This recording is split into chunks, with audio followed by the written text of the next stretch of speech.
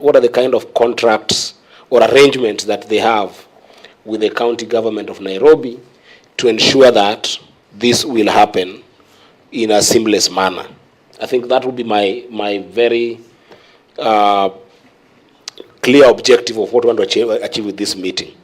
So in that context, therefore, senators, my desire would have been, I know that the governor, have been told by the clerk that the governor is on his way, he would be here anytime from now, but my desire would have been that the governor would have been here to lay out the plans that he has, and perhaps give us a status update on the engagement framework, for which then we would allow the chairs to help us buttress in terms of that presentation.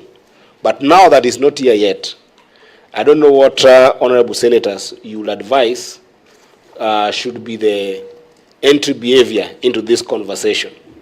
So I'll let members perhaps give me that, but I want to recognize that the Senator of Nairobi has just entered, and I want to give him a chance to put himself on record and also to formally feel free to engage in these conversations, because this is your county, Senator.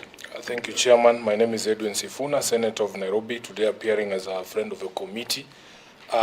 Chair, and all the residents associations represented here, good afternoon. This conversation is not beginning today. These residents associations have appeared before this committee previously. The way that I would propose that we proceed is a brief from the Secretariat on the previous conversations that have led us to this particular day. And because we are a house of record, all of those conversations are on record. And then we get an update of some of the resolutions that had already been made by this committee from the county governor. And it would be easier for the leadership of the Residents Association if they are given like that broad brief on the journey that we have walked. Sam has been here, Gashago from Woodley for many times. I can see the leadership of Jericho, they are here as well. So it would be nice for us to get that some just brief update from the Secretariat of how far we had progressed this conversation. Because as we speak, there are estates where the governor had given certain undertakings. Then we can set aside those conversations for when he's here, but also you can hear from the associations themselves on what is happening on the ground. I thank you, Honorable Chair. Thank you, Senator, and welcome to the meeting again. Members? So, thank you, Chair. Picking from where Senator Sifuna has left, perhaps the beginning point would be to ask ourselves how many estates are represented here, and how many are not. Then again, Chair, as we begin the session today, can we kindly all of us agree that at least today we will conclude on certain things, so that these meetings are not meetings that will happen every time. At least today, let us bank on some things. You know, we bank on, if we say we are going to finalize on 5 or whatever number of estates, we bank that and move on to other things. So there's a free time for ourselves to do other things, Chair. I thank you. Thank you, Senator Wambua. I think I agree with you. So I would request that as the Secretary will giving us an update, help me identify the critical areas that you really deeply care about, that you want us to conclude, so that as we go through the meeting, we make sure that we cover that ground. Senator Chute? Chair, I support a statement from Senator Sifuna and Senator Wambua. They're both very important. Thank you.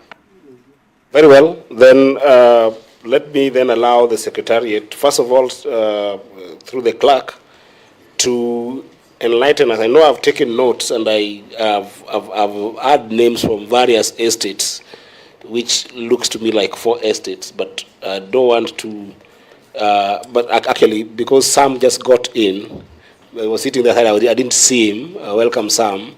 So with Woodley, in my view, there will be about 5, but I would want Secretariat to confirm, because you are signing in through the Secretariat.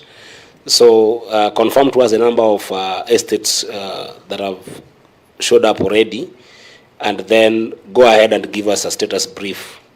as has been advised by Senator Sifuna, then we can take it from there.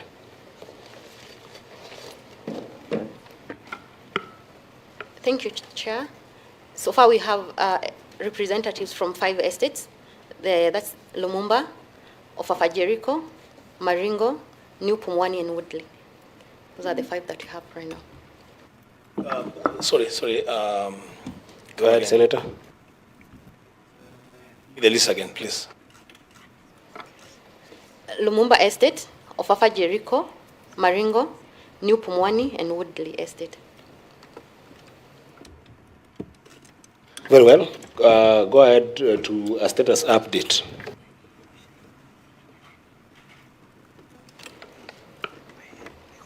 Members, in your file, there is a committee paper. Were the others invited? We only have contacts for those ones that we invited. What is that? Chair, that is not possible because we have provided contacts for all the residents associations involved in this regeneration project. And if the clerk remembers correctly, those invitations have been sent to all these people before. And Chair, I want to just say that if there was any challenge reaching any one of these people, I should have been notified so that I provide you the contacts because we have the contacts. Senator Wambua? Chair, you need to guide on that because initially I thought we were supposed to have 13. Only 13. So I see only 4. There's Maringo, there are 5. So, Chair, what that means is going back to what, Chair, I want you here. I'll wait for you to.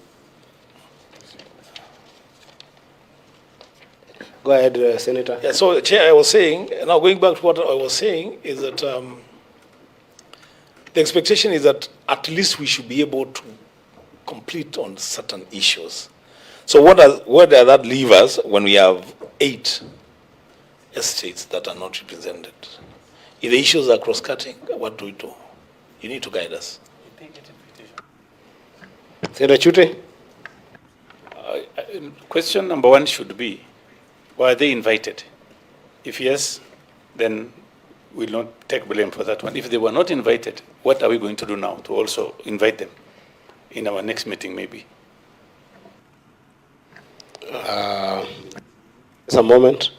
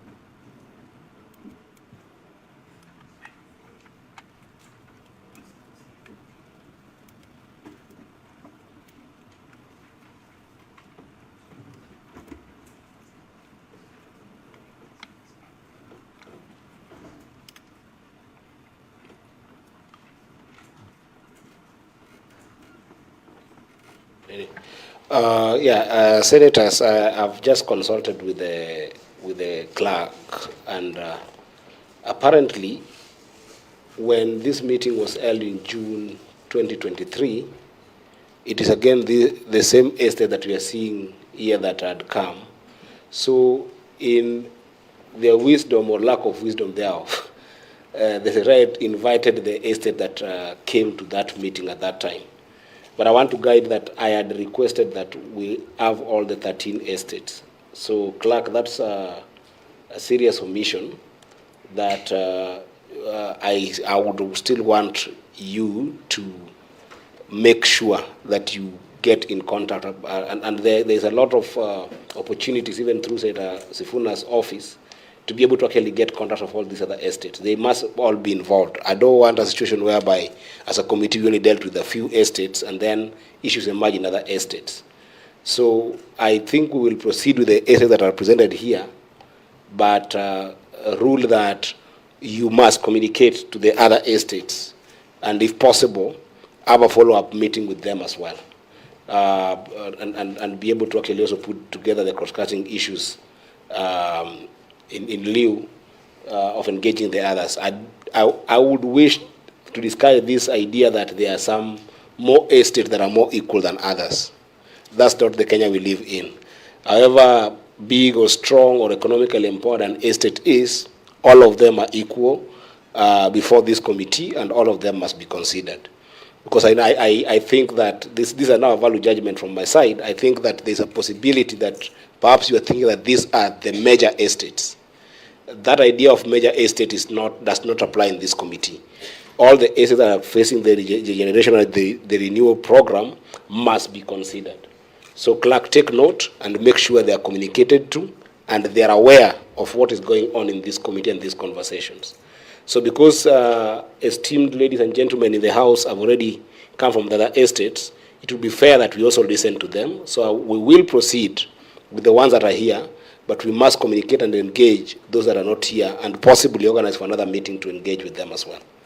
That would be the fairness, as I think, honorable senators. So with that, then we proceed to the status report.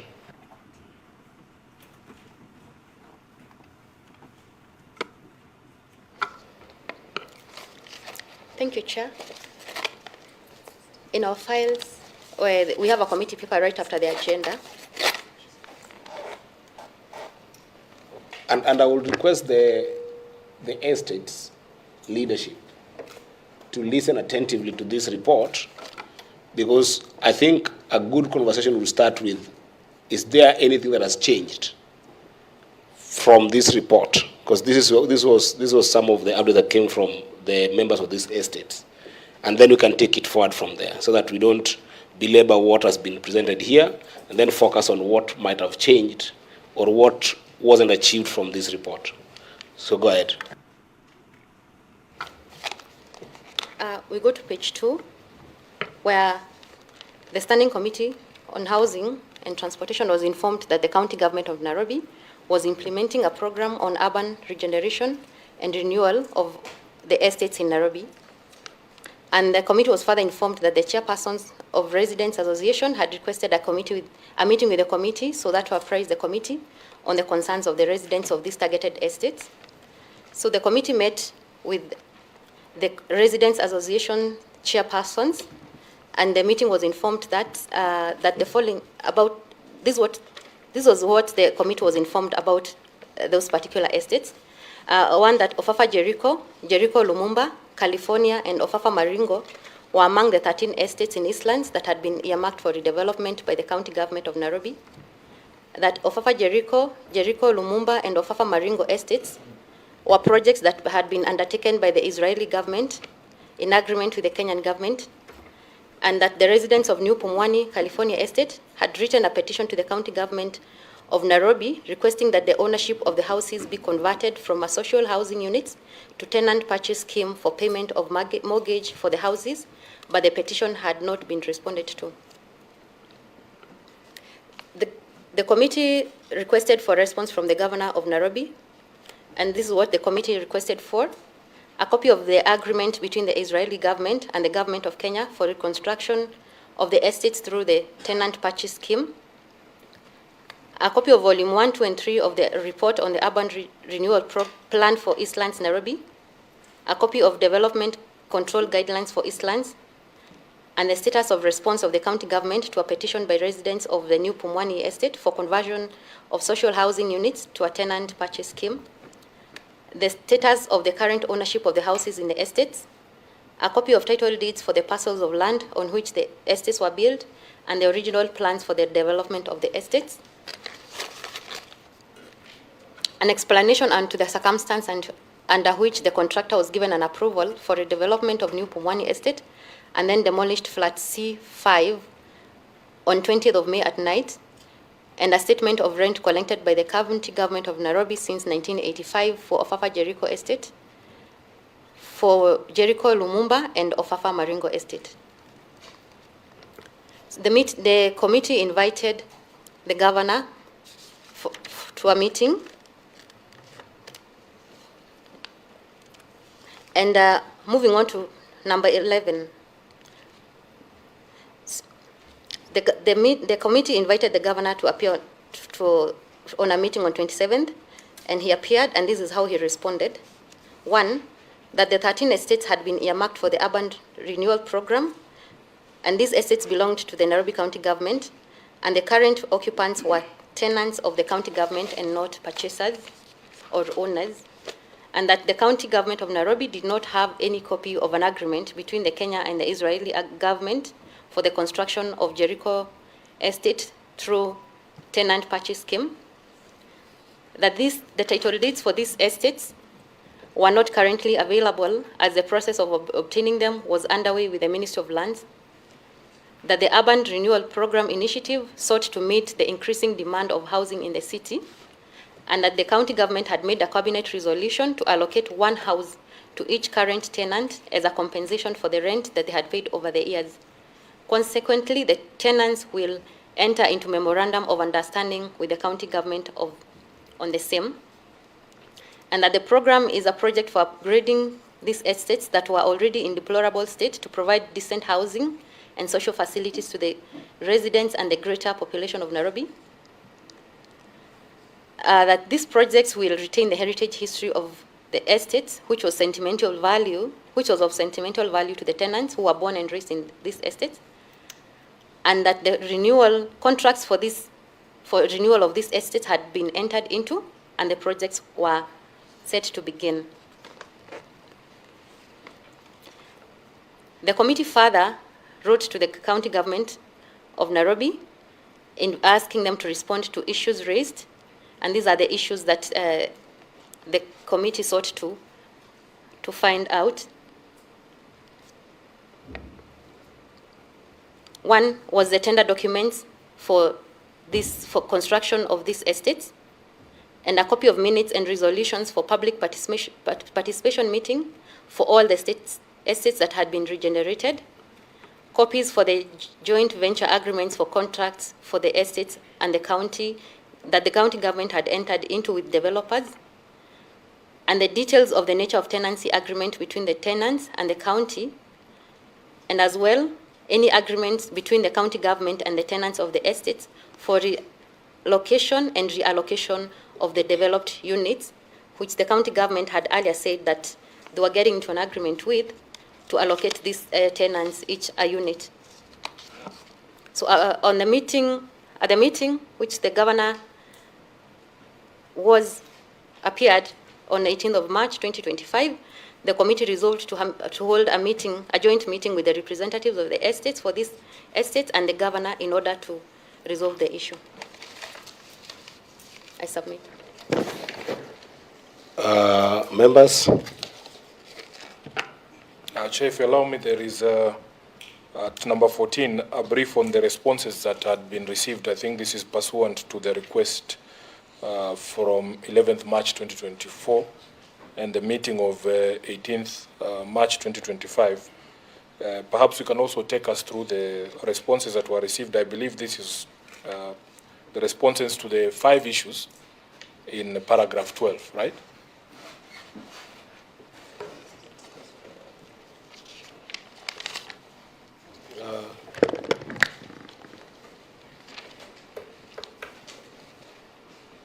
I think that brief is in the file. Yes, yes. So for the benefit of everyone, you can just go through what was supplied by the county government. By the county government.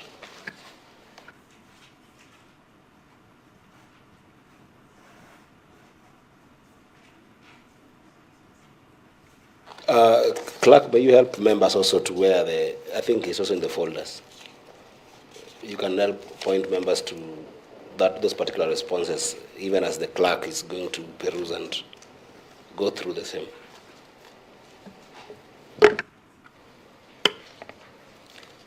Thank you, Chair. One was on the physical copies of Volume 1, 2, and 3 of the Urban Renewal Plan for the Eastlands Nairobi estates. So the plans were submitted to the committee. The second item was the original plans for the development of the estates. So the original development plans are in possession of the Ministry of Lands, Public Works and Housing, and the county government of Nairobi had written to the Cabinet Secretary for facilitation of copies of the development plan for onward forwarding to the Senate.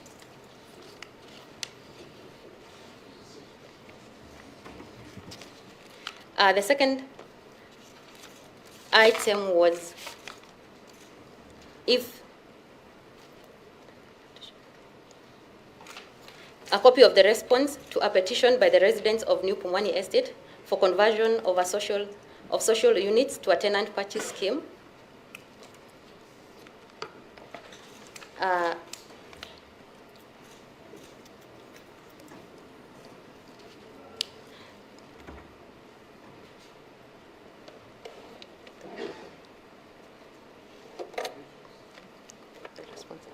The county government did not respond on that.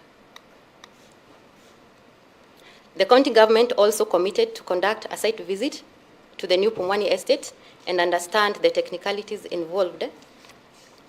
So the last time the governor was here, confirmed that the meeting has not happened, has not taken place.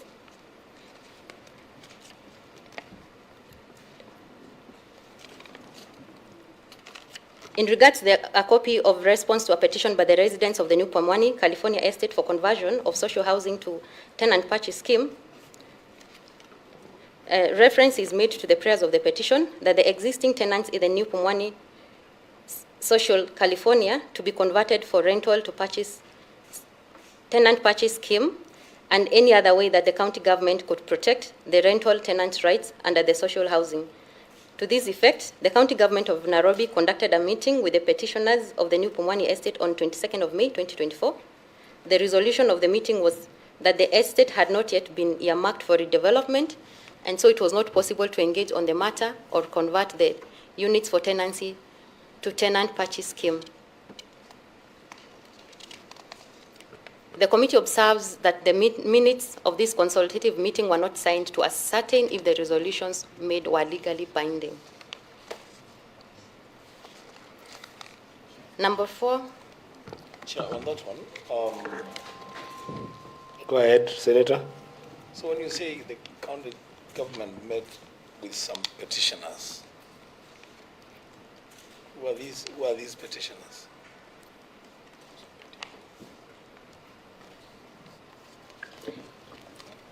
Of the New Pumwani, California Estate. Chair, perhaps I can guide Senator Wambua.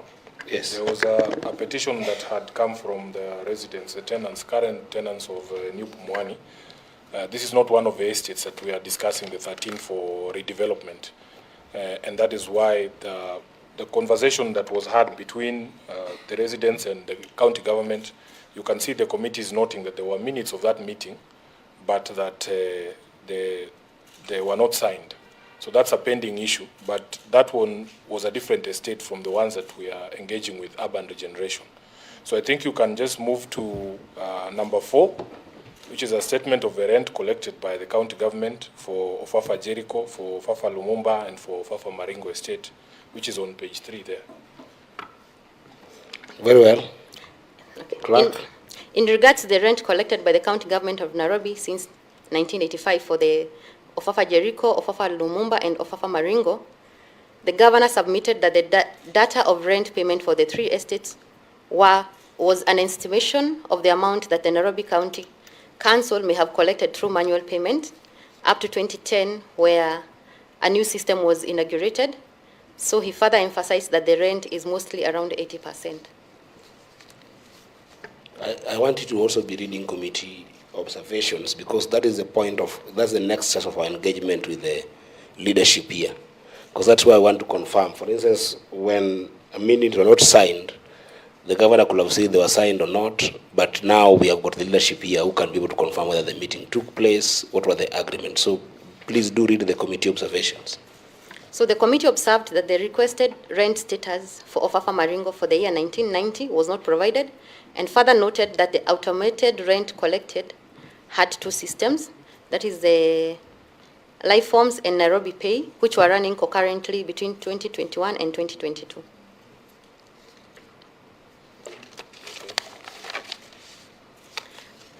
The fifth item was a copy of the County Executive Committee resolution to allocate one house to each current tenant as a compensation of the rent they have paid over years. In reference to this resolution, through the extract of the minutes of a meeting conducted on 24th and 25th of January 2024, the governor submitted that the housing units for the existing tenants would be ring-fenced and made available for the tenants on completion of the housing project. He clarified that the tenants were only expected to deal with the expenses and maintenance costs. However, the committee notes that there were no legally binding agreement between the county government and the tenants on that allocation of a house per tenant. Number 6 was a copy of minutes taken during public participation in each of the 13 estates. The governor provided a comprehensive report of 2 public participation meetings, with the first being held on 12th of February 2021, covering 10 estates, which was Ziwani, Lumumba, Ofafa Jericho, Woodley, Bondeni, Bahati, Kariobangi North, Embakasi, and Maringo, while the second meeting was conducted on 25th of May 2023 for 13 estates, which is Ziwani, Lumumba, Ofafa Jericho, Woodley, Bondeni, Bahati, Kariobangi North, and Embakasi, Maringo, Huruma, Kariobangi South, and Buruburu. So the committee observed that the original development plans earmarked 18 government-owned estates for redevelopment, which included Kaloleni, Makongeni, Mbotela, Ladis, Shaurimoyo, Bahati, Maringo, Lumumba, Jericho, Jerusalem, Uhuru, Gorofani, Bondeni, Majengo, Ziwani, Kariako, Starehe, and New Pumwani. The committee notes that public participation meetings were only conducted for 7 government-owned estates, and the other 2 private estates, which is Woodley and Buruburu, as per the initial development plan. Number 7 was a copy of the contracts that the Nairobi City County Government entered into for the redevelopment of the 13 estates. According to the public notice dated 3rd of January 2024, an invitation for expression of interest was advertised in the print media on 8th of January 2021 for requests for proposal to interested and qualified developers to carry out the phase 2 projects comprising of initial 10 county rental estates. These estates are Woodley, Ziwani, Bahati, Maringo, Jericho, Lumumba, Bondeni, Pumwani, Embakasi, and Kariobangi North, divided into 12 lots in February 2023. Another public notice was placed in the local daily on 13th of May 2023, comprising of 13 estates, which added to the 10, and the 3 new estates was Huruma, Kariobangi North, Buruburu. So the governor submitted that only 7 potential developers for the development of 6 estates, which is Bahati, Maringo, Jericho 2, Ziwani, Kariobangi North, and Woodley Estate, showed interest to undertake the development. However, out of the 7 developers, only for Kariobangi North and Woodley Estate Lot 1 contracts had been fully executed.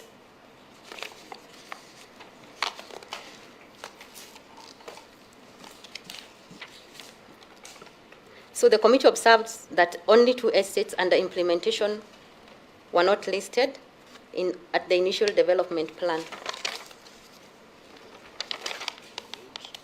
Number 8, the acreage of land for each of the 13 estates, as indicated. Just before you go to number 8, Clerk, there is an important note there at number 12 that I think it is important for the people here to hear. Paragraph 12 on page 6. There's a note on page 6. Yeah. No, 12. So far, only 2 contracts have been signed by Nairobi County Government and 2 developers. That is MS UD Patel and Company Limited for the redevelopment of Kariobangi North Estate and MS Africa Rate Limited for redevelopment of Woodley Estate Lot 1. I hope that the leadership of the estates have taken note of that. Proceed to number 8. Chair, number 8 was the acreage of land for each of the 13 estates. The governor provided details on the portions of land for the 13 estates as indicated.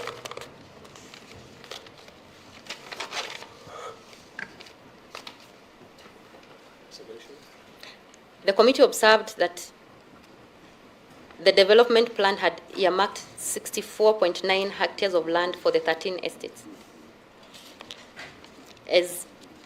And the governor has indicated that the acreage was 54.07 hectares. No. That's the wrong column. The governor has indicated 150. It's 150. The governor has indicated 150, yeah? Yeah. 54 is the units, class. So 60. 150 hectares. Yes. It's actually more than what the development plan had. So take note on that, senators. I think that would be of your interest as the governor comes in. Number 9. Number 9 was the details of number of percentage of units to be owned by the county government of Nairobi in the joint venture agreement in each of the estates to be developed.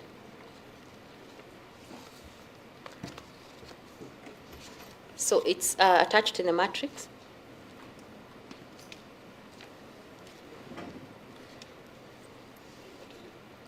Number 10 was a copy of the draft memorandum of understanding that the county government intends to sign.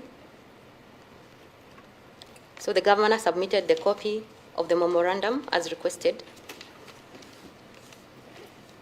Yeah, I think the others are annexed, so I don't want to belabor those for the process of proceeding on with the meeting. Senators, I observe that this is a PRS document.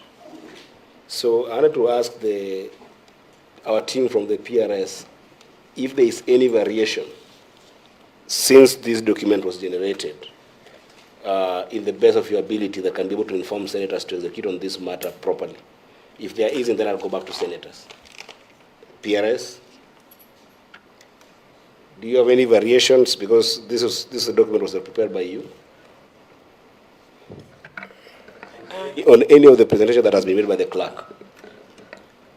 Thank you, Chair. No, it is as per it was already prepared in the brief. Chair, I wanted to Members? also inquire, because Yes. you know, I don't know if the committee also prepares like publicly available brief, because this is for the benefit of the senators. I suspect that the leadership of the estates don't have this document. So it would have been nice and proper to prepare something that has all this, because she had gotten to number 9, and I thought that it was also important for her to take them through number 11. I'm sure you are getting notes. Yeah? So number 11, there was a requirement for a schedule of developments for each estate indicating the expected commencement dates and anticipated timeline for their completion and proposed project implementation. That is information that would be critical and important for the engagement with the leadership of the estates.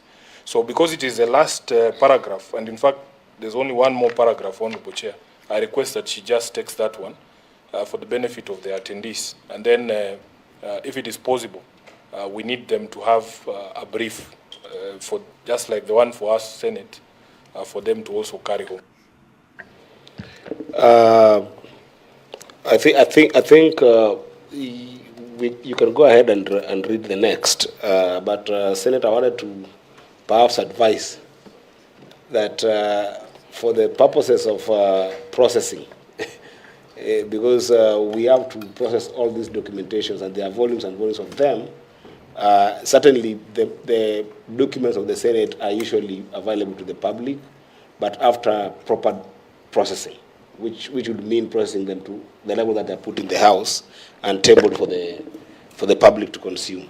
But for the purpose of this conversation, I think it's important that we meticulously have the clerks read them out as much as possible. And that's why I requested before that the representative actually be able to pay attention to all this, because it's very critical for them.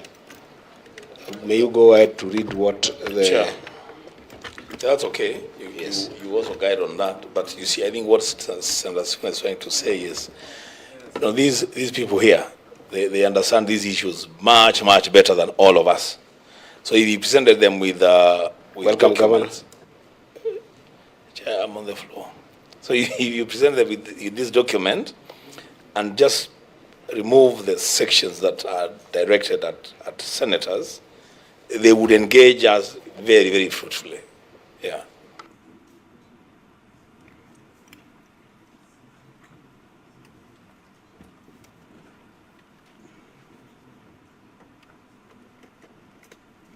Yeah, I think as directed, that would be good, senators. I will request the clerks to see what they can be able to decipher at the moment and be able to provide the members from the various estates, so they can be able actually to help them engage in the meeting. So that is in order.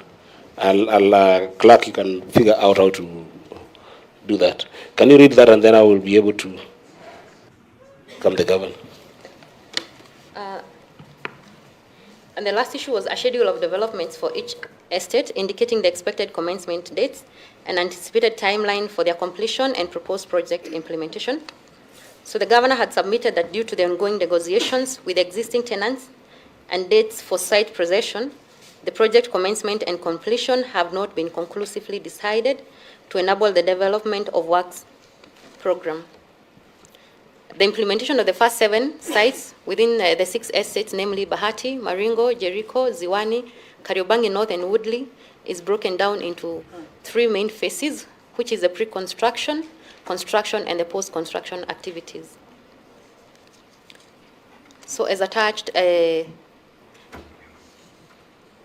how the projects were advertised and are currently undergoing the procurement process for redevelopment. I think let's go ahead to number 19 and 20 so that we can be able to conclude on the entire document. Isn't it, Senator Sifuna?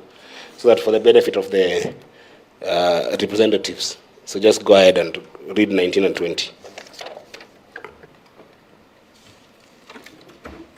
19 was on how the projects were advertised by the county government. So as attached, that's how they have been advertised and are currently undergoing the procurement process before initiation of the redevelopment process. The last one was a copy of the revised restriction of building in Isli. So the governor shared the revised restriction of building in Isli, noting that the legislation process was underway as the Nairobi City County Assembly. Okay, very well. Perhaps before I take it back to the senators, at long last, the governor has arrived. Governor, we have already started the meeting, and I wanted just to request and recognize that you've arrived, and if possible, you go on record, as well as introduce your team, and then we'll take it from there. Thank you, Chair. I don't know why it's at long last. I was scheduled for 2 p.m. That is the communication we had, and we discussed actually 20 minutes earlier. So it's not at long last. But Chair, thank you very much. My name is Sakaja. I'm the governor of Nairobi County. Thank you, senators, and the residents. It's a very good opportunity for us to discuss. These are people who I know quite well, and the estates, and the history of that, and we'll get into that. We're pleased to come here to have this discussion on our urban renewal program. Chair, we keep insisting that ours is an urban renewal program, not an affordable housing program, where we're regenerating and renewing council estates that have existed for a long period of time. So, Chair, with me, a few officers, I'll allow them to introduce themselves. Thank you.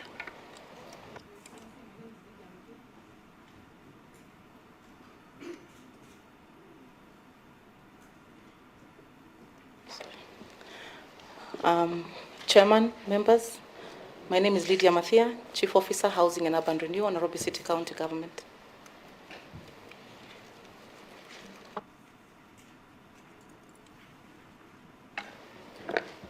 Chairman, Honorable Members, His Excellency the Governor, Nairobi County, I'm Cecilia Koigo, Chief Officer Arts. Thank you.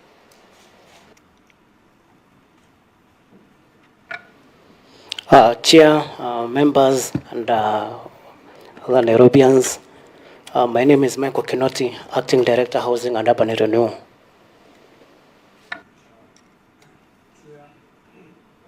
Boy, Deputy Director, Housing. Through the chair, I'm Job Moura, Head of Press.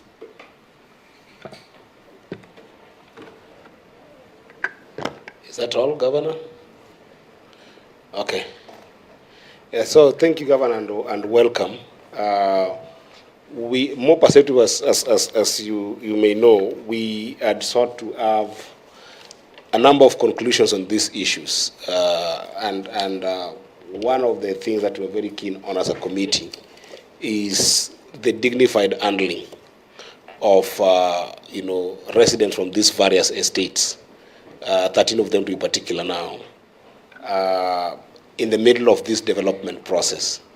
We wanted to have a conclusion on that, whether that is being handled in a just and dignified manner. But then the second issue that we were very keen on as a committee is to be able to explore from both your perspective and the representative's perspective whether there is good agreement and perhaps even some guarantees of what happens after the development has been done.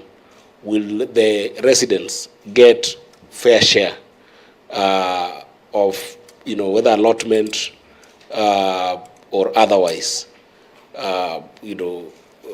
provision of the same unit after development? I think this is really the major issue in this kind of development, the current state of affairs and the future state of affairs. And wanted to establish a congruence between the county government and the residents of these 13 estates. So we have just gone through a comprehensive status update, which I want to take you back to, because most of those materials actually came from your side in terms of updating the Senate. And I wanted to give just the members time to perhaps canvass on those materials that have been read by the clerk. Then now, because the governor is here, perhaps then I'll give the governor to lay bare his status report, and then we can open it up as a conversation between us, the governor and the leaders, esteemed leaders from the estates that we have represented in this house. I might also tell you, Governor, that we had sought to have 13 estates come, but unfortunately we only have 5 who have come. Partly we own up because that was a problem from our secretariat. I think that they were not able to reach to the other 8.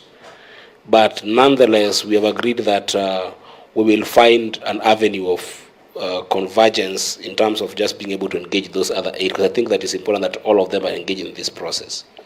So go ahead, Senators. Chair, with your permission, it will be useful for us to know which representatives we have. I know they had introduced themselves. Yes. But I'll be happy to also know who exactly we have. We will just give you the name of the estates, and most of them, there are leaderships that are here. But then I will request that when the time comes that you're given to give a contribution, when you be contributing, just say your name, your designation, and the estate where you come from, for the benefit of the governor and the House. I think that would be good. So, Clerk, may you go ahead and read the estate represented? Thank you, Chair. We have Lumumba Estate, Ofafa Jericho Estate, Maringo Estate, New Pumwani, and the Woodley Estate. So we have 5 estates in the meeting right now. Thank you. Thank you. Senators? Chair, on a point of order, Governor has introduced his team, and there is somebody that I thought would be a necessary party to this conversation. Perhaps, Governor, why is the CEC for the Built Environment and Planning not here? Governor? He's coming. He's on his way? Okay. Okay, thank you. Do you have any contributions, comments on what has just been presented by the clerk? Yeah, Chair.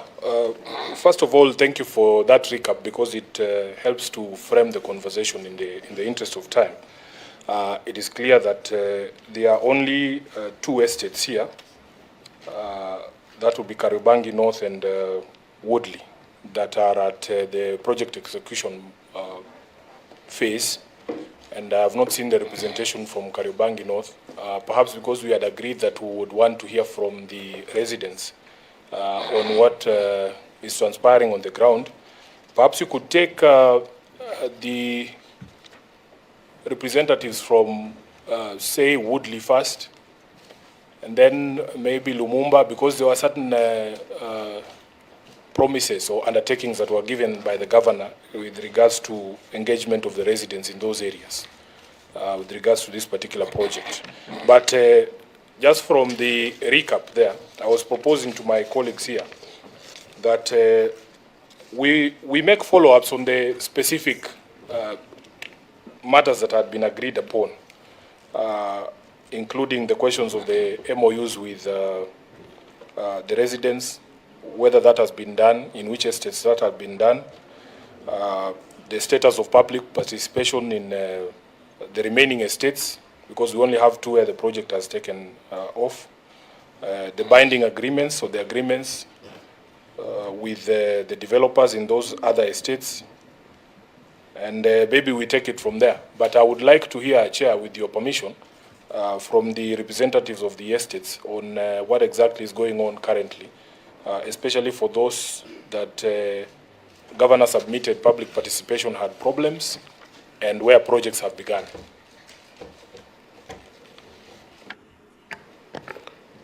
Other members? Chair, that's okay. Would benefit from that lead. Though I don't know, Senator Sifuna, whether you'll be amenable to a situation where we first allow the governor to give us a status report on the 5 estates that are represented here, so that then we can now get the residents to react to what the governor said. Then we engage them going forward. Because, Chair, remember what we said when we began, we need to bank some things here. Today, at least, let's conclude on certain issues. I don't know whether, Senator Sifuna, that would be fine with you? That would be fine. I was only being sympathetic to the governor who has just walked in to give him some time to acclimatize. But if he's ready to go, I have no problem. I know this climate. Order. And I like it. Order, Governor. Senator Chute? I think I support what Senator Umbo has just said. Okay, very well. I think I'm in congruence with the 2 of you senators. But before I give the governor, perhaps Senator Miraj has just walked in. Please, Senator Miraj, may you put yourself on record? Thank you, Chair. Good afternoon, everyone. My name is Senator Miraj Abdullahi, member of the committee. Thank you, Senator.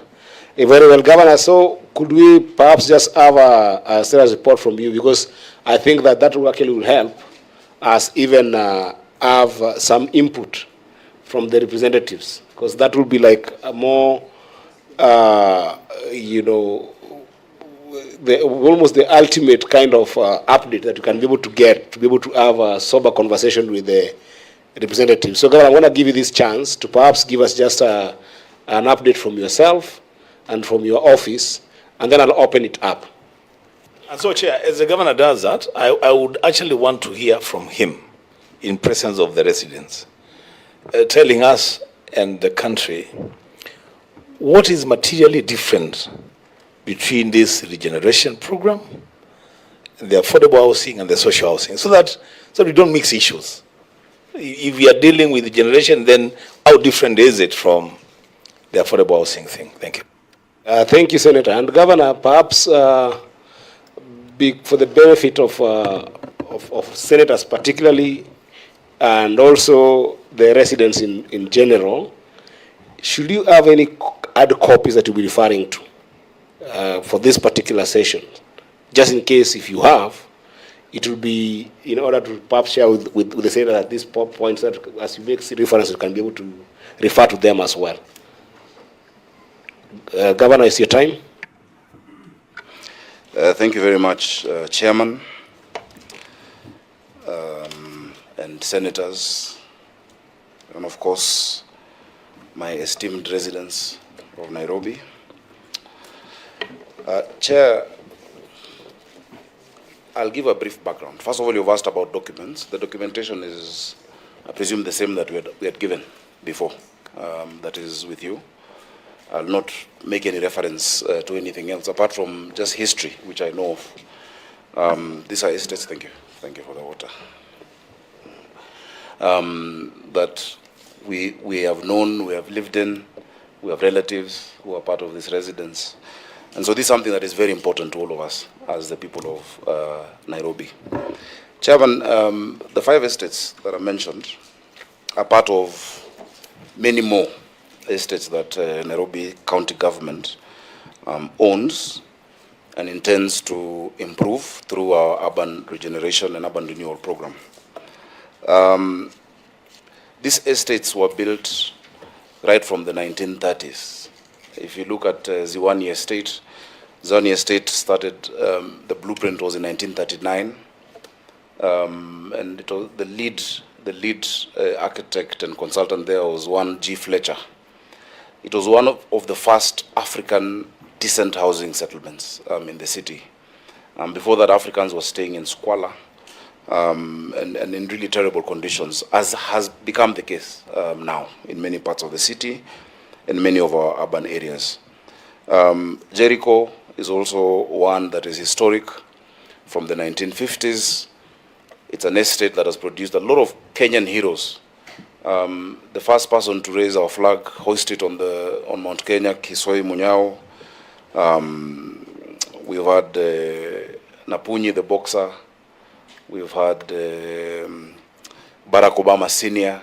and many of these people, who lived there. And you'll find the remnants of their history, because the nature of these estates, and the residents will tell you, is that a lot of these houses are passed on through the family. So you'll find a child, an uncle, leaves it to a nephew, and that is the case as it is in all of them. Woodley, and I can see my friend representing Woodley here, was started by Sir Richard Woodley, who was a councillor, rather named after Sir Richard Woodley. Again in the 1940s, that one housed more of our senior staff of the city council. It was a bit more affluent, the kind of houses you had there have more space. And more land. There were initially 300 tenants at Woodley, which is why the development we're doing, phase 1, is called 300 Woodley. And I can go on and on about all of those. Jericho, of course, is named after a prominent Kenyan politician who was assassinated, Ambrose Ofafa, during the clamor of independence, And Mbotela was also murdered at the same space at Bama, which was later torched. The idea at that time was to create conflict between communities and to make the Western communities, that is Luyas and Luos, blame the Mau Mau for those murders. And so as I close that, at that time, a lot of work went on. Jaramogi Oginga Odinga, together with Tomboya, would go around Makongeni and these estates preaching peace, telling people don't react, don't respond, and you go to our independence. Now, the urban renewal program that we have, its essence is, first of all, in line with the intention, the original intention of these estates was to provide housing to Nairobians. Our population has, of course, gone up. These estates won't fill the population gap, definitely, but it'll reduce pressure in many of these areas. And the example I can give is Woodley, where the first phase of 43 units are giving way to 1,975 units. There are 1,975 families who will be able to have a decent house and an apartment with all the amenities that come together with it. They're all at different stages of development. In Woodley, we were able to bring down the houses, and the site has been secured. The residents had gone to court opposing. And I understand when you live somewhere for so long, you're sentimentally attached to that place. You know, in fact, you consider yourself an owner. Yet the courts agreed with the county that the county is the landlord, is the owner. And so long as the plan has gone through the proper process, the county can redevelop these estates. Now, the difference between urban renewal or regeneration, as it were, with affordable housing is in a number of things. Number one, the affordable housing being done by the national government is based on a statute. And in that statute, there's a levy, which all of us are paying. Everybody on our payroll is paying a housing levy. And so, from your contributions, the housing fund has billions through which they're building these houses. It is to meet a social, low-income need that there is. That is not the intention of ours. Number one, we're not drawing from housing fund for our main urban renewal houses, apart from the one lot that I explained last week of Bahati, where national government has approached us asking, if the land then will be available once we've done the decanting, that they can be able to put up units. And we've said we're treating it just like how we're treating all the other joint ventures, that even as they do that, the county shall get its share of houses. The county will get its share of houses. We're the first county to negotiate that, actually. Others have a different negotiation. I sat down with the PS to make sure that we get our right. Because remember, I have also a huge component of county staff. We now have 19,000 members of staff in Nairobi County under my administration, who we also want to provide for decent housing, as it were. I made a promise when I was a senator of Nairobi, and as I campaigned, knowing for a fact that the model where people who've been living in these houses are then told that go and you'll come back and have the first priority to pay rent until you own it was unfair.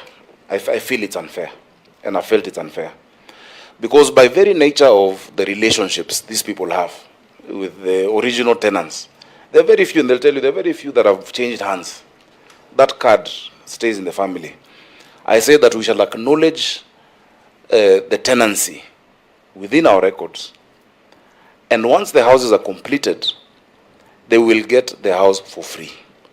And it is really not for free, because then if you consider it a back mortgage, what they've been paying, all these years, then it is a recognition and it's goodwill of the contribution that these tenants have had. I still stick to that position. We passed it in our cabinet, in the county government, and that's the position that we hold. That every family that has a card that is in our register, because a card is, you don't just hold it, it reflects with our records, will get their house. They will get a house. They will have ownership. They will not be renting. They will not be paying the county rent. The only thing that they might have to pay then is service charge, because you must service these places for garbage collection, cleaning, etc. That is the only amount that they will then have to pay at that point. Remember, there will also be other tenants who come in, who had never been part of this history, who have never lived there, but who will be paying rent or will have bought these houses. So there's some which will be bought, some which will be rented, and then some which, of course, will have those who had been there. That is a stark difference between urban regeneration and social housing. It is because if you look at social housing, the reason they need a fund is many of the areas where these houses are being done may not be economically viable or attractive to the private sector.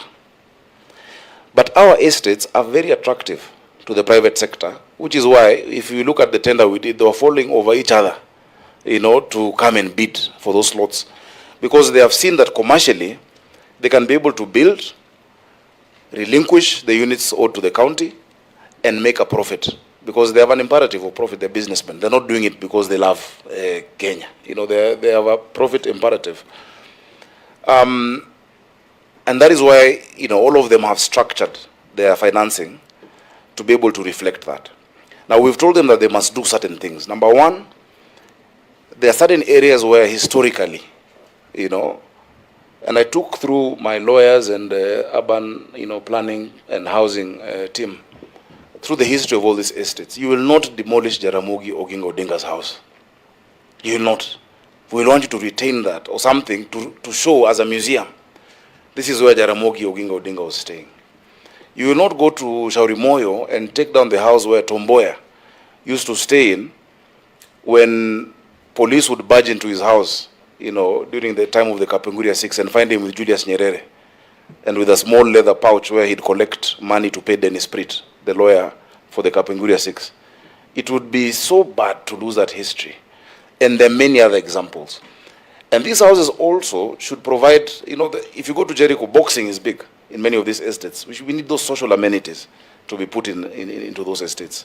Whether it is a new social hall, a bigger one, whether it is also maintaining Camp Toyo, which has gone into dereliction because it was being run by CDF, we've asked for it, and many other examples, Chairman. So I think that gives you the background and the history. I will ask my chief officer, the CEC is also here, Senator. CEC Patrick Mbogo is here. But I'll ask the chief officer to just run us through the specifics now of those 5 estates. In addition to the allotment, and the Woodley residents will tell you, those who signed and agreed with the county have all been given an allotment letter, which has force of law. An allotment letter is like a title deed. You can go get a loan with it. You know, it is proof of ownership. It is legal tender. It is recognized, and they've been given. But we also compensated, and I can't even call it a compensation because it is not your house we have taken. Your landlord is giving you rent to go pay elsewhere and a house to come back and stay in. In fact, the courts were very surprised that that has never been seen or done. But our thinking is the imperative of the county is not to be profit-making. You know, we're not trying to do business with our people. If 43 houses are giving me 1975, and that's just one example, my chief officer will give you the breakdown of the others, then it would be so greedy for government to also want to press harder on those 43 that have yielded, or of those 20, you know, or others. So, Chair, I will ask Chief Officer to then take us through. Just a point of order, Chair, before the CEC comes in. Senator? Yes, Governor, it's good to give that broad background. We like to ask some specific questions just about the things you've said. Yeah. Number one, with the negotiation with the national government about Bahati. Yes. What is the percentage housing the county government is getting? Number two, there is a report in today's dailies about people allocated this affordable housing, ending up selling them. We want to know what measures have been put in place by your county government to ensure that beneficiaries of all these units cannot resell them. Thirdly, when you were here last, you told us about this cabinet memo for the existing tenants to get their houses for free. Have you now submitted that cabinet memo? Because we need to see it. And lastly, a copy of that allotment letter, has that been supplied? Thank you, Honorable Chair. Okay, let me answer those. On Bahati, we've not yet gotten down to the specific percentages. It's a discussion, it's an ongoing negotiation with the PS Hinga. Once we have done that, because we've not yet released it to them, you know, but that is the framework that we are, you know, in discussion with. Once we agree on the percentages of housing, we shall be able to submit that. It hasn't gone into that stage. On that, before you leave that, so, but at least the bare minimum is that every person that has a unit now, yes, must get a unit. Must get a unit. That's a bare minimum. That's a reducible. That's a reducible minimum. But of course, we see we can get more value than that. You know, over and above those who are being getting a unit. On the issue of affordable housing and people selling them, that is a national government problem because their model is different. Their model that because of Bahati only. No, you are in conversation with the national government. You said we are going to utilize the housing fund for this. Yeah. That is the only reason I bring it up. It is one lot. There are 3 lots in Bahati. Governor, even that one lot is important for us to get those answers. Listen, Senator. The one lot that the county owns will absorb everyone who is there. Currently. One lot will absorb everyone who is there. For us, these tenants who are here, who get an allotment letter, if they choose to sell the unit, it is theirs. Remember, all these other units are also being bought by people. They're also being bought. It's, what value do you have getting a title if you can't transact business with it? So that our model is different from the national government model. It's completely different. You have your house. If you want to sell it, if you want to rent it out, it will be up to you. But it's a commercial transaction. That is why it is corporate entities coming into our JV, into JV with us. On the issue of cap memo, I think we can produce that. I don't know if we had submitted. I'll check, but we have it. It was actually one of the first cabinet meetings that we had, where we reinforced that promise that we'd made and that is in the manifesto, so that we can provide. But beyond the cabinet memo, the Woodley people are a direct example. They are holding allotment letters, and we can get a. Do you have a copy? Governor, it is this is the reason why we say we should always remember where last this conversation stopped. Yeah. Last meeting you had undertaken to provide those documents. We need to see them. And you know why I'm asking that we need to see them, given our previous interactions before the Energy Committee, that sometimes you say things, then you don't write them down. Senator, the issue of the allotment you can get. That's what I'm saying. It's a document. Before the end of the meeting, you'll have a copy. We spoke about it last time, so just provide it before. You'll get it. I just want to encourage you, Senators. I'm a very lenient chair, but let's try to speak through the chair. I want this to be a good engagement. Yeah, so that applies to both sides. Yeah, so Chair, I mean, those are very straightforward documents. They're public documents, and they should be found within this meeting. Of course, we'll redact the name of the person on the allotment letter, but it's just to show you how an allotment letter looks like, and the specific ones that we've already issued. That is only on where we've already issued allotment letters through our lands department. Our chief officer is here. Through the chair. Senator Wambua. And when we come to that, then it will be important because we have representatives from Woodley. Yes. To confirm that they have actually received those allotment letters. Yeah, I'm giving a small leeway so it can be a conversation. And as you can see, you already see the environment is good for conversation. Yeah. But I think some of this will also be delved in if we give the biggest stakeholders in the House today is actually the representatives. Yeah, so that's why I'm trying to be lenient, so that let's let the governor finish, and perhaps I want substantive follow-up question like what Senator Sifuna has asked, so that the ones that we can be able to delve in terms of granular questions can come, or insights can come from the other side of the. Because I'm very keen to listen to the residents and I want to give them adequate time. So I don't know whether there's any other senator who has got any substantive follow-up, but if there isn't, I wanted to request that perhaps Senator Sige puts herself on record. She's a member of this committee and she just walked in when the governor was presenting. Thank you very much, Chair, members and guests as well from the governor's team. My name is Senator Christella Sige. I'm a member to this committee. Senator Chute, I see you want to say something? Yes, thank you very much, Chair. Very quick one. In the last time we had a conversation with the governor, the percentage for the county government of Nairobi was 30%. My question would be, if he's going to have a deal with the Department of Housing, how is he going to expect to get the 30% and at the same time give the land to the housing department for affordable housing? How does it work? Governor, please, may you respond to that? Chair, the 30% varies. The percentage varies based on the value of the land. Remember, we discussed that. The value of the land vis-a-vis the development.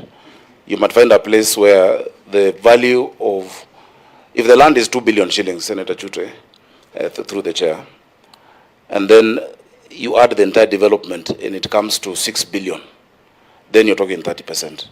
But if the entire development comes to 10 billion, it cannot be 30%, And I think I gave examples of how you then have a graduated scale of ownership of the JV based on different milestones. What we're trying to avoid is what happened in the coast. And I know you're very passionate about that because it left people with a bad taste. And to be fair to them, and also to be fair to the first administration of Nairobi, Remember, no county had done this before. You know, that's why we have our challenges in Pangani and in, what do we call this, in Jivanji. But those challenges are being unraveled now, and we're sorting it out, you know. The issue of the title deed that had been charged in, Jivanji. If one was to not be pragmatic, you'd say cancel this entire thing. But people have purchased houses, they have units. You don't cut off your nose to spite your face. You say, okay, yes, they did that. And if it was illegal, the agencies of the law should follow those who gave those titles. But to be pragmatic is to secure the interests of your residents and those who have bought units in those houses. And I'm very happy to report that there is tremendous progress in Jivanji. It's going really well. The first tenants should be coming back soon, to their units, and we shall issue them. In as much as that started before my county government, we shall find a way to Sorry, make sure. Governor, I want to just request anybody whose their mic is on, just to switch them off, so that we don't have the echoes. Governor, proceed. Yeah, so Chair, allow me then to have my chief officer go into the specifics of the 5 estates. Yeah, but before that, because your presentation was a substantive one, that I was giving the senators to give a substantive question to you, Yes. and then Sorry, I think I missed Senator Crystal's. Yes. She did ask a question, but I wanted to ask you 4 substantive questions, which I also want the representatives also to actually take note, because there will be point of conversation. The first one, Governor, in your presentation, you have very well focused on the historical development of these estates, and which is very highly appreciated. But with that historical representation also come with historical tenancy, if you may see what I mean. Because if you start the story from 1960 to where we are right now, it is my humble judgment that then you would have different tenants over time, which can bring about the issues of succession of tenancy, which is a very important one for me, because then classification of those tenancies then must be very clear. Do we have secondary tenancies, or do you have primary tenancy? And how do you go about that in terms of identifying who then do you classify as the tenant who will qualify for the real deal that you are presenting? So I wanted you to talk about that historical succession of tenancies. That would be number one. And the second issue that I'm very keen on, although I'm not a resident of Nairobi, I'm from Migori, but I'm a very passionate son of this country. And I strongly believe that the approach to Nairobi, being a primate city in the continent, and if you think about just the kind of business that Nairobi attracts, it certainly needs a metropolitan approach in terms of management. And that was attempted in the previous administration, not well executed because of a number of vested interests, but that doesn't take away the idea of a properly run metropolitan city. Whether it's by the county government is immaterial, but just in terms of the principle of it. And that then brings the idea of how then do you integrate proper infrastructure into these major estates in terms of your development and planning. Because you've got about 18 of them that have been earmarked, 13 of them that you're very well thinking about planning. But is there a proper thinking around just the infrastructure that integrates into the city in your common planning of it? Are you thinking about things like cable cars? Are you thinking about things like the train access? What is the infrastructure integration into the larger cosmopolitan area of Nairobi City? That will be a very big interest for the committee. The third substantive question I wanted to ask you here, you did not talk very strongly about the public utilities. And I do understand the essence of having a developer and the plan. I don't want to come down into that. But by principle, for the benefit of the residents who are going to be there, have you absolutely solved for the issues of public utilities? Because this has been the biggest problem in Nairobi, and actually even in our major urban areas. If you think about issues of sewerage, for instance, we have got estates that were started generally in Nairobi, and today they are poverty havens simply because of poor public utilities. You find sewerage bursts, and in some of these areas that you have shared, for instance, you have just told us that Woodley will be moving from 43 units to 1975 units. I mean, that's a big sewerage pressure. That's also a big waste management pressure. If you think about waste management in Nairobi, is there a principle approach to it that the residents who are here can also be able to chime in? And these are also some of the areas of public participation that Senator Sifuna had asked before, whether there was proper public participation. Then the last thing is just about quality of life. Remember, I asked about the dignified living of the residents as they are currently and as they will be in future. And some of these dignified lives manifest in our lives in Nairobi every day. For instance, if I take a simple case of flooding in Nairobi, we know what happens when Nairobi rains. There is a proper incidences that we have seen of serious flooding in Nairobi. Here we're talking about 13 estates. And we're talking about high-rises, which have become a symbol of concrete jungle, even in places like Kileleshwa that has been in the news, and Lavington. Is there thinking about quality of life with regards to vagaries of nature, such as flooding? Those will be substantive questions I wanted you to talk through, whether now or in the mix of the conversations that we'll be having with the residents here as we're presenting. Thank you, Chair. I'll be very happy to answer them now. The first question you've asked, and these are good questions, Chair, is with respect to historical tenancy. Chair, it is true, there have been different tenants from, you go to Ziwani from 1939, you know. But any lawyer will tell you that we can only get into an engagement with that person who we have a contract. And the person we have a contract with is the person in our records who is paying the rent. The Rating Act, which you passed in December, also alludes to that. And so, yes, there could be some who are the ones we've contracted, the ones who have the documentation, but they have sublet to other people. First of all, the subletting is not legal. It is not acceptable, and it cannot be recognized to us. We can only engage with those in our record who have been given that allotment and who are our tenants, Chair. In many of these estates, the extensions, they're also illegal.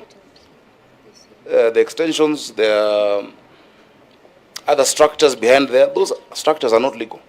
But these people in those structures can get an opportunity to be a tenant in the new development, not to be an owner, to be a tenant in the new development. Remember, they do not pay rent to Nairobi, to the people of Nairobi, you know, because that rent is what comes to the public coffers. It is not to myself, it is to the public coffers. And so the people we recognize. Otherwise, you'll open a huge Pandora's box. Even somebody who came and put a kiosk in Jericho will also want a unit for free, or in Woodley. You know, you cannot go there. So there are also limits as to what we're able to do as a county with respect to those who are our tenants. A tenancy agreement is a legal document that is binding, either implied or implicit, or explicit in terms of a document. But just the arrangement of paying and receiving services gives you, what you call an implied contract, that there exists. That yes, you're my tenant, you have that card, you're in our book, our records management, our records office, estate management has you in our database. That is the person who will benefit from this. And by the my team can feel free to chime in at any other point as we move along. And so I know now you will see many people going back to their houses because they had let go of those. You will have, and that's why we must have a very serious process of addressing each case by case. You'll have a case where you have a nephew and an uncle or a niece or two brothers claiming the new unit. We will not, because the person we gave was one individual, maybe who worked at the county, has 4 children, it doesn't mean they'll get 4 houses. It doesn't. They'll get 1 unit that is theirs to own. If the others want to come and be tenants, they can then come and they'll get priority to be tenants in the other houses that will be available to them. There are limits to what you can be able to do legally.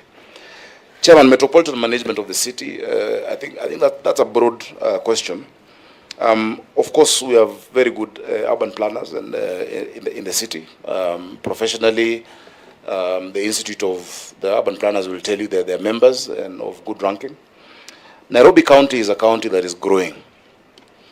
By the time a lot of the plans previously were done, they were targeting a population of less than 2 million people.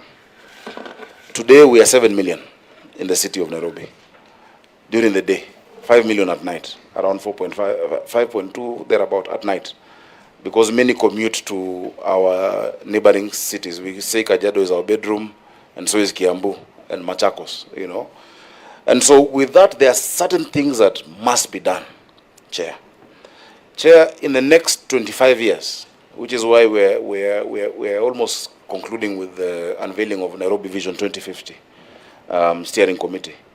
In the next 25 years, we'll have 10.5 million people in the city of Nairobi.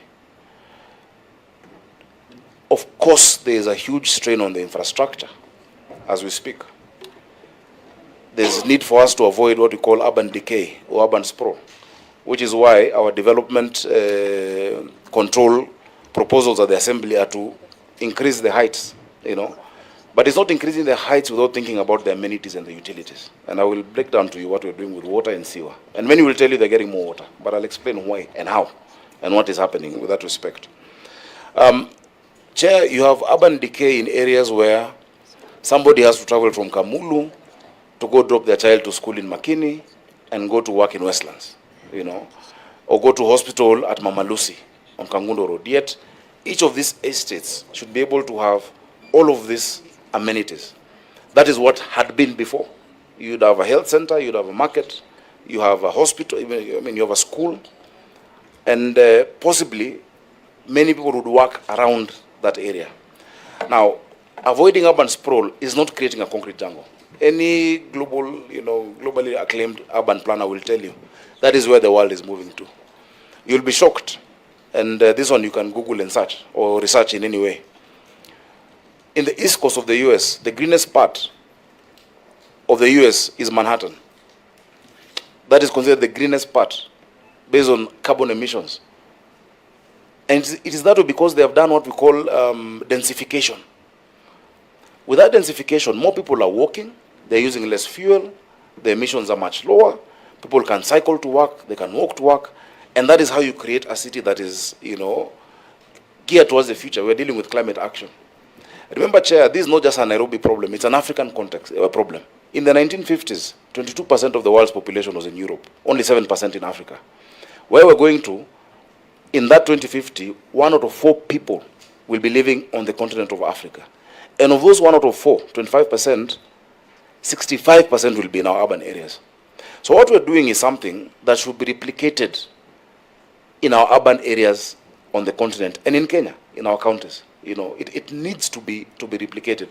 Otherwise, you'll have sprawling informal settlements, you'll have poor quality of life. And so when we're doing these estates, we're putting into mind the need for urban areas, green urban spaces, recreation facilities, water, sewer provision, the issues of traffic. Now, when it comes to, and of course on infrastructure, you know, this is the reason why, and you've mentioned the flooding and the roads etc., why we are still putting up a very big fight as the governors on the issue of the road maintenance fuel levy. And I want to thank the Senate. The Senate has been resolute on this.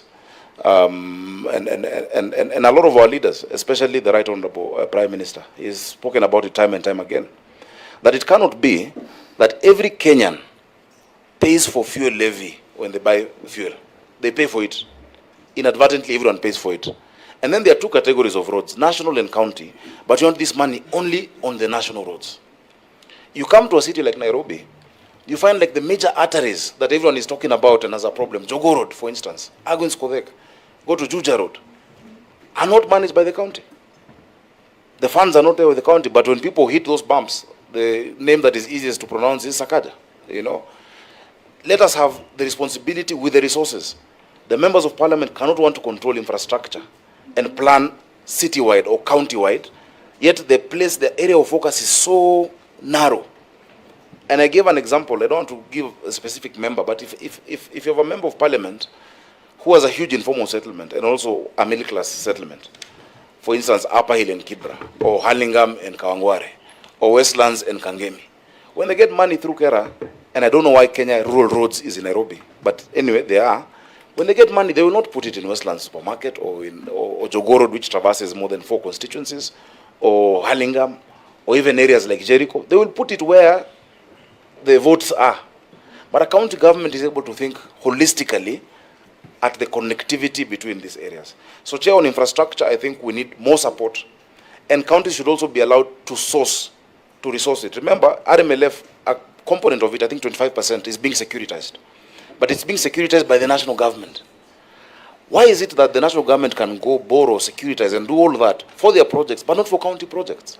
For you to build a city of the future, the amount of money you need is way more than what we collect, and way more than what we get from equitable share. Even if we push to 450, Nairobi will just move from 20 to 23 or 24. So, Chair, on that one, I just want to thank. Point of order, Chair. Chair, I think that if the governor restricted himself to answering specifics, we would move a bit faster. Yeah. Specifically, what is about infrastructure? I think you should go to pointed answers, Governor, because if we sit here and listen to all these stories, we might not be here. We know what our position is on RMLF. We know what the position of our party leader is. Maybe you can tell us about your party leader's position. But let us answer the specific questions that have been raised so that Chair, we move a bit faster. Chair, if you remember what you've asked me, you've been very clear about infrastructure. And yes. But just I think the point is just being able to summarize so that we have a lot of heads in the room who can be able to. So, Chair, on the public utilities, and I mean, if you ask a wide question, you'll get a wide answer. I can't summarize when you've asked generally about metropolitan planning. Public utilities, the example I can give is Woodley. All of these estates, we know that the population is going to go up, definitely. Chair, you know what we're doing with respect to water. I think I've expressed it in this committee. We've had a huge shortage of water in Nairobi. We've been able to increase 140 million liters per day. For Woodley, there's a new line that will affect Hurlingham, Kilimani, Kileleshwa, coming down from Kabete through to Oleodume, to actually the junction of Kungu Karumba, the new road that connects Ngong Road and Langata Road. That line will serve this estate and the estates around it, including Langata, that has never been getting water. Now we have a new line coming through Karen, which has never gotten, by gravity, from through Bomas of Kenya. And so, while you have done that, the point I really want you to understand is that the Nairobi is water scarce. Yeah, we require 900 million liters a day, but we only had 525 million liters a day. We've added 140, but there is still a gap. There are two projects which I would urge you to help us sort out. On Northern Collector 2 and Maragua 4, that will add another 220 million liters a day to serve these estates. It can be done within the next 2.5 years. The financing request, again, is stuck at the national level. So, Chair, I think I'll leave it at that. Remember, with increased water, 75% of it then must be sewer provision. That is how you calculate it. At least with the Nairobi River Regeneration Program, we're doing a 1.8 by 2 meter trunk sewer, 54 kilometers. That will serve population for the next 40 years, but along that corridor. A lot of estates had been, putting direct connections of sewer into the river. But now when you have a trunk sewer on both sides of that one river, remember we start with Nairobi River, phase 2 is Ngong River, which is the most polluted river on the continent, and then Mathare River. With those three, if they also have that component of trunk sewer, and remember these are contracts that are coming with the financing, we should be able to be pretty good when it comes to sewer. Very well. I think that for the purposes of fairness of time, yeah, I'll leave it at that. I'll allow your, did you say your Chief of Staff? Yeah, Chief Officer. Chief Officer, I mean, yeah. Just 2 minutes, in case there is any part that you didn't, capture, and then I'll open it up to the representatives so you can listen to the representative from what you have presented, and then I'll come back to the senators. No, Chair, just clarification on that infrastructure, because the problem is with everything the governor says, there are questions that arise. Now, I have a very specific question, Governor. Can I request, Senator? On that infrastructure alone? Only? Yes. Okay, because I want to be fair to the guests who have also been here. Absolutely. Since. And Chair, you should remember that I am representing these people. So the questions I'm asking are not for Sifuna. I don't stay in Woodley. Governor, when we had this conversation last time about the joint ventures and how we determine how much allocation of houses the county gets, we only made reference to the cost of the land. But if indeed this agreement puts responsibility for critical infrastructure, including those public utilities, on the county government, because an estate, a home, is not just a building. All these amenities are also part of what makes the place livable. If indeed, then the cost of doing water, sewage, public roads, and other utilities I've seen here under clause 23C is on the responsibility of the county government. Shouldn't you then get more units in terms of the additional cost that makes this place a livable estate? Otherwise, in my view, if you are a developer of a house, you cannot just build a house and live and say we are selling units. You need access to water, you need access to that road infrastructure, you need access to sewerage. What would you say about that? As in, shouldn't we be getting more units given the fact that we as a people of Nairobi now have to pay that cost to make that estate livable? In an ideal situation, yes, but all on-site infrastructure is covered by the developer, or including where they're doing a school or a social hall, etc. But the off-site infrastructure then comes back to the county government. That is the arrangement. But I'll allow the chief officer to get into more of those details. Governor, I would advise, because some of us also are engaged in some of these urban planning issues. I would advise that some of these questions, if perhaps there's no concrete answer to them, just take them as feedback. Because my question was very, very specific on the integration of those infrastructure. And that's why you see Senator Sifuna would then have to ask more questions, even in that question that you've given, because that integration concept is not about just the investment that has made holistically in the city. Is how are these integration considered at this development planning phase? Because if, for instance, what Senator Sifuna is asking, if you're going to have a developer who is going to benefit from the infrastructure that you've put as a county, it's an investment you've made. And you need to have a value of the cost of investment that is there, so that your share must then be bolstered based on the contribution that you're making with that investment.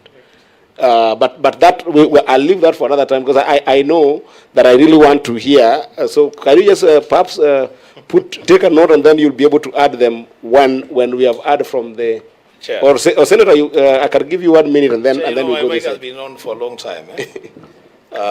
It's a direct question, really, and a simple one. It's not every time that you have the governor of Nairobi here.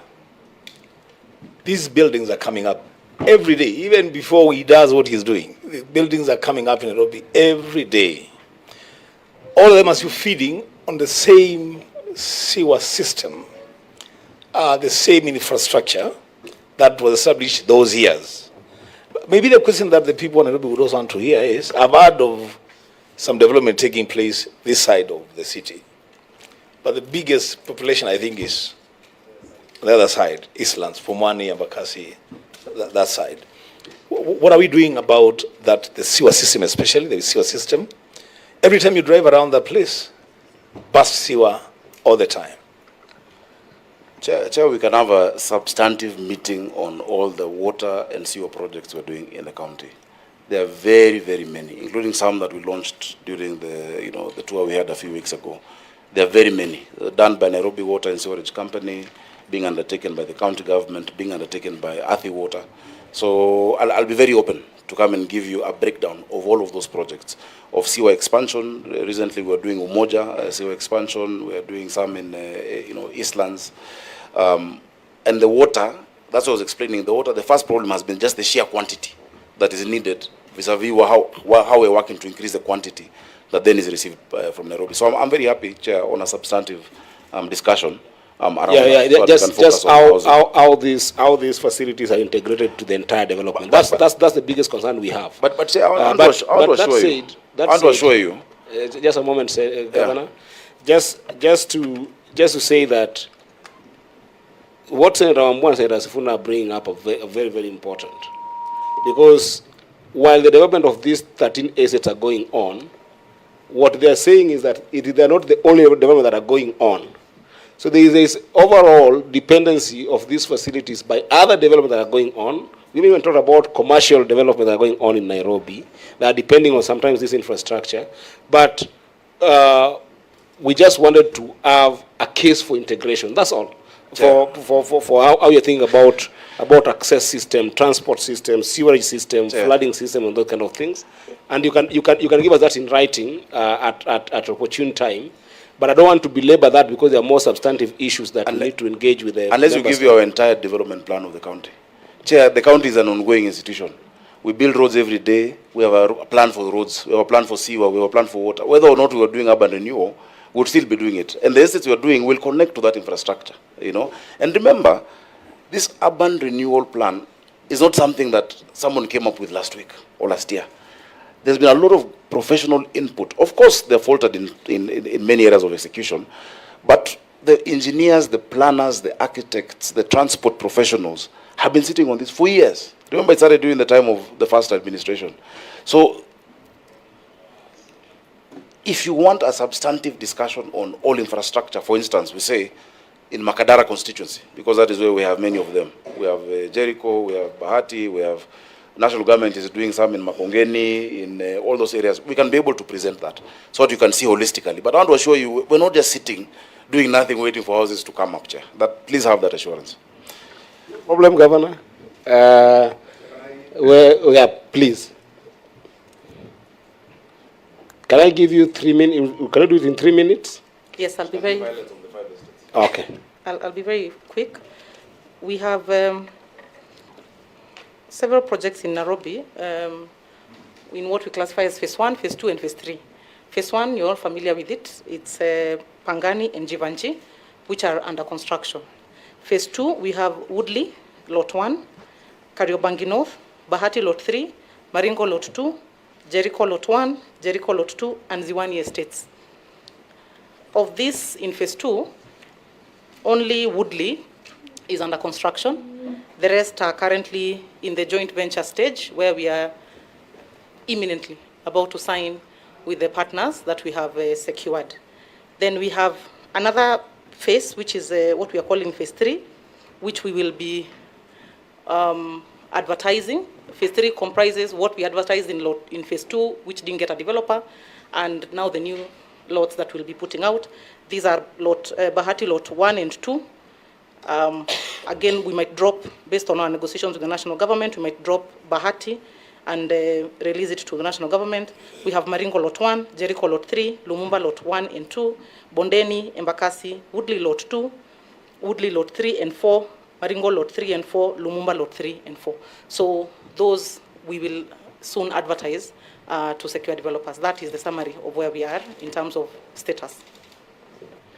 Very well. Honorable Senators, I wanted to seek your, congruence whether we can be able now to open this to the representative of the estates, just to Chair, hear from them what their reaction will be. Just before you do, yes, I don't think the CEC had followed the guidance that the chair gave. Okay. That there are 5 estates present in this meeting today. What you need to do, don't tell us about the other lots.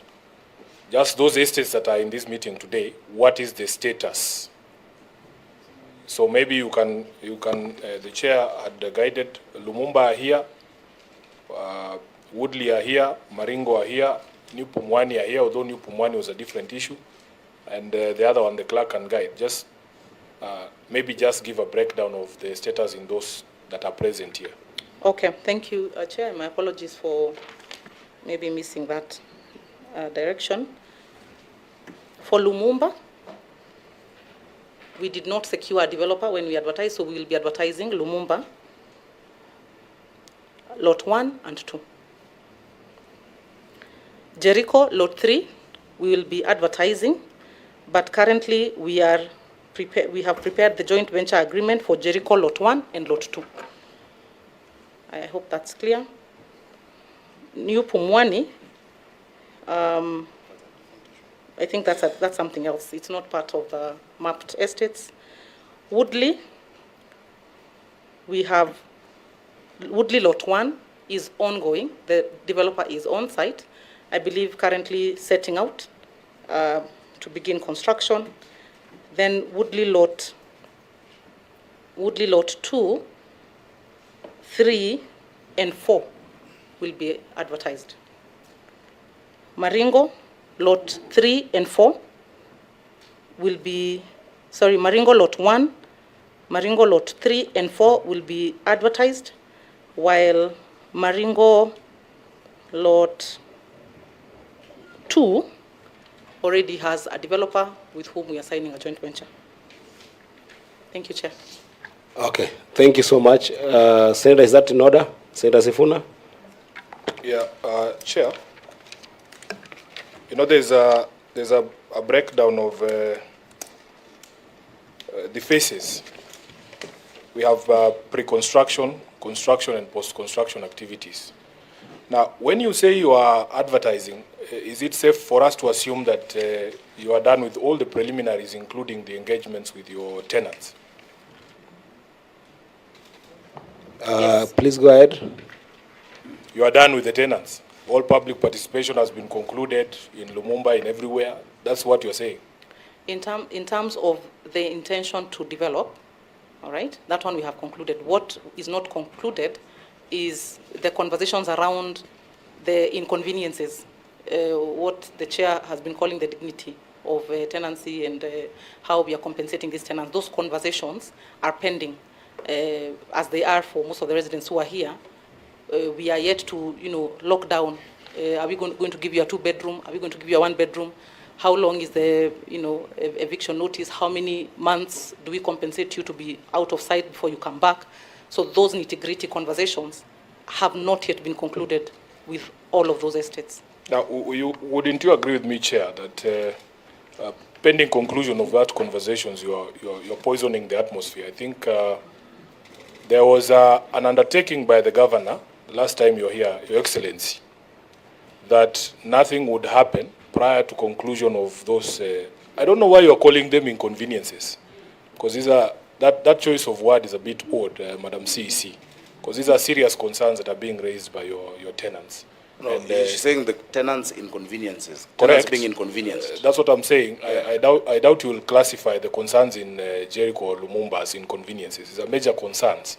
And Governor, we had advanced this conversation where you had gotten to a point where I think you had undertaken in uncertain terms that there would be no agreement signed without these so-called inconveniences having been cleared. But maybe, Chair, with your guidance, we can hear from the residents about these inconveniences. And then, before even that, the update I would love, because I want Governor, this committee is very keen on closures.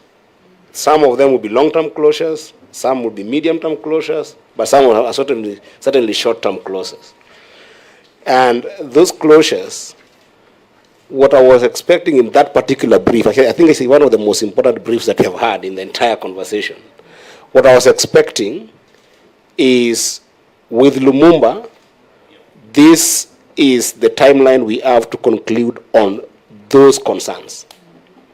These are the ones we have concluded. In the next 2 months, 1 week, 3 weeks, we are concluding on that conversation for once and for all. We are proceeding this way.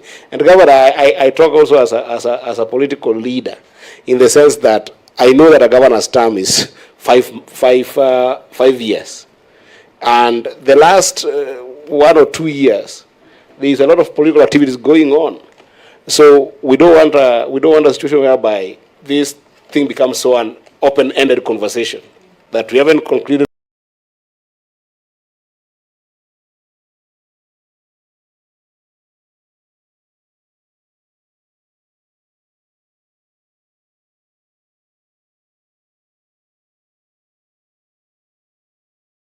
This, we may conclude on it, we will conclude on it.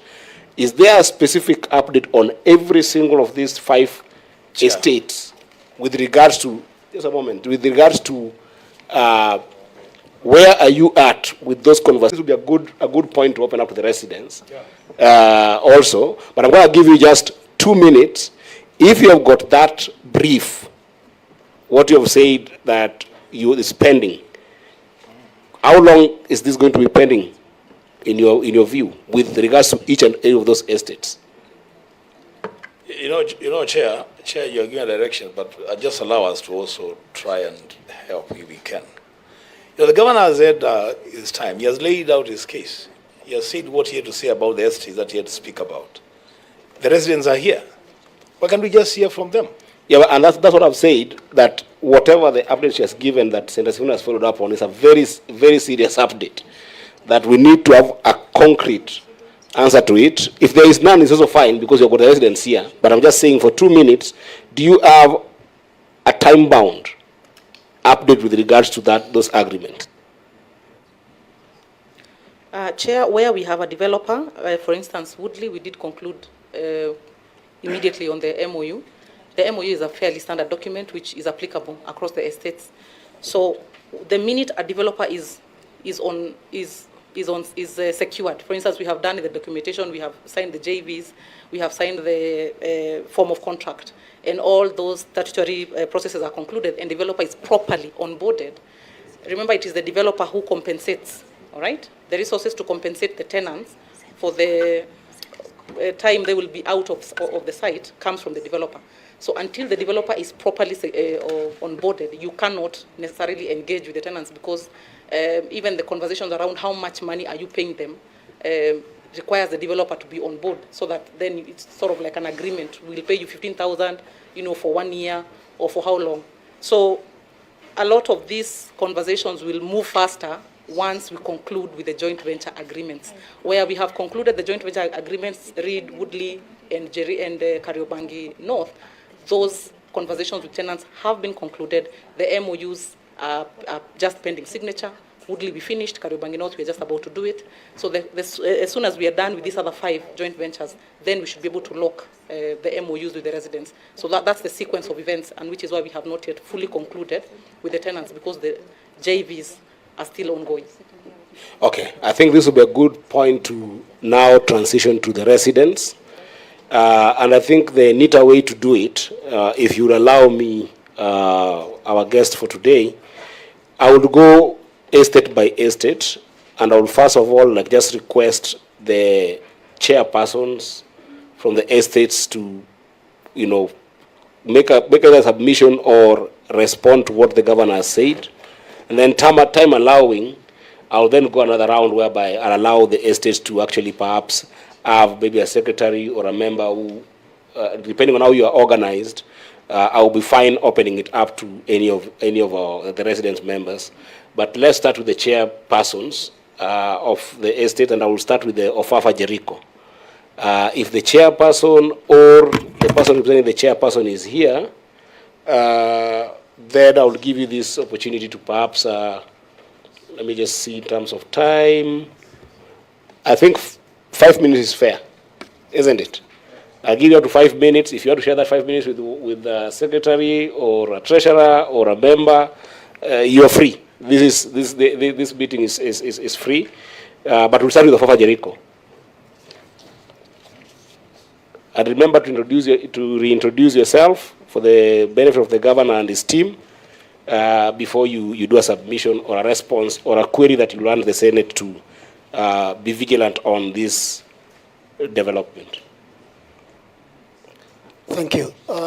My name again is John Mugoda, Chairman of Ofafa Jericho Residents Association.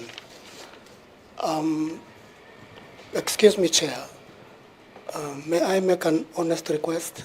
Sure. 5 minutes may be too short for us to present. And if we are to start presenting, I would request that Maringo, the way we had arranged it, start presenting, we follow, then Lumumba comes through. If you don't mind, if you can give us at least 10 minutes.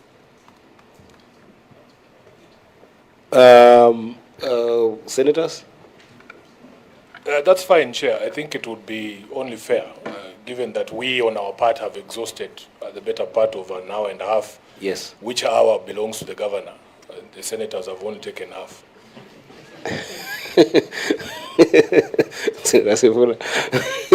Okay, I'll give you 10 minutes, but then that would mean that just see how you spread it.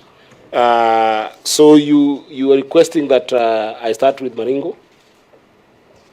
Yes, Chair. Okay, please, Maringo, the chair is Peter, right? Yes, Peter, please go ahead. Sorry, the chair is Shauri Njoroge. There are two Njoroges. There is Peter Njoroge and Shauri Njoroge. Yes, yes, Njoroge. Yes. Because Peter was there for the representatives, right? Yeah. Yes, yes. Please go ahead. Okay, thank you, Chair. And thank you, our able senator and the Senate committee for inviting His Excellency, the governor. We have never met him since we elected him. Anyway, let's start. To be sincere, Maringo Estate. Yeah. To be sincere, our engagement with the NCCG has been so horrible. First of all, we came at the bottom of the chart when they were finalizing issues. And when we asked them who did the public participation, they never did it in Maringo, and nobody in Maringo was involved. So they were doing is chiefs and estates officers, not engaging the residents of Maringo. When it comes to public engagement, when it comes to awareness, nothing was done. Here we see there were 6 clusters, nothing that was done. When it came to mapping, when they were doing mapping, that's when some road constructions were going on. So they were doing it clandestinely, hiding. And we even asked them, what are you doing? They told us that we are trying to mark the roads. We come here telling you that these people don't come up openly. They come up hiding. Another thing is that recently we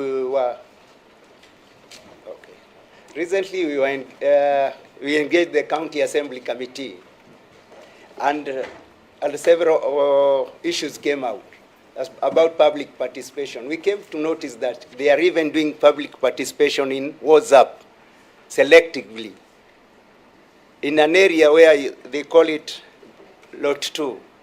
We have 310 houses. They only engage 74 households, leaving out the rest. And when the acting director of housing was asked to clarify, he said that it's true, that they are doing public participation in WhatsApp, but selectively. It's in the hazards. Another thing is that we came to notice that these projects is not following the Constitution, even the county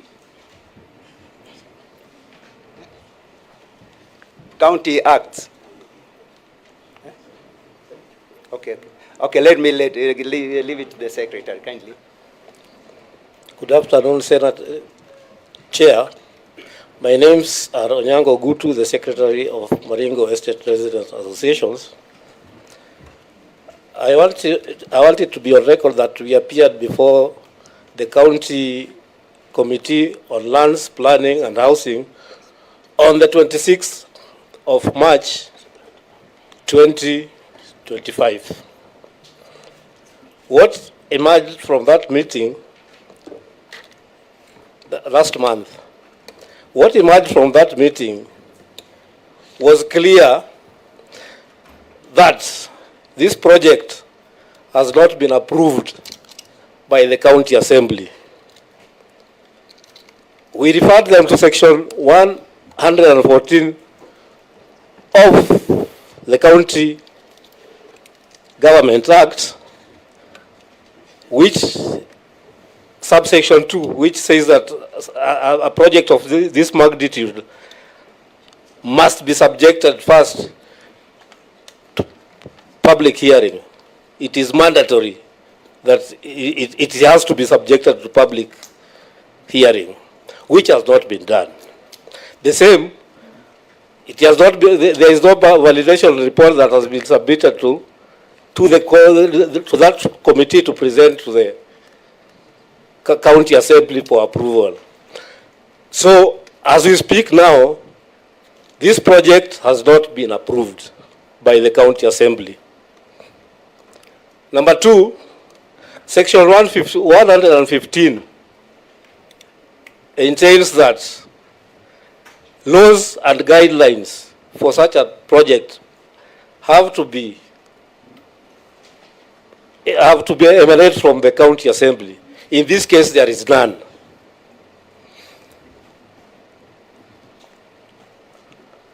So in our view, or what we fail to understand is why somebody should be so desperate as to try to implement a project which has not been approved, knowing that it is an illegality.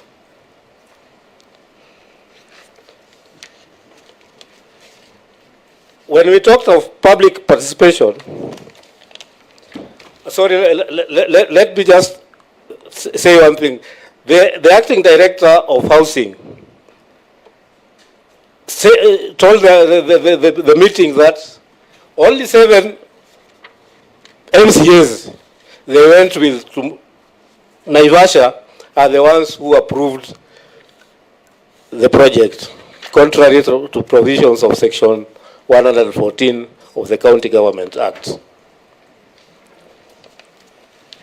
When we come to public participation or public engagement, we had about 6 of them, but on all occasions, they were coming to tell us what they are intending to do or what they have passed, not putting into consideration our inputs, which they were conducting the public participations contrary even to the provisions of their own guidelines. I think we gave out files and we have put all the documents that will prove that they were not even following their own guidelines. Just a moment, clerk, did you receive any documents from just the same way we do with the governor? If there are documents that were received, I know we might not have enough copies. If there are not enough copies, I want you to share with the senators because they're seated there, just so that when there's reference made, senators, you can have the benefit of interpreting the document. And also I'll just be keen. Chair, we presented enough documents. Yes. We presented enough files. Okay. No worry, the clerk will supply the senators with the files. Go ahead. On matters of ownership, house ownership, we wrote to the governor a letter dated 6th of March 2024. The governor has never had courtesy even to respond to that letter. From March 2023 up to this moment and time. We wrote him a reminder in October last year. The same, he has not responded to the same. In our letters, we attached sessional paper number 5 of 1958/59, and I'll refer you to page 23 of the same document.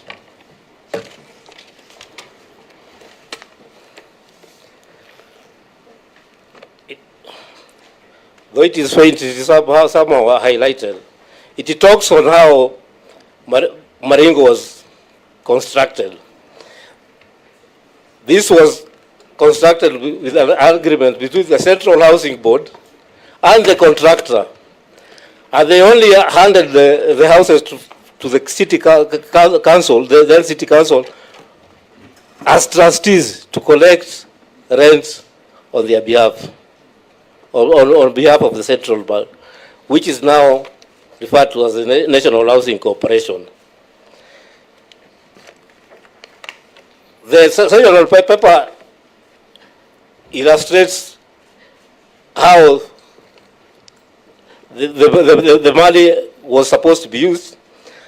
It included all even claims. We wonder what claims the city council or the county government is claiming on the estate. we also have sessional paper number 4 of 1959 at page 39. It gives the redemption period of the loan, which is put at 25 years. It is very clear that that loan was supposed to be redeemed within 25 years. But the City Council have continued collecting rent. They have refused to reply to our documents.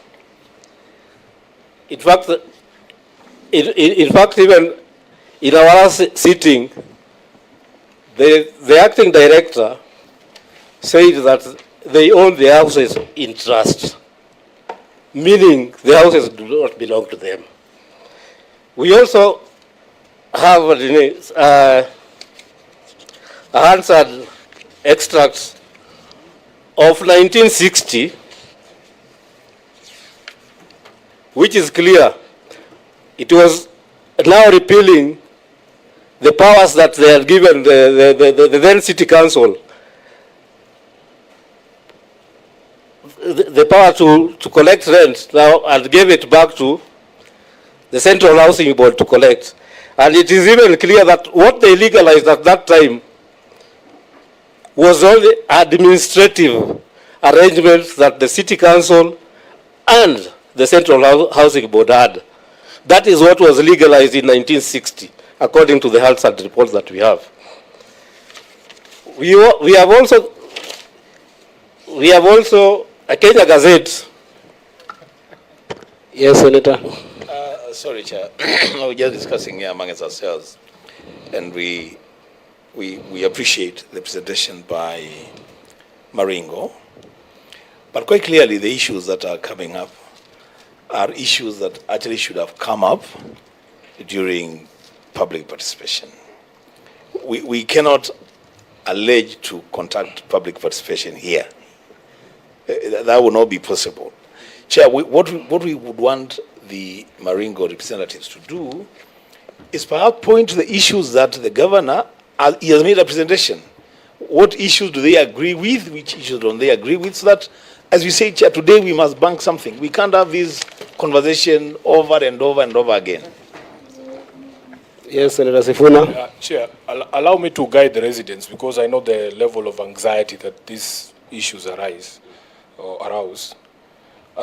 You guide us about the nature of these public participation forums. There was a notice here, and there was supposed to be a public participation on 25th May 2023 at St. Patrick's. Were you there? Were you present? Yes, we were there. Were you allowed to say these things that you are saying here now?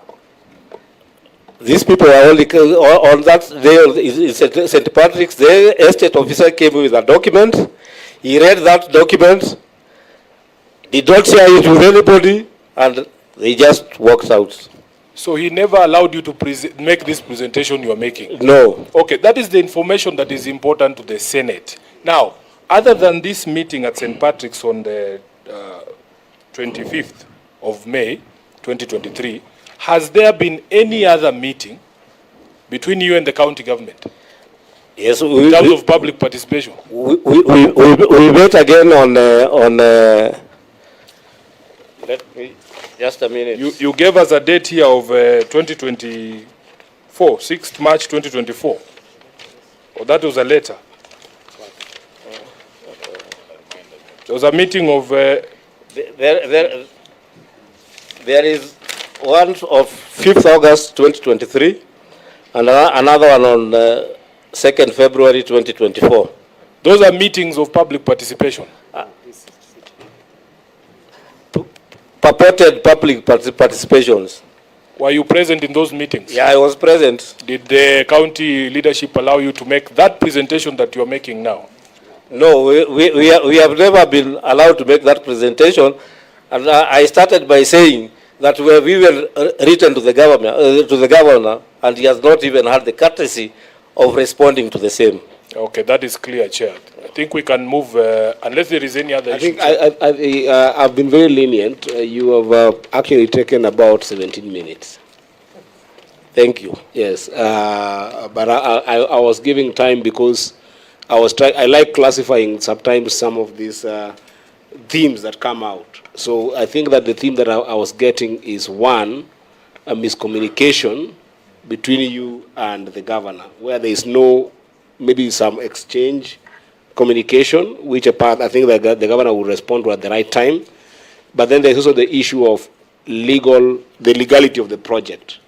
And the one that perhaps actually caught my eye was the issue of a requirement to have the county assembly certify this kind of project, which I think again governor will talk about or rather respond to. So in that presentation, I have actually gotten two of those issues: lack of that communication between you and the governor, which I think should be there because it's a stakeholders engagement, just the way governor would have conversation between the county and developers. There should be conversation between you as residents and the governor. But then the issue of legality, senators, I think that the issue of this county assembly engagement perhaps is something that the governor can respond to at some point. So governor, just take notes. Your governor was a senator here, and during his time here, I used to follow him so much. He was also the chair of was it at that time? No, there was a coalition. Sorry? When you're MP, isn't it? Yes. He was sharing the coalition and equal opportunity. So I would wish that there is equal opportunity in this conversation, both in terms of communication and even further into the substantive allotment that we talk about. So those two issues, Governor, just note them. Those are the ones I've highlighted. I will go to Lumumba very fast, but please, I am not in the habit of saying it is time, cut, because that's not the fashion here. But I wanted to go to Lumumba, and then I'll go to Jericho Fafa. Lumumba? Chair. Yes, Senator? Chair, I think if you want us to move very fast, what you need to do is to guide our guests on what the governor has said. If they are objecting to what he has said, what point? They must point out which point they are not agreeing with, which one they are agreeing with, so that we can move forward very fast. Fair enough. On one issue, Bonachair, our friend said that the issue of land or those properties belongs to who and who. The property belongs to the people of Kenya. And that is what he should note. From there now, we can keep on moving very fast. Please guide us. No, that's guided. That's guided. I think you've taken note from what actually Senator Sifuna emphasized that. All the senators have emphasized that. Let us, for the purpose of moving forward, the governor has done a presentation. The clerk did capture all the conversations that we have had in the past, which was what I call a status report. Let us try and interrogate those ones. Which ones do you feel satisfied about? Which one do you feel you agree with? What should we take note of as senators in terms of those presentations? So Lumumba. Governor and fellow. By the way, just a moment, Chair. I like simplifying conversations such as this because we dealt with the issues in Mombasa, and it was very complex sometimes for even the petitioners to say just what do you want. I think that this is an opportunity also for you to simplify it for us as senators, as well as the governor. This is what we want, because that's a harder way of actually be able to make sure that as senators you can be able to converge with you and the governor on this issue. Is that okay? Please go ahead. Good afternoon, Chair, Your Excellency the Governor, and Honorable Senators. My name is Agesa Omega. I'm standing in for our Chair, Walter Ogodi. Most has been said by my colleague from Maringo. I'm saying not my colleague, my fellow owner from Maringo. Owner. Why do I say owner? Not tenant. owner. Chair, can you restrain the governor from Governor, stop intimidating. threatening the witness? No, but I've never seen. Governor, you only speak to the chair. Yeah, Tafadhali. next week has a No, problem. tafadhali. But I'd like him to tell us how owners pay rent. Because they pay us rent. No, you'll have your time. Why do I say owner? You're protected, sir. Let me clarify to him. In his presentation, there are some things he was trying to evade. He gave not the whole history of the land. And my friend Agesa. Yes. Here you only speak to the chair, you only look at the chair, you only point at the chair. I'm sorry. Chair, please. You confused me. You know these matters are fairly emotive. Eh? And if there is need for physical separation of the governor from the witness, it will help us so that he is free to express himself. I've known governor not to be a violent person. I guess proceed. I am now concerned. Why do I say owner? The governor has been very evasive. Evasive in which ways?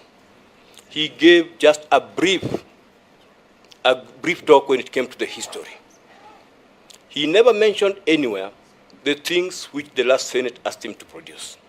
And if he could have produced all those, he could have known we are the owners. What I'll give, the governor came and also admitted the county had not gotten a contractor. We are not dealing with Governor Sakaja. We are not dealing with General Badi. We are dealing with Nairobi County government and the NMS, because NMS was a legal entity. So let's start it from the NMS. Our first engagement with the NMS was, and that's the question he asked, how about when NMS leaves the office? The officials by that time responded by saying, Justice Helen Wasilwa ruled it very clearly. NMS is a legal entity. So let's start it from where NMS started this project. In February 15, they called us. We have a meeting with them. Which we responded to the call. Which year? February 15, 2021. 2021, okay. We responded to the call. And they required us to do some things, which was registering of resident associations, which we did. The first meeting with the county government stroke NMS was in July 1st of 2021. And there were some things we discussed. They told us of the goodies of the project, but we had to drag them back because we are victims of historical injustice. Why do I say victims of historical injustice? Our parents, when they got these houses, when they were allocated, there were documents, and even as my other co-owner Unyia has stated, the session of paper of 1959, session of paper number 3 of 1959, it stated very clearly, the rent, the loan which had come from the Colonial Development Fund to the Central Housing Board will be repaid through rent structure. Through rent what? Structure in the document. We came to independence and they can even admit it in one of their documents. The first estate to be constructed, to be built by the Nairobi County government was Uhuru Estate. Uhuru what? Uhuru Estate. Why is Block 51 unique? Because it sits on one piece of land, Maringo, Ofafa, and Lumumba. And in that one piece of land, you realize that's where the whole issue is. No title deed. The other time he told the county, he told the Senate committee in last year March, we were preserving the lands. That was not the role of the county government. It's the role of the National Lands Commission, not the county government. Why did they come in 2021? Because that was the expiry of the duration. They are waiting for the expiry of the duration of the historical injustice. That's when they came and ambushed us. Our parents have gone to the graves crying fall of what the county government did to them. How did they play the fall? They took the first cards, which had a lot of things. Now they gave us the cards, which now had the social housing thing. When they gave us those cards, when our parents went to ask in 1988, they asked the councillor by then, Sami Mbogwa, tunataka nyumba zetu. The only thing they could tell us is, wapi imeandikwa hiyo. Knowing very well when they had come from the village, they never knew anything related with the law and housing. The governor, each and every time they ambush us, through SMS, unlike before, when they advertise one, two, three things in the media, I'm talking of the print media. We have the copies of the print medias with us. When we had the first engagement with them, that's why I say we cannot trust them. They keep on shifting goalposts. We agreed all what had been discussed, which we presented to the Senate committee last year, for them to avail. After availing, we agree on certain issues, which they said, kama iko hivyo, kama ni ukweli, we shall honor it. We agreed their secretary and our secretary, they meet, they synchronize the meeting minutes, it become one document, not a public participation, a document for the minutes. From that time, they have been taking us in circles, ambushing us with things which are not there. Only for the March 2022, we were invited to go to the NMS offices, NMS/NTCG offices at KICC. Because we kept on asking them, if you can't honor these minutes, how will you honor the agreement? They came with a shambolic document. They said, now here it is, you people start signing now, this is the document. We refused to sign the document because what it contained was not what we agreed with them. Some of the things we agreed was, they come with the title deed of the land, Block 51. They come with the design of the houses and everything. And then before that, when they had even started the process, they told us to register. They engaged us first in July 1st, 2021. And yet, if you check on the document, the expression of interest was advertised in January 2021. And as per the Constitution says, public participation, we have to be engaged. They never did that. They said whenever they'll be coming on the ground, they will be accompanied by any member of the resident association, which never took place. And one of the person who contravened those things is in the house with us, from the county government side. He used to come akijificha the way the Maringo chairman has said. They could even come with cameras in some double cabin vehicles, wanapiga picha kidogo. We don't know what they are doing. When they see the residents, they run away. So we wondered, is this an open project? If you check on the EOI, and if you check on what is the name of the person? Kemboi is in this room. We have even the video. Who is Kemboi? I want you to be explicit. Yeah, Kemboi works with the. He's the chief housing officer. Yeah, just. The chief housing officer, Mr. Kemboi. Okay, yeah. That's continue. Yes. They continue doing all that. Just point of order. What video do you have? You said you had a video of him running away or what? Doing some surveying of the land at the AB zone. Okay, proceed. Yes. Even as the governor says, they're in touch with the people. We do pay rents. Do they maintain the houses? Ask them which was the last time they maintained those houses. We have just become a milking cow.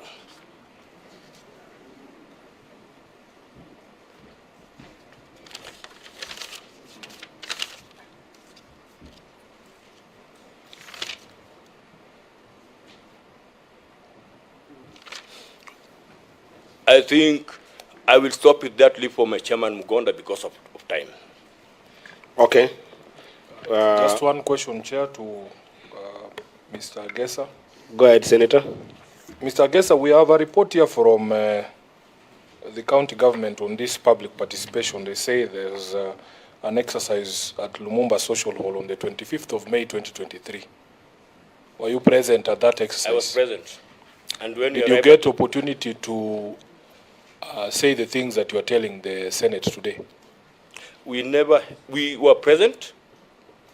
Our main role was just to listen to what they've come to tell us. So you didn't tell them any of these things? They said no, tumeambiwa tu tuwasomee hii karatasi. Tulipouliza wakatuelezea ati hii karatasi tumeambiwa tusipatie mtu. That was the estate officer. Okay. Estate officer Lumumba. Okay. Yeah. Chair, another supplementary. Chair, with what Mr. Agesa has just said, what then, as per your own question, Chair, is the ask from him representing Lumumba? Yes. What we expect from the county government is for them to come and hold a public participation. We discussed some of the things we are raising here, one of them being the ownership of the land. Immediately settle the issue of the ownership of the land, that's when we shall now discuss about the project. Okay, I guess just as I said, I like concretizing what I'm trying to get into the theme, and that's why actually, if you had about substantive questions, the four of them, now they are coming out, Governor. I'd ask about the question of successive tenancies, which was basically substantially the issue of is there an ownership problem or this. But for you particularly, I guess, you have referred to session paper number 3. Yes. Which was a contract of finance proposals. Yes. For the Nairobi African Housing Project. Yes. Are you telling this committee that in your humble view, or rather your understanding, that session paper was a contractual agreement that the tenancy payments you were making were towards ownership? Yes. I want that to be very clear so that yes. It's a substantive issue, Senator, so that you take it note. That is your understanding as residents? That is my understanding. Yes. Adding unto what? I was not born in Pumwani, I was born in... Yes, so you and that's why I was talking about succession, because you brought the issue of your parents, yes, who might have been privy to this understanding, and that's why you have filed that contractual paper with us. Yes. Is that the understanding? Yes. Senators, I want to take note of that. That's okay, Chair. So yes. Then the only thing that then we would ask is that we conclude these things. Sure, Senator. So have you tabled that agreement that says that you're paying this rent towards ownership of the house? That's yes. One. Yes. And secondly, so what are the residents of Lumumba claiming? Are they claiming the land and the houses, or just the land and not the house? What do you own there? Is it the land and the house, or just the land? The residents of Lumumba, first and foremost, they are claiming the land. That is number one. And then secondly, when it comes to the issue of houses, it's a matter of discussion amongst the residents. Chair, I want to finally just let him clarify whether this dispute, a dispute about ownership of land, there's places you can take those disputes. Yes. I don't think that sitting with the county governor, you cannot discuss and agree who owns what. Yes. So which institutions are handling that dispute about the ownership of Lumumba and Maringo and Jericho? Yes. What we did, we had to go apply to the National Lands Commission. We had to give our place. Then Commissioner Fatma had to release a team to come on the ground. A team of surveyors. Fatma herself, the surveyor was by the name of Paddy. They came on the ground. They did the survey of, they started with Maringo, then they came to Lumumba, then they went to Ofafa. And they said they are doing that pegging because in the records, this land does not have any owner. That's why it doesn't have an LR number. So your position, or what you're telling this committee, is that this dispute is before the National Lands Commission on ownership, not the size or whether who has the title. Who owns this land is a question before the Land Commission, the National Land Commission. Yes, it's before the Land Commission. And when we did a follow-up, we had to do a follow-up, the National Lands Commission. Use the mic, please. We had to do a follow-up, the National Lands Commission. Then after doing a follow-up, sometime back, it was last year, we were summoned by Commissioner Fatma. She told us, we have realized the Nairobi, that is immediately the governor had just come from the Senate committee, this committee of roads and housing. She told us, we have realized the county government has got the title deed. What we asked her was, how comes they have a title deed and the governor admitted before the Senate committee on roads and housing in front of all media cameras, the county government does not have a title deed. Now, where have they gotten it from? Now, these documents have come from you, right? Yes. There's a letter here inviting you to a hearing before the National Lands Commission on 30th of April. Yes. You are aware of this? Yeah, they ambushed us over the weekend. And what do you mean by, how much time do you need? Because you seem to be very knowledgeable about the history of this matter. Even if I woke you up in the middle of the night to appear before this committee, you are telling how much time do you need? Because we can also help you. No, I don't. This letter is dated 23rd of April, and they are calling for a meeting on 30th of April, which is a 7-day notice. In fact, we had a meeting yesterday evening, all the 3 estates, discussing about that letter. Why are we not in agreement with the letter? The letter came through someone who was just a coordinator, and he left the association a long time ago. We have been writing to the National Lands Commission directly as Lumumba Resident Association. So you are saying you will not attend this hearing?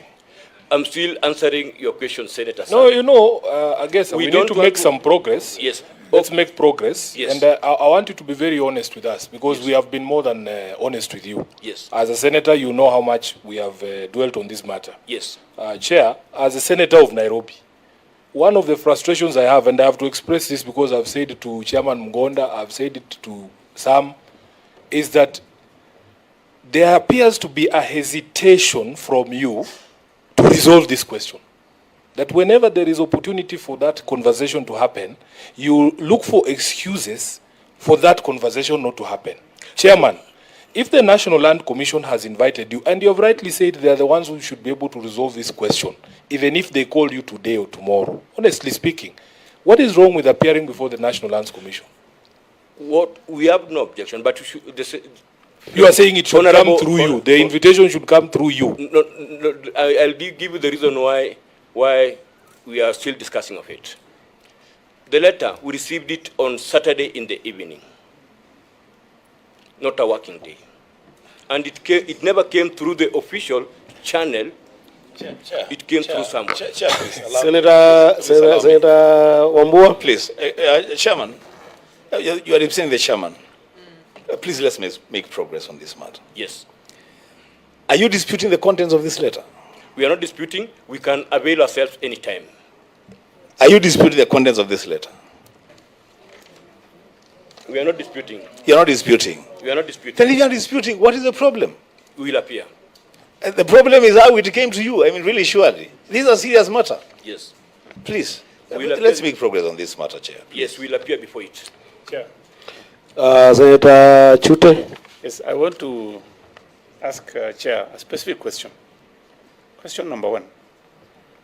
All these years, our friends have been paying some kind of a rent. I want to know, they were paying to who? Number 1.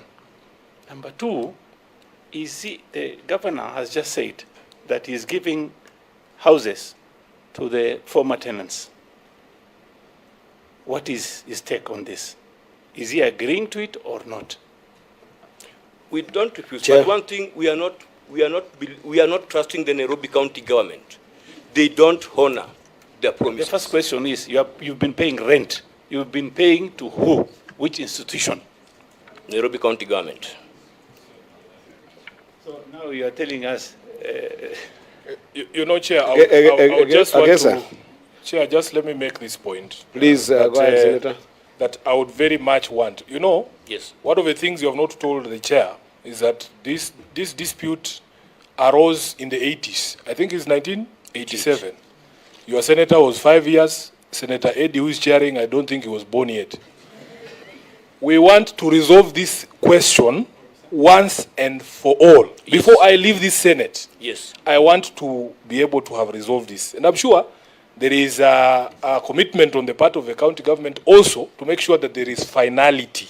Yes. And because this is a house of records, the governor has said certain things, and I want him to say it himself regarding that question of ownership. But what I wanted to request, these are constitutional bodies that are mandated to settle these disputes. Yes. Disputes regarding land ownership, you have rightly identified to be the National Land Commission. Yes. I want to make a request, a very passionate request to you, that just the way you have been cooperating with this committee, whenever we call you, I don't hear you complaining about notice, about who has brought the letter. I send text messages to you directly, all of you here. Yes. Just appear and make your case, because Chair, sometimes I get so frustrated. And Chairman, I want you to address this because I've spoken to you directly. It doesn't matter what somebody calls a meeting. If you call Sifuna into a meeting and I know that I don't agree with certain positions, it doesn't matter what you call it. I will go there and say what I want to say. That is why you saw me asking the chair from Maringo whether they were present in these meetings and whether they were allowed to say the things they are telling us now. How is it that the Senate is the only environment where you people can say these things? Do you want us, the Senate, this Senate, do you want us to transform ourselves into the National Land Commission, into the courts, into the Nairobi County government, so that you can have honest conversations? Yes. Do you want this chair? Because when Senator Crystal was asking you, what do you want us to do so that we can resolve this crisis? Do you want this committee to be present physically in your meetings with the county government, or what is it that you want so that we can resolve this question? We'll appear before the National Lands Commission. Chair. Yes. I'm listening. Yes. There is no way. There's something called reality check. Yes. Where you find yourself now, yes, there is no way you avoid the Nairobi County government. Yes. It's not possible. Yes. And I empathize. I've been talking about this both at the level of government, national and county government, that constantly we see a loss of trust with the government in both sides. It's an unfortunate situation, where the population loses trust for whichever reason. And I don't want to get into the transactions that have been between you and the Nairobi County government, whether it's right or wrong. But for whichever reason, we constantly have a population that is constantly losing trust with the county government and sometimes also with the national government. It's an unfortunate state of affairs because it is the Nairobi government that is transactioning, in this case, with the developers. Yes. And the reason why I ask you about session paper number 3 is because you are also agreeing that there was, whether it is substantively understood so, or whether it is a misguided understanding, there is some understanding that the payments that were happening in that tenancy agreements were towards the ownership of the land of some sort. Yes. The governor has equally been very clear, and if I quote you wrong, Governor, you can correct me on your responses, that once these developments are done, the residents would be given the houses for free. And they say that that free is not an issue of being free because you had been paying rent over time and you've been members of this estate for over time. Yes. So there is an understanding there that we're not appreciating. Yes. So what I want to request you, because I've read the letter that Senator Sifuna has referred to here, what I want to request you first of all is to make sure that you engage with the county government. Number 2, make sure that you engage with the National Land Commission. And perhaps do us a favor to update us on what that conversation has been. Because while the Senator of Nairobi says that we cannot transform ourselves into National Land Commission and the courts, we also, because we work for the people, you sent us to these houses. Senator Sifuna is your representative. He talks on behalf of you. He has got no interest talking on behalf of the government of Nairobi, unless he's talking about issues of RMLF and how you get money to the government of Nairobi. You represent them. We actually have the convening power to actually facilitate a conversation between you and National Land Commission if it's an adversarial one. But the first thing, you must show goodwill and go to those meetings. If it becomes difficult, I can assure you that this Senate is committed to get this issue done. We can be able to invite the National Land Commission, invite you, and invite the county government in a multi-stakeholder conversation. But first of all, we need, I don't know whether to say is to restore that trust, because we can't. But we need that engagement to continue. Yes, we will. So please listen to Senator Sifuna and engage with the National Land Commission, appear there, say what you need to say, be firm, update the Senate. Yes. Is that a good place to finish your presentation? I can go to the next. We agree. I agree with it. Thank you. In total. Can I go to Jericho Fafa? Yes. Yes. Thank you. Thank you. Thank you, Chair. Thank you, Chair. Again, my name is John Mgoda. I am the chairman of Ofafa Jericho Residents Association. Chair, there is a danger of a driver arriving at his destination without passengers. I say this, and I would like to avoid emotions. We have had an extremely difficult moment dealing with the county government. And as an alternative, that is why we find ourselves in this honorable Senate. Difficulties in the sense, I have had public participation meetings being referred to many times. I've been before this Senate. Chair, in Ofafa Jericho, we are still in ground zero. Ground zero for the reason that the meeting of 12 February 2021, which was held just before the Lumumba one, was at the height of COVID. It was held at the Jericho Hall at the height of COVID. But what was the essence of that meeting? First, to form associations that will act as a bridge between the people of Jericho and the county government. Thereafter, any other meeting that has been held was without the public. It was only the committee that meant the principal officers of the county government. And guess what? Anytime they came to those meetings, notices which I have here don't read like invitations for public meetings, public participation meetings. All they stated is, we are coming to update you on the progress. And hang on, when were we ever involved? These are the first days that from 2019 COVID time, 2021 we start meetings. You're telling us to form associations, meet your people for public participation, but they don't come in public participation. Somebody has been mentioned here from the county government, Mr. Kiboi, will stand with me as a witness against his own employer. They never used to come to us with seeking our views, even as their own public participation guidelines say. Just a moment, John. I don't mean to interfere with your thought process. I like the way you are presenting, but you've mentioned something here that also I think I guess I also mentioned. The meeting that was held in February 2021 that perhaps encouraged the residents to have associations, form these associations to engage with the county government. And of course, it was facilitated by NMS. Is that true?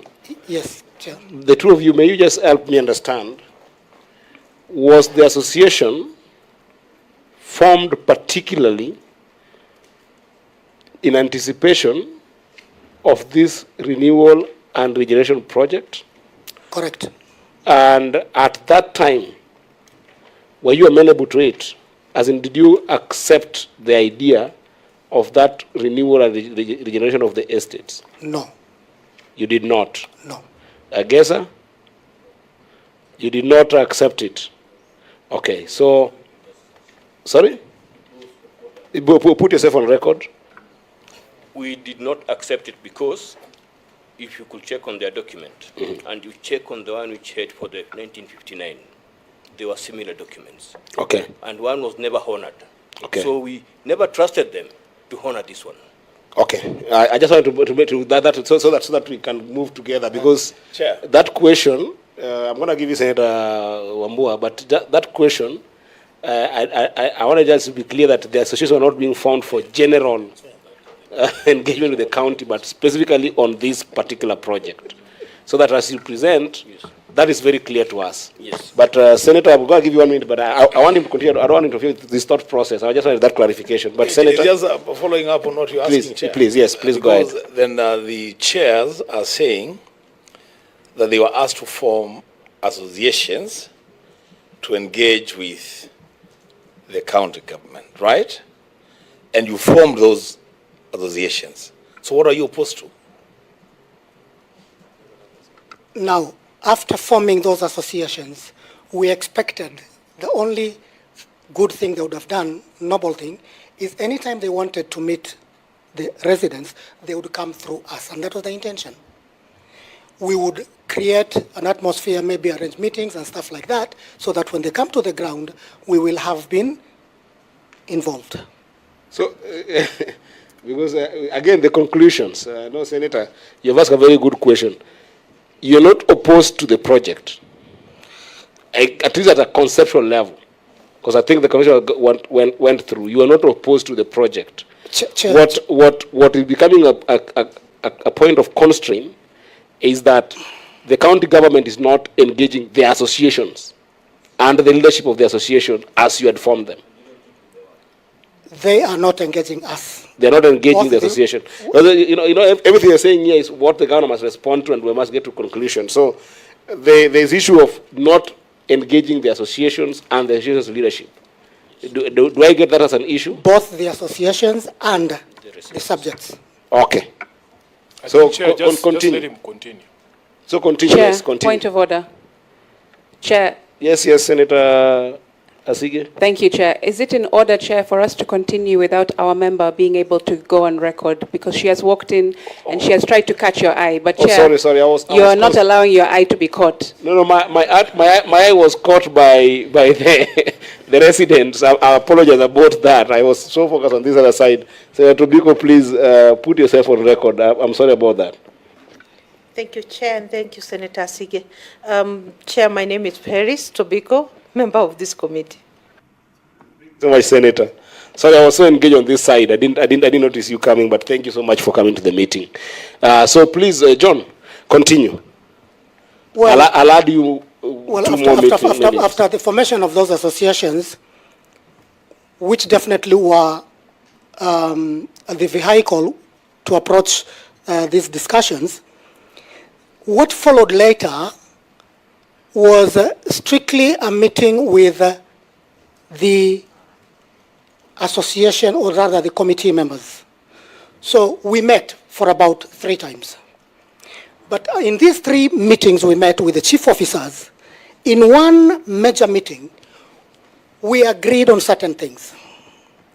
If you allow me to mention, including the name of the officer, Madam Marion, who was there then, she said, after lengthy discussion, she is the one who coined the word renovation. So you people don't want the regeneration project. What you want is renovation. In that case, then, I'll give you 10 days within which you should send in your views about renovation. And she agreed to the fact that there was no demolition that was going to happen, because that was what was going on. And by the way, the threatening language that was used to us, we begin in August to evict you people, August of 2021, when the project was still very young. So in those meetings, at one time, we agreed the minutes of 29th June 2021 should be synchronized, harmonized with those of the county government so that we can agree to sign one set of minutes. We sent the minutes at first. They were never received. They said they don't have an office. We sent a set of minutes again to City Hall. And when we discovered that they are dodging us, what we did is we used the courier. We used Wells Fargo and we used the G4S to deliver those draft minutes. To date, and they are in some of the files that we have given the members of this committee, we gave members of the committee for their ease of reference. Those minutes have never been signed to date. Now, regarding Jericho in particular, the meeting that was held all over the 13 estates on 25th of May, we held that meeting. Only the county, the estate officer did a speech. We did not allow any of the members of the county government to speak. Why? Because they are going to treat this as a public participation meeting, and we have documented it even before it happened and even after it happened. And in that meeting, we told them, you always come to us to rubber stamp what you have already done in the background. Rubber stamping what? This book, Volume 1, Volume 2, Volume 3, is not our product. It is the product of the NMS, and the county government's logo is there. We did not produce this document, and therein lies a lot of information which they themselves have captured. Now, when they failed to sign these minutes, and when that meeting of public participation was called, and we drew their attention to this book, it did not augur well with the residents. And by the way, what happened, there was an altercation, and the officers went to seek refuge in the ward that means office within Jericho Social Hall. I must mention here that by 12:30, that meeting was in disarray. But we reached out to our Honorable Senator Sifuna, and he stopped what he was doing. He came all the way up to Jericho Hall.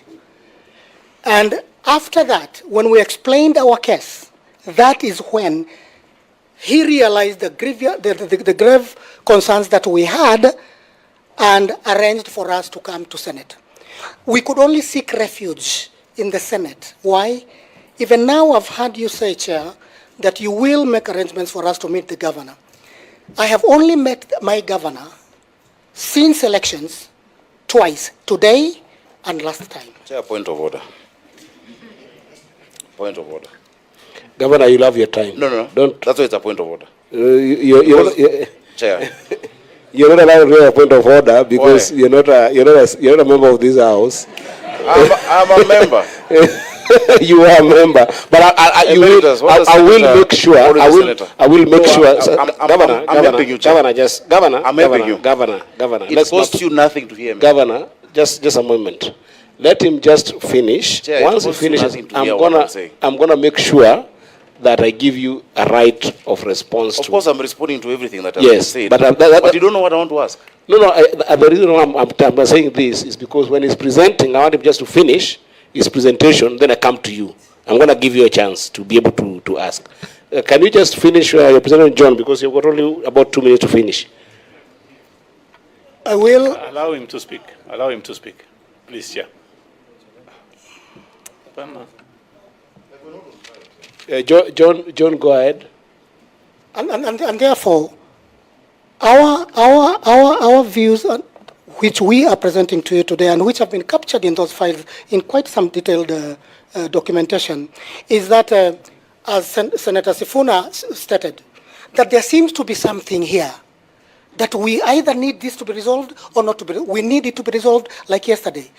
But the problem has been, right from the word go, we offered ourselves to come to public participation meetings, which we were never meaningful.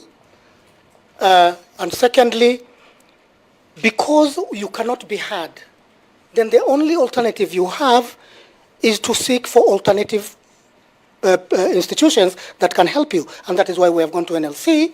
Because of the land, we believe we own this land, legally so.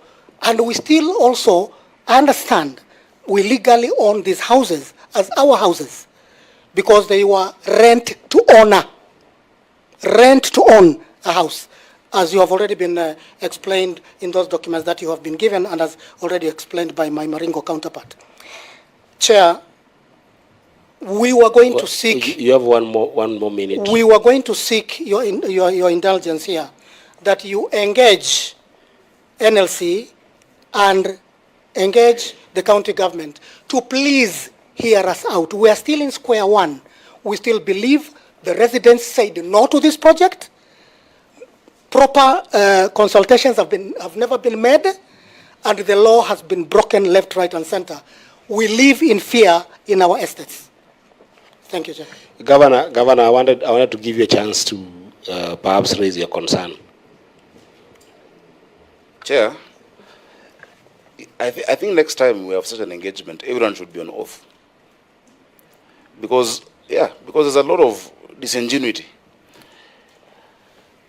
Chair, I will share with you a letter, because he says he's met me once or twice, and that they seek audience and they're not getting audience.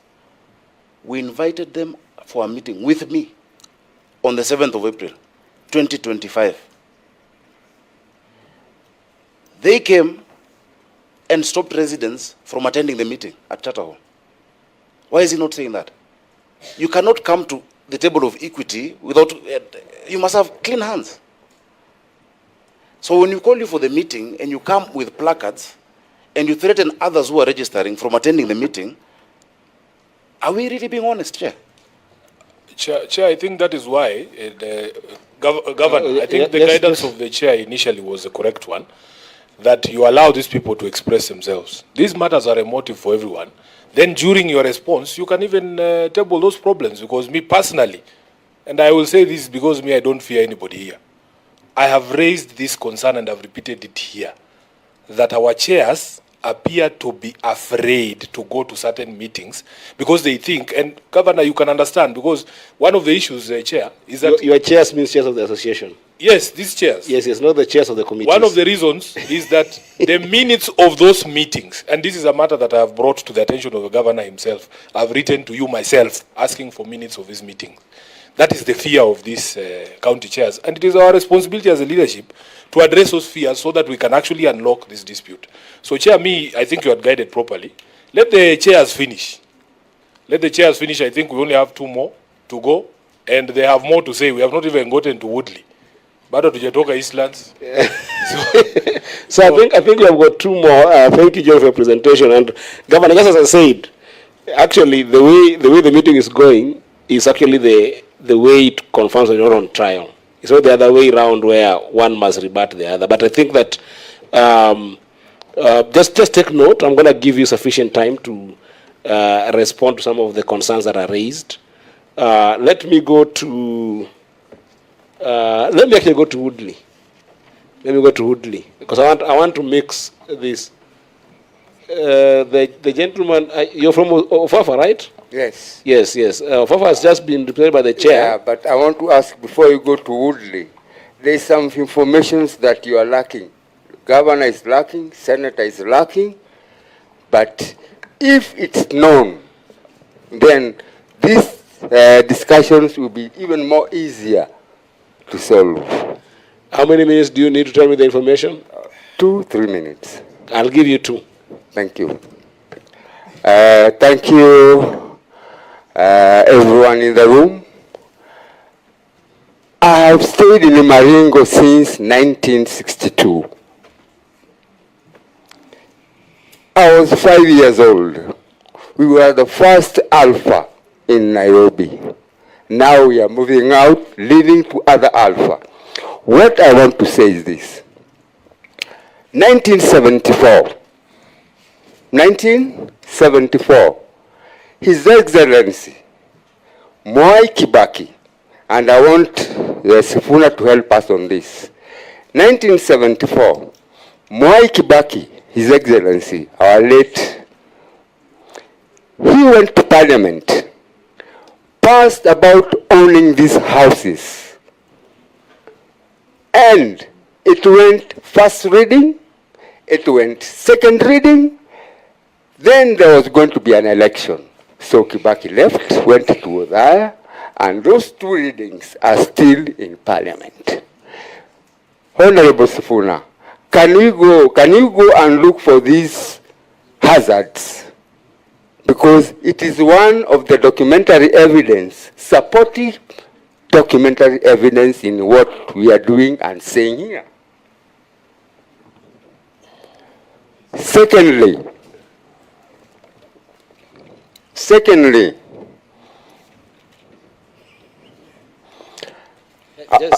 yes. Secondly, about ownership. I don't know anywhere on this planet someone builds a house without a title, without showing documentary evidence of what you own, and the designs of those houses or whatever you want to build. So when governor says they own the houses, maybe we would like to see the designs that the county government had and the titles to show that they own the land. But they want to own the land in their minds and not following the constitution or any law they have passed. So, Honorable Sifuna, can you go, please? I've tried to get those documents, 1974, the hazard that they passed that we should own the houses. It remained only one reading to own.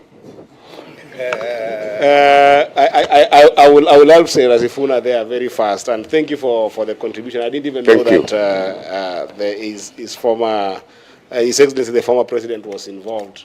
Yes. But 1974. Yes. Remind me of your name again. Honorable Mwai Gakuya. Yes. Mwai. I wanted to just share with you that in Parliament, when a member wants to pass law and they have brought that proposal in the House and it has gone through first and second reading, and one, it can collapse in those engagements. It can be passed or not passed by members. It was passed, but just let me guide you. Yes. But most importantly, if it wasn't made law, and in that session then it didn't go through, it lapses in that session. So it's very unfortunate. I wish that actually the late president followed this through and made it law. But because it wasn't made law, it would be difficult for Senator Sifuna to go and dig it because he died with that session. Okay, can you advise me? Chair, just switch off your mic, Mwai. Yes, sir. I want to commit to you. It is very easy to get parliamentary records.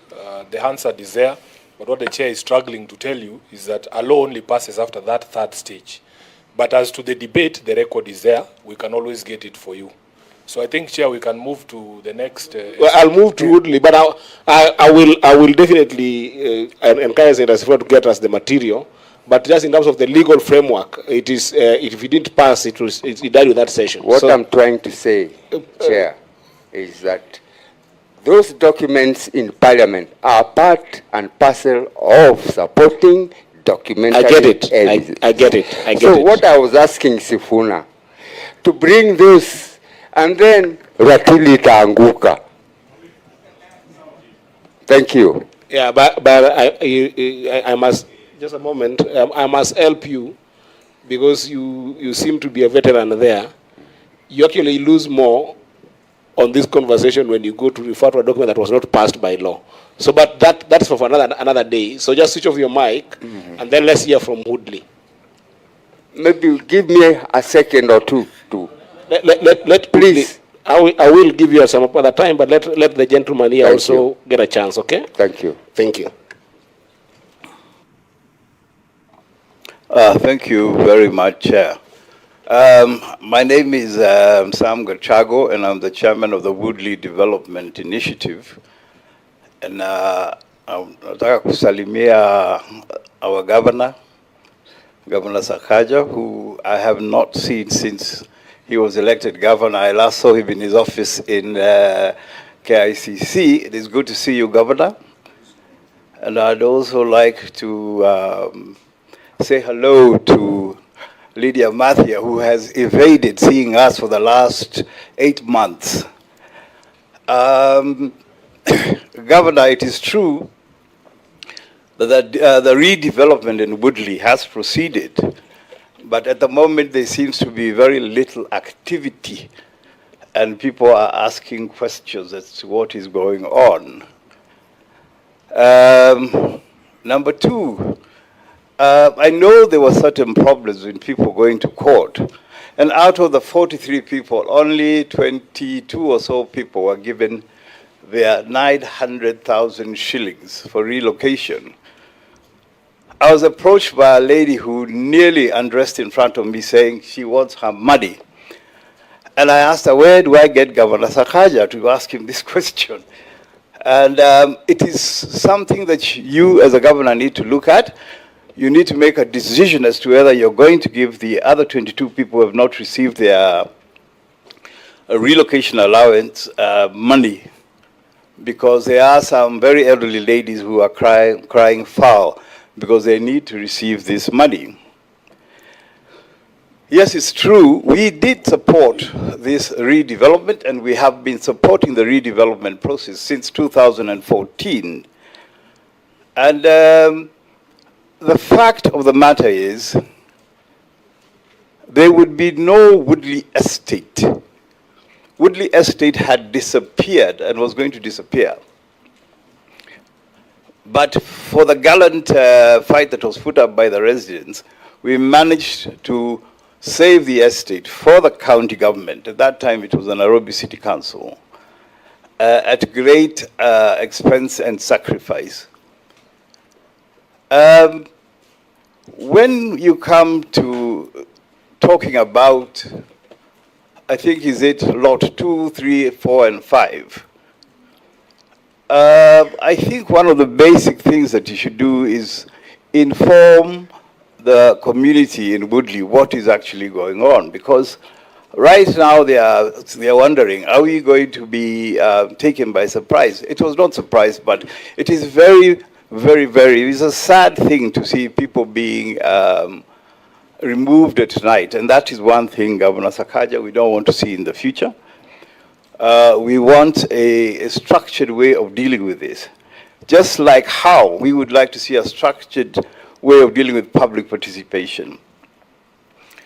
The redevelopment process is good for the city, but it has to be done with adequate public participation. As you've heard, everybody, most of the other chairmen are crying public participation. So what we are asking you as a governor is to ensure that these public participation meetings are structured in the proper manner. Now, I'd like to deviate, Governor Sakaja, from, with the permission of the chair. Go ahead. To discuss an issue that has been plaguing Woodley for the last 2 months. We do not understand why we are getting threats of eviction from the housing department now and then. And this is creating a lot of disease amongst. I've written to you about that, and I think you have told us to see your chief officer, Miss Mathia, and she has not been available. But we did manage to see Patrick Mbogo, who assured us that they are looking into the matter. And all this is all due to rent arrears and rent anomalies, rent payment anomalies, which all we wanted to do is sit down with the concerned officials and sort out the issue so we can move forward. Otherwise, beyond that, I don't think there's anything very much I can say. It's only to ask the Chief Officer Housing, please, just accord us the opportunity to sit with you. We'd appreciate it very much. And I'm sure the government has told you, the governor, and don't ask me how I know, has told you to do so. So please make sure you do that, and we shall sort things out. because one of the basic things that we want to discuss with the county is that issue of public participation. You have stated you have 3 more lots which we do not know of, and we would like to know exactly what you're planning. We had indicated in our proposal that we should form a liaison committee between the county and the developer and the residents. And that would help resolve a lot of issues. So when we have our next meeting with Madam Mathia, I think we shall bring this up, and I'm sure we shall be able to move forward on these issues. Apart from that, Governor, all the other issues with regarding to the infrastructures have been spoken of, and you have actually pointed out exactly what the county is doing. And we hope... Sam, I don't mean to cut you, but I still advise you that you don't address the governor, you address the chair. Oh, yes. I beg your pardon. Thank you. But continue. Yes. I was talking about the infrastructural development when you're doing a major redevelopment. You've explained it very well that the county is doing things and is continuing to do so. So I think I don't have much more to say to the governor. All I can do is wish him well. And because you have come to redevelop our estate where we've lived for more than 50 years, please do so with a human heart. Thank you very much. Senators from the plenary made for by Mr. Sam, do you have any input, question? Yeah, Chairman, I am quite surprised that Sam Gashago getting this opportunity, all he has to do is to wish the governor well. Because in my office, Honorable Chair, there is a file this thick of letters from Sam Gashago and the residents of Woodley. So I was expecting more from you, Sam, but let me address ourselves to the key issues. Because after today, Sam, I don't expect you to write me letters regarding matters that would have been addressed here today. Okay. There was a public participation on the 25th of May, 2023. And in fact, on that day, the only public participation that I swung by to see how it is going on was Woodley and Jericho Lumumba. So I want to ask you, as a resident of Woodley, what was the problem with that public participation of 25th May? Did you encounter similar problems to your friends from the East? Oh, yes. On the 20th, the one that you attended at the social hall. Yes, okay, fine. That one, obviously, basically that public participation, yes, there was everything wrong with it because it was not a public participation for Woodley residents. It was a public participation that included the stakeholders, shop owners, the hawkers, and so forth. So it didn't specifically address the issues concerning Woodley issues. The Woodley issues concerning the redevelopment were beclouded by other issues which did not affect the Woodley residents. It did not come out very well and strongly to bring out the main issues that the Woodley estate residents wanted clarified. Okay, and secondly, clarify to us, because I think from your evidence today, there are people who are still not compensated. I was under the impression, Governor, that that was complete, but you will clarify in your response. Do you have a sample or a copy of a letter of the allotment letters that the Governor has said all of you have received? I do have a copy, but not, no, I don't have a copy with me right now. But have you seen it I've yourself? seen one, yes. Okay, what does it say generally? What are people getting? You know, as with an allotment letter, it just specifies exactly that, that one will get a unit. Do you know the unit, the size, the design, which floor, whatever it is? No, it's impossible right now because right now, the biggest problem with this redevelopment is that there was no master plan in the beginning.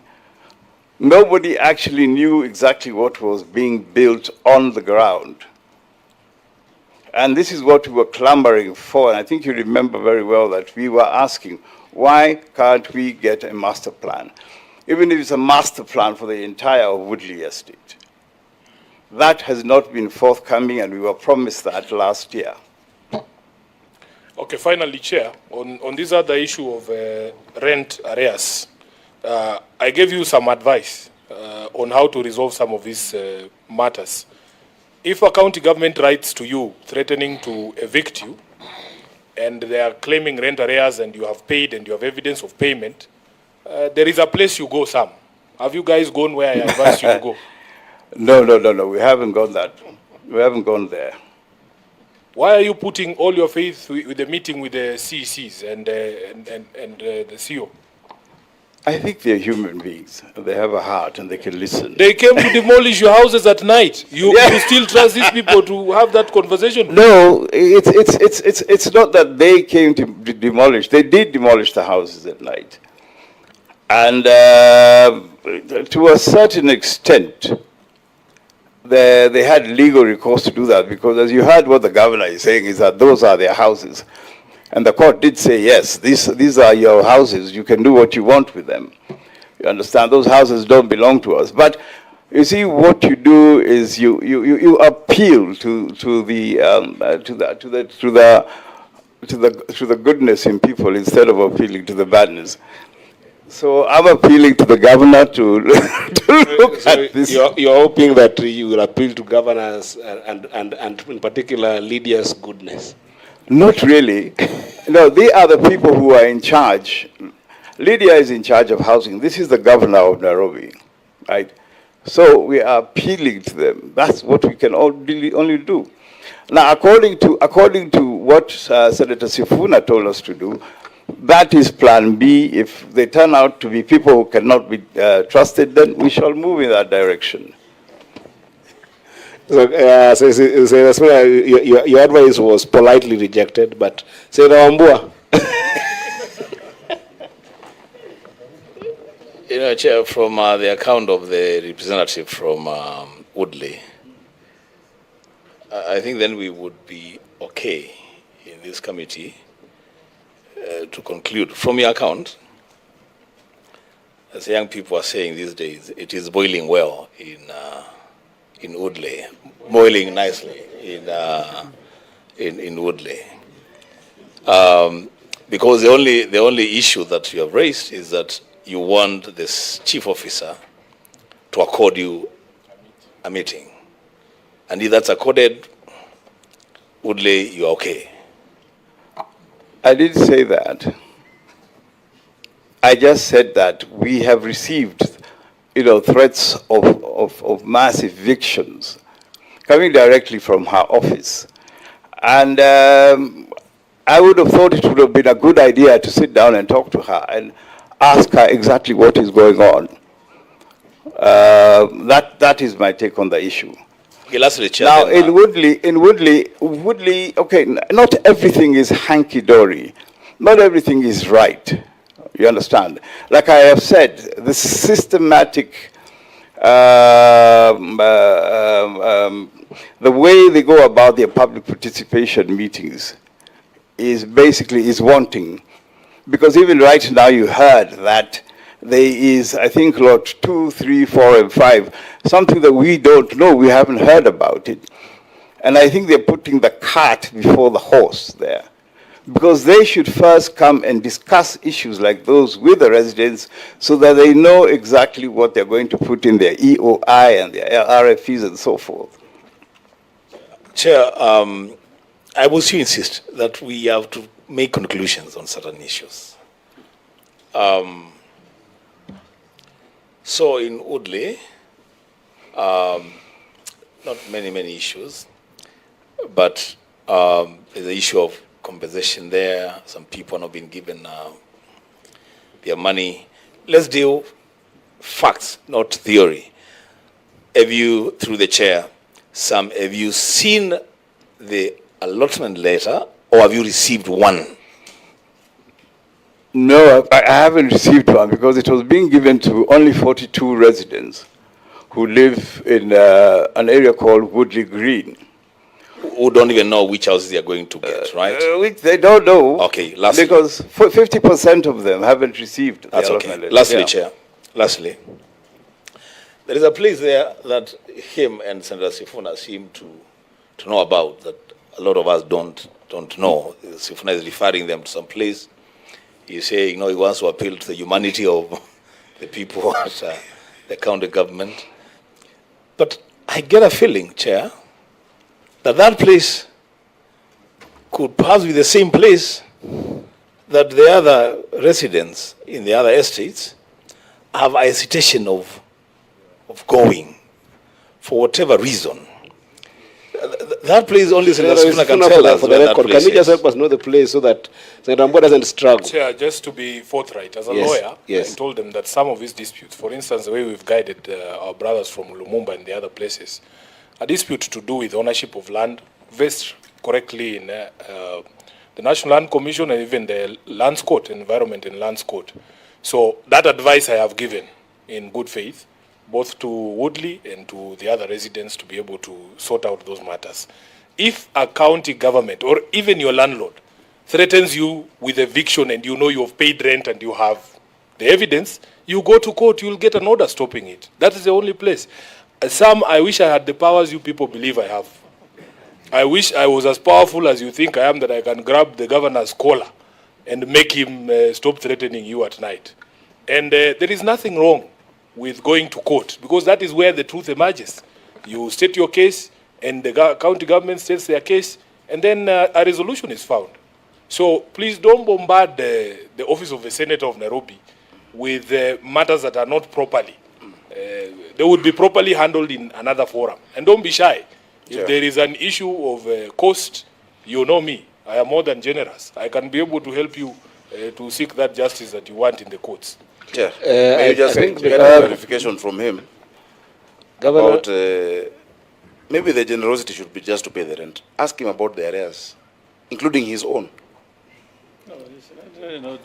No, I think As an example, Chair, if somebody has not paid rent of 10,000 for 10 years, I'm not saying him, but he knows what I'm talking about. For many other people, not you personally, you're living in someone in Kibera is paying 1,000 or 2,000 and when they don't pay, their door is removed, their roof is removed. You're living in a proper house. You're talking about services that you want to receive, but someone has not paid rent for 10 years. Is it fair, Chair? That's why I keep saying, when you come to equity, come with clean hands. The services you're saying you need, you want water, you want your place cleaned, you want garbage collected, yet there are arrears of millions per house. What do we do? And maybe you can also advise us, when people get notices for rent over time and don't pay, do we sing for them? Do we do a poem? What do you do? The law is clear on such things. We're not talking about wrong entries of rent, where people know themselves. When you accumulate a rent of 1.4 million, and it's 10,000 per month, how many years are those? And it's not one person, not two people. So I'd love to hear specific cases, but the ones I know, and Sam knows the ones I know, and I will not mention names. It's just people who refuse to pay rent, Chair.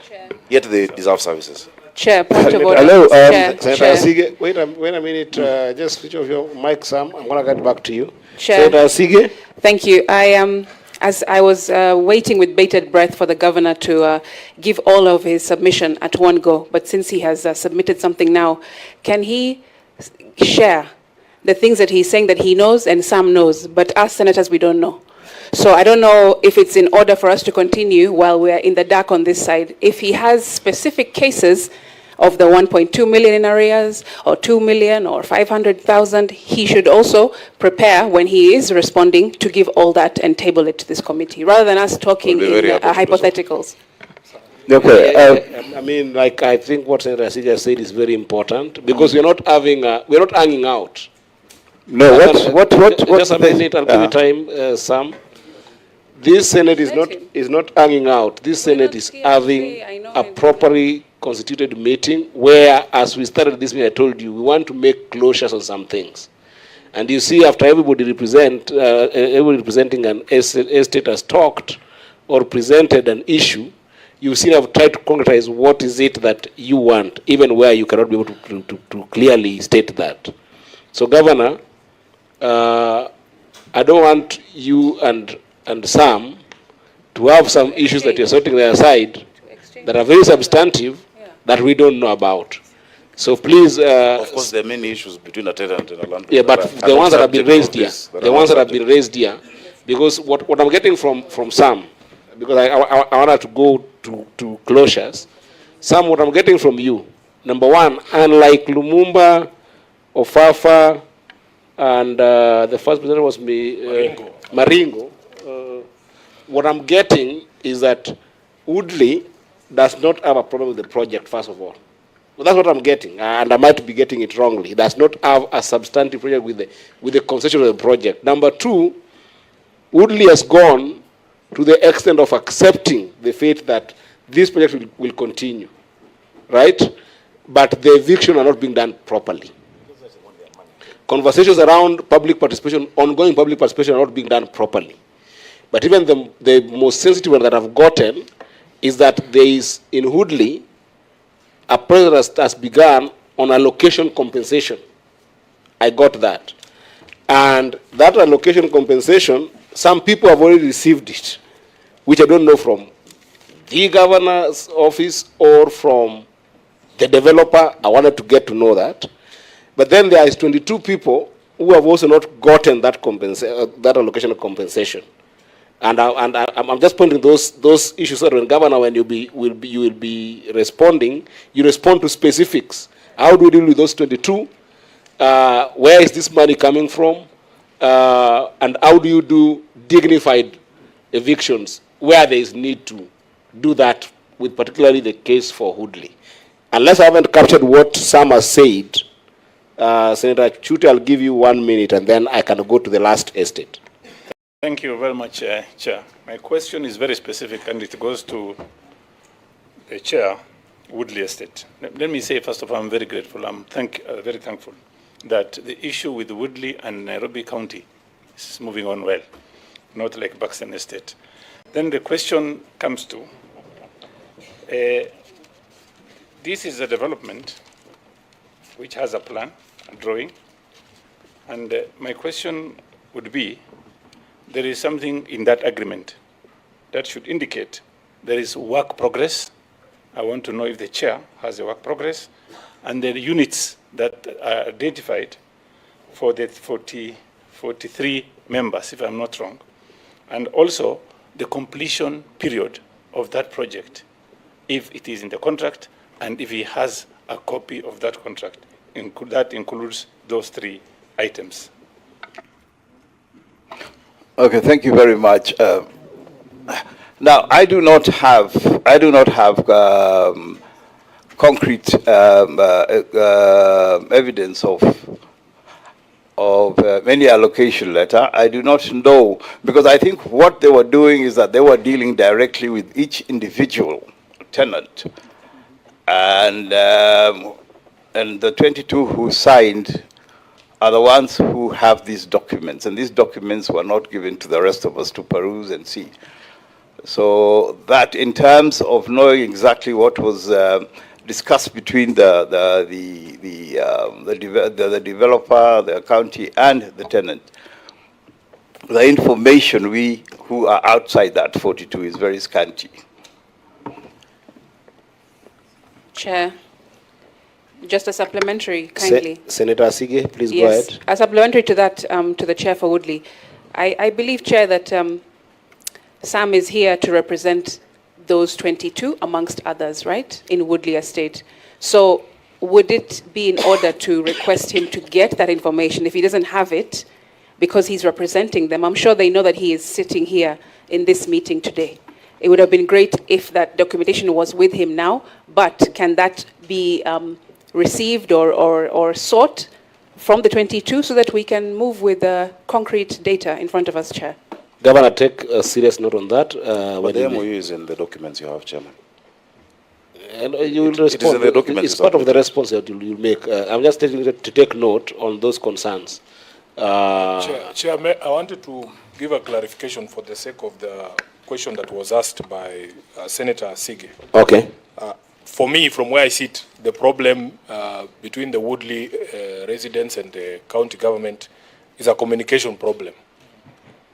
that, Governor, your officers are unavailable or unwilling to sit down with people in the estates and our voters whenever they raise issues.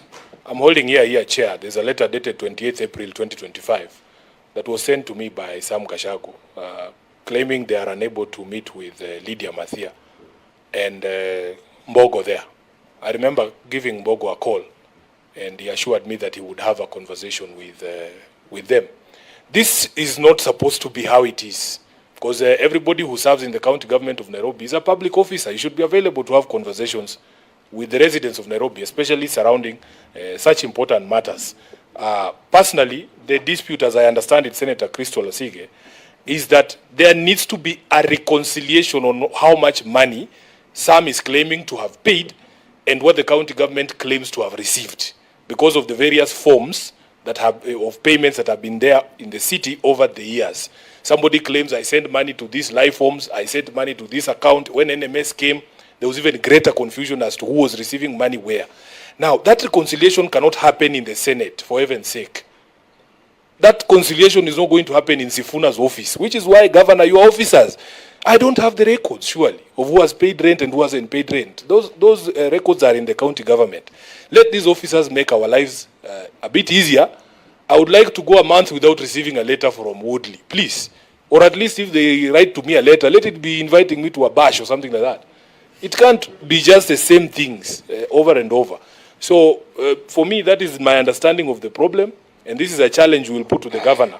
Instruct your officers to be willing to meet with the residents. And Senator Sifuna, I know Governor is itchy. No. Governor. How do you know how my skin is feeling? Not to respond to this, to what Senator said, but Governor, I think that the issue of communication, I talked about it. I think we saw when Agesa was presenting, we saw when John was presenting, the constant confrontation is lack of engagement. I call it larger engagement, but it's communication problem, and I think that this one can be solved. I think even civic education, because rent reconciliations are done every single day. They're not done by the chief officer or by a CEC.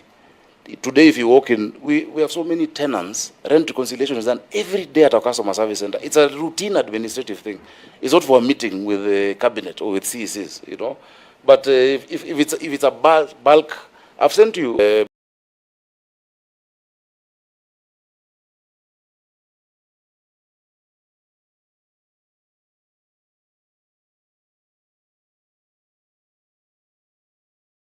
What do I know that you don't know?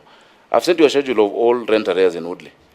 Just peruse, and you will see from the top. You'll understand what is going on. That's fine. That's in order, Chair. But if it's here, but also I would request the governor, if he's making a verbal submission, that he should refer to his own documents rather than saying, I know and he knows.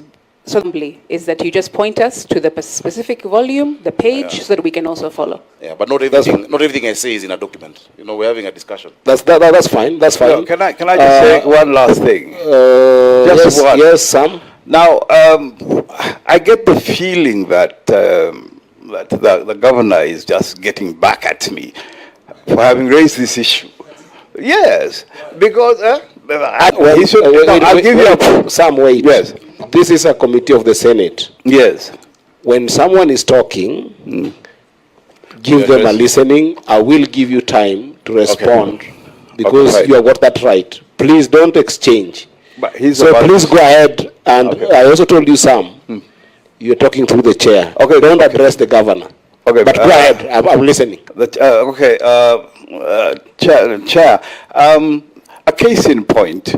And this is why I brought this up, is that I thought I'd have the list, the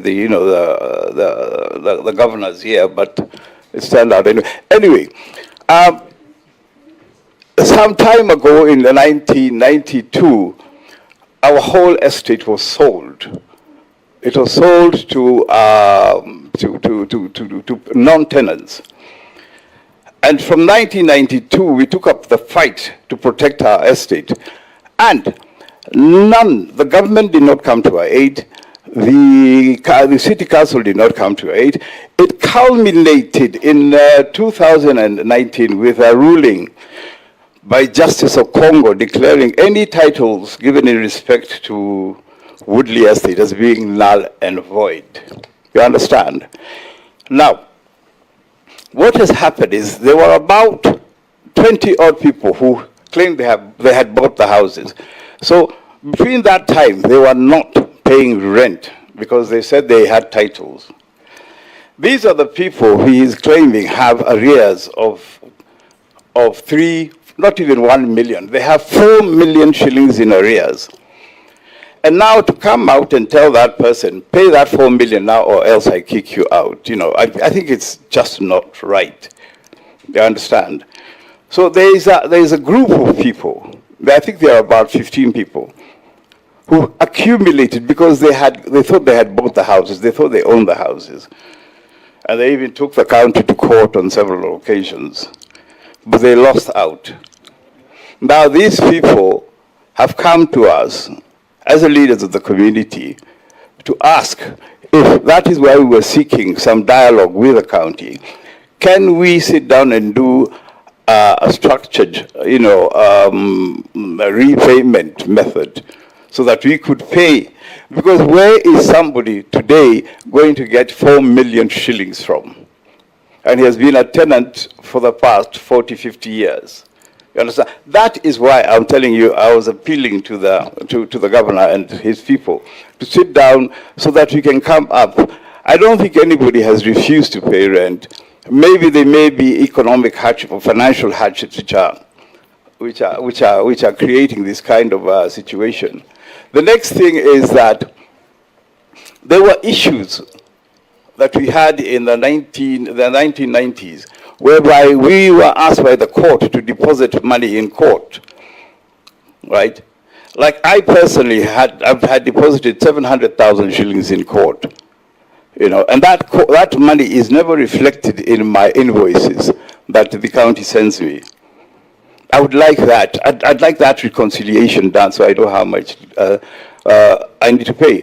Number two, Governor Sonko in 2018 gave the residents of Nairobi what you call a rent waiver. And this rent waiver was gazetted. After its gazettement, the county then took it up and even wrote a letter saying that we will be paying rents from 2000 and I think 2019, 1st of May. You understand? Now, when we approached the county. Point of order, Chair. Yeah. Yes, Senator. Chair, I think Chute. what the chair is saying, I totally agree with him. But what we need to do is he can talk to the county and reconcile those issues because we cannot do anything now for him here. I think that's the best thing to do. Again, the issue. Sorry? Yeah, yes. Say it. No, I actually think there's an emerging complexity here that is very important, and I think Senator Sifuna spoke to it slightly, but Senator Sige also brought it out very strongly, because as I said, I'm taking you back with a blue heart of closure on some issues. It is emerging that this issue of reconciliation is a very serious one. Chair, you can direct both parties to sit. Just a moment. You know, as a Senate, these conversations were also part of it because we are already here. And there are documentations that will come from this Senate. This is why I'm saying that this issue of reconciliation is actually a substantive issue, is because you are seeing a number of reasons that are coming out with people not paying this rent. And remember, the reason why we're having this conversation, ultimately, is that when this regeneration happens, people must be given houses. So there will be questions even of what does the county government do with people who owe you 4 million and they're in those houses? Do they qualify for those houses? Do they pay first and then get so there's that complexity. So that I just want the governor to take note of that issue of reconciliation as a substantive issue of the Senate that must be addressed. That's all I wanted to say. So Sam, I want to cut you there so that I can have the last. Can I just finish because off? of time, I've given you so much time. No, just 2 sentences so that you understand. Okay, please, 1 second. No, I mentioned to you the issue of the waiver, the rent waiver. which when you go to ask, you're thrown to the Senate. And we are told that the Senate discussed this and they asked the county, if you give this waiver, who is going to pay for this money? So they tell us that that is why they give the issue of rent waiver a wide berth. But for us, we understand this is the gazetted rent waiver is a legal document. So that should be implemented. Okay, fair enough. Sure. I want to leave that at that. Governor, just take note that that reconciliation with all those complaints that have been mentioned is an important one. I want to give the chair of Chair, am I able to catch your eye? Maybe you're not seeing my mic or something. I don't know. Senator, I'm also trying to just manage time as well.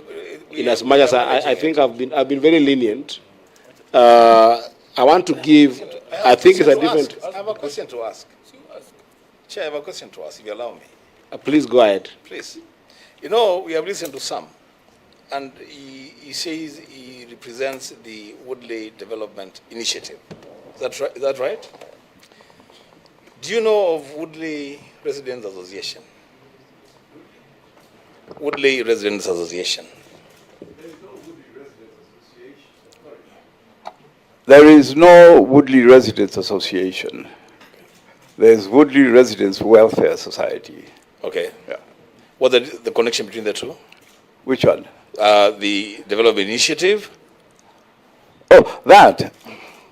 The Woodley Residents Welfare Society was established in 1994. And from 1996 up to 2004, I was a chairman. I've been running Woodley Community Affairs for 28 years. And in short, do the two associations exist? Do they do the same thing? I don't know. No, they don't. They don't do the same thing. One is anti-redevelopment. They clamor to buy the houses. They want to buy the houses that they're living in. Right. And the other one? Support the redevelopment. Okay. That's okay. That's okay. I do know that the new Pumwani estate, that's the next, right?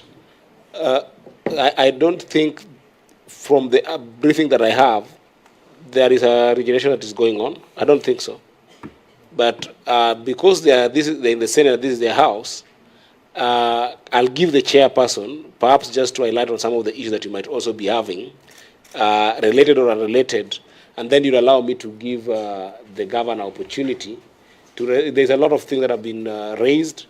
Then the governor, I'll give you the opportunity, governor, to respond to some of the issues that you might see fit, and then we as Senate will give you some resolutions to take home. Which estate are you from? From Jericho, but we have one very important question to the governor that has not been mentioned. I'm coming back to you. Let me just finish with Thank you. With New Pumwani. New Pumwani, I'm going to give you half the time. Just 5 minutes, kindly. Okay, thank you so much. And I beg for your indulgence to the esteemed House Committee and the Executive. Just a minute. Sam, kindly switch off your mic. Oh, sorry. Oh, thank you. Now, in respect to, Jackson Lee Muturi Kimani, the chairperson, California State Residence Committee, New Pumwani Estate. In respect to New Pumwani Estate, it's more so to do with the petition that we raised in the year 2023 to the attention and to the office of the executive, that is the governor. Now, it's best that we understand why and how we were informed to take that course of action. The issue of redevelopment, as rightly pointed out, started in the year 2018. And New Pumwani Estate was among the estates that were earmarked back then. That was under Rail Plan Consultants. We underwent a very comprehensive 2-year consultative forum with the Rail Plan Consultants. That was a public participation. And there is a document, a very voluminous document that was published in the year 2019 with a report and the findings and the conclusion in respect to New Pumani Estate. If you'll give me time, I'll just read an excerpt of, it is a final plan report, Urban Renewal Plan, Volume 2, that was submitted in the 19th of September 2019. In respect to New Pumani Estate, the proposed land use for New Pumani largely retains the existing land use structure. The housing developments in New Pumani are being retained. The proposed redevelopment approach is thus renovation. And we were comfortable with that findings, and we were comfortable with that conclusion, and there was no issue. But we were taken aback when in the year 2021, we just came across an advert published by the then Nairobi Metropolitan Services indicating that California is part of the urban regeneration program, and we are scheduled to have a public participation meeting on the 17th of February 2021, Pumwani Social Hall. We were taken aback because there is a document which is freely downloadable, which was even tabled in the Nairobi City County Assembly back then. So we said, no harm, let us go and find out what is going on. There was no public participation. We were just informed. Go prepare yourself, we are coming to redevelop. So the course of action we took at that time, we wrote several objection letters to several ministries, and I think I was able to submit most of those copies to this esteemed house back then when we were having this session. Now, it was like bulldozing this agenda. And the questions we are asking, what was the purpose and intention of having a comprehensive 2-year public participation forum, not just engaging the entity, but a consultant? And I'm sure a consultant is not just penny mbili. Those people are paid a lot of money. Now, out of these fears, whereby we have evidence that they are attempting to redevelop California, but we don't have any evidence that New Pumani Estate California has been removed from that listing up to date. I'm surprised that during the presentation of the clerk, they stated that they have a document stating that California is no longer under redevelopment, but we, as the affected persons, we don't have such a documentation.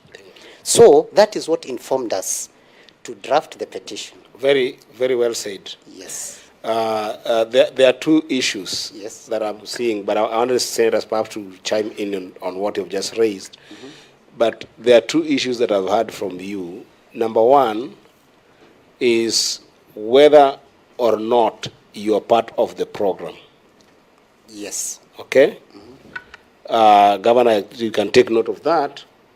But I also wanted to know whether or not you want to be part of the program. Those are two different things. As an association, you want to establish whether or not you're part of the program, and if so, where are you standing in this understanding? Is it a future engagement and all that? Governor can answer that. But one of the issues that have come from a number of associations, as you have heard here, is also the hesitance of being in part of the program. So from your own view, what is the status report from your residents?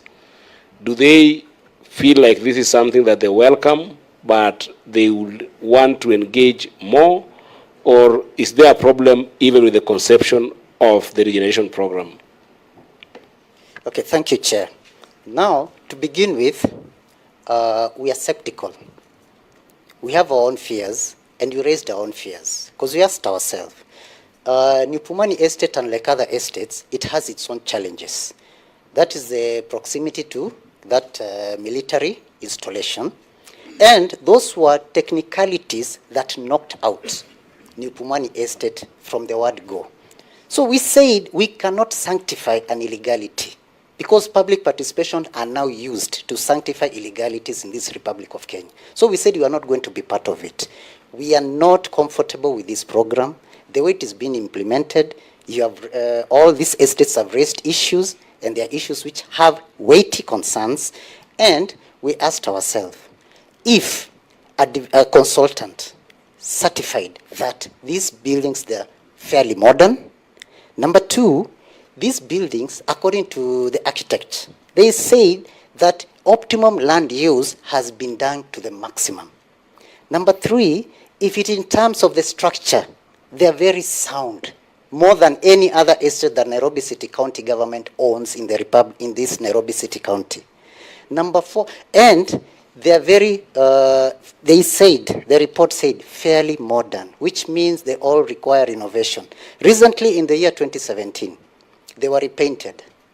Just that one factor of being repainted, they almost looked new. So that's why we said, why don't we then own? We don't want to own them for free, because we don't want to affect, there's that, the financial aspect of the financial bill with the county government. If you do something that will be contrary to, which will affect their budget making processes, it will be negative to us. So we said, why don't we now then convert the existing rent? We don't backdate. Existing rent, we start a new chapter, convert it into mortgage, convert it into TPS. They have the enabling legislation, because in New Pumwani Estate, we have TPS flats, which are intertwined. So you want to do that to own in the current status or to own in the development? No, we own in the current status as they are. I think your point is home. I want to give senators, if perhaps they have got concern on that. But Governor, there is an issue there of value for money that Kimani, right, is trying to bring out, that there is feasibility studies that have been done. You know, there is a contractor who was engaged. There was 2-year public participation on the renewal of the new Pumwani estate. So at what point did it get expunged from this program? And what then becomes of the costs that were incurred in those processes? I think that's a substantive question that you can respond to at that time. What's your name again? Duncan, yes, from Ofafa, right? Yes, from Ofafa, Jericho. Ofafa, Jericho. Yes, and... just literally under 1 minute, because you're pressed of time and I've given you so much time as an estate. Yes, okay. Thank you, Chair. Chair, kindly, please. Chair, who is talking? Jackson Kimani. I just had one more issue to raise, please, kindly. I beg for your indulgence. Fine, I'm really pressed of time. Yes, I understand. But I'm going to give you 30 seconds. Okay. Yes. Now, in respect to now the final report that your clerk presented when she was doing the update status, in her records, she has a document which she said is not signed. We went for a meeting. There are no minutes of the meeting. There are no signs. There's no attendance sheet, which says that New Pumwani Estate is no longer in the redevelopment. But unfortunately, with me here physically, I have a document that states otherwise. So I'm asking, so what is the otherwise? What is the otherwise? Just state it. What is the otherwise? Just state it. There is a document that was drafted by County Secretary and Head of County Public Service, which states that urban renewal will henceforth schedule engagement between the county officers and yourselves through a public participation forum on the redevelopment project, as well as development of projects proposals for request of proposals to eligible and qualified developers. This was done 3rd of September 2024. Well taken. The committee takes note, and I hope the governor also takes note. Duncan? Thank you, Chair. My question is to the governor, because at the last session on the 18th of March, he's on the query as to whether they had time. Now it has been presented to you.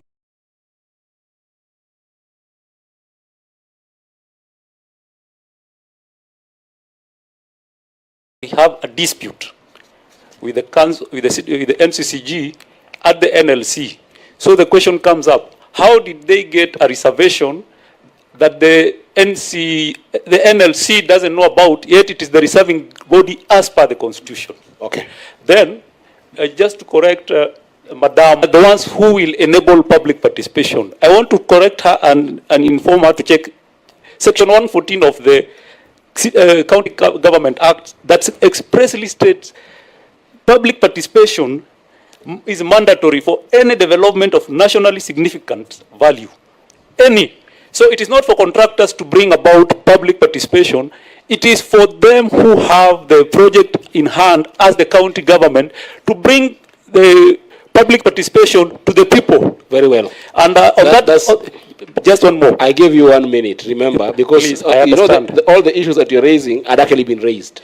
Just one more. And I noted them from your chair. So they were actually all conversed. In fact, if I'm fair, I should actually be giving that a minute to a lady. Chair, Let me just give him the final one. Please be very brief. Yeah, very brief. Need answers. Very brief. There is, because of lack of public participation, we don't have MOUs, we don't have anything. Okay. So we must start from there. Thank you, Duncan. Thank you. I think it would be very unfair for these residential representatives to come here and the amazing ladies who have come with you, and I've just listened to all your leadership being men. I want to give an opportunity to any lady who is among the residentials who might have a word or two or a concern to raise before I come back to the governor. I really want to hear. Ama. Yes, I really want at least one voice to be represented. But at least I gave the opportunity. Chair. Oh, just a moment. Who is that saying, Chair? Please, go ahead. Okay, the last time we had a meeting with the county, with the... You say your name and where? Sorry, my name is Kezia Kihara. I'm treasurer at the Marigo Tenants Association. So the last time that we had a meeting with the county planning committee, it was resolved that they put forward a name for Varoya, and as we give, but to resolve the issue of ownership, but to date they haven't given the name. Also, Chair, we would like the county or the governor to tell us or to put it clear. Like in Maringo, there was a time they came, Kiboi came and he posted letters on our walls, on our windows, that people to come and present documents to City Hall. And a few people came, and those are the 74. So we are wondering, okay, they called it a public participation.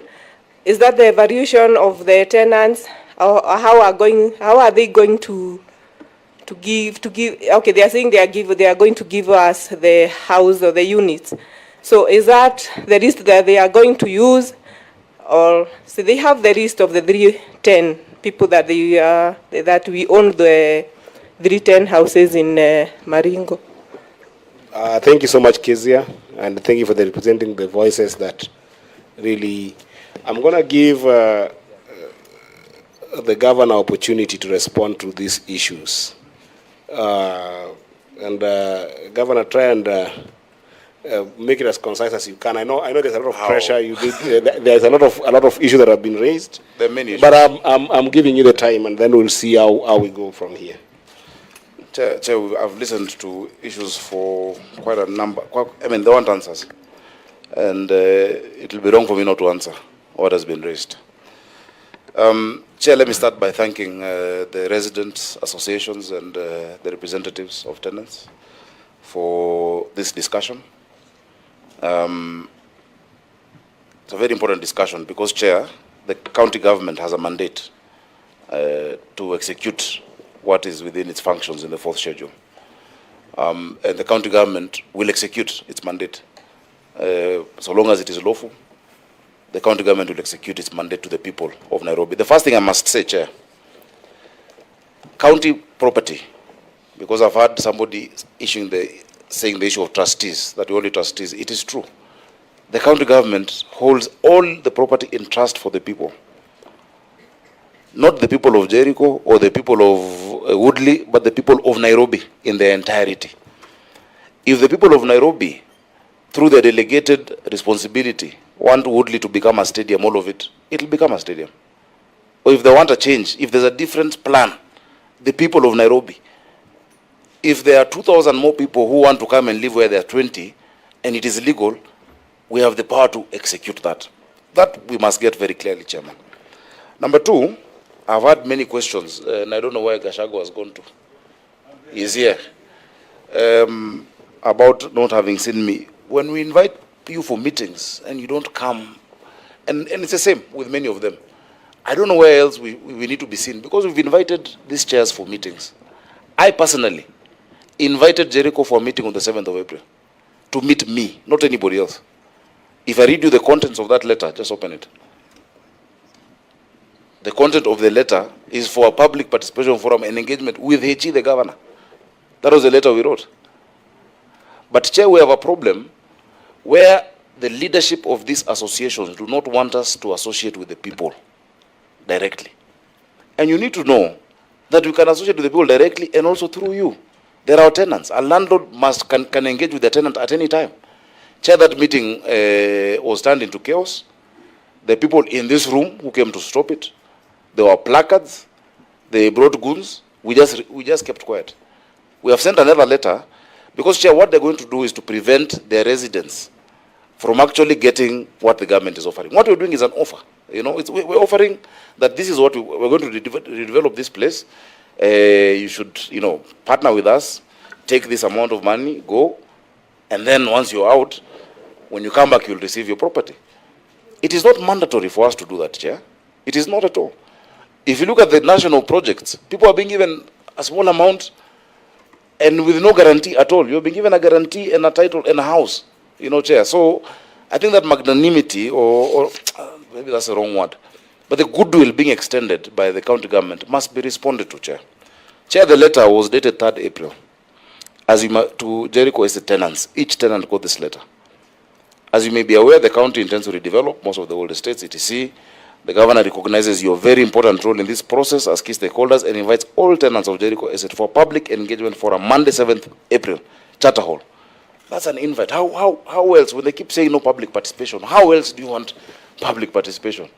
When you're invited by the governor himself and you don't attend. Yeah?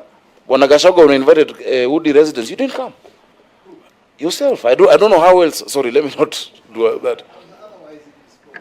Please, I had cautioned that we don't exchange, and Governor, you know the rules of the House. So, Chair, there are many instances where we've invited the chairs for engagement, but you've heard very well what one of the chairs has said, that when these committees were formed, the county or NMS then was supposed to engage only through that committee. Chair, that is completely wrong.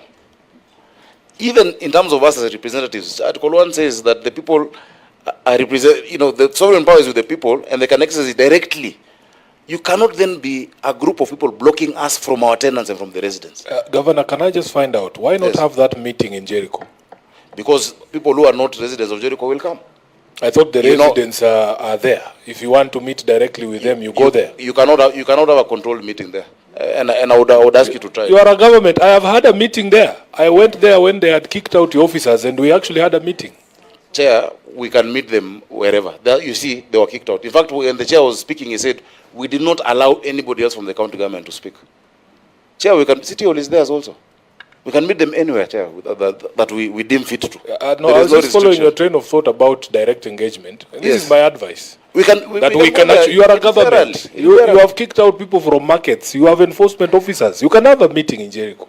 I hear your suggestion, but it's a decision that we have to make. Okay, it's a recommendation. It's a recommendation. I'll be available for that meeting. We can invite me. And Chair, we can find 10,000 people there. It is okay. We will engage. We're also politicians, Chair.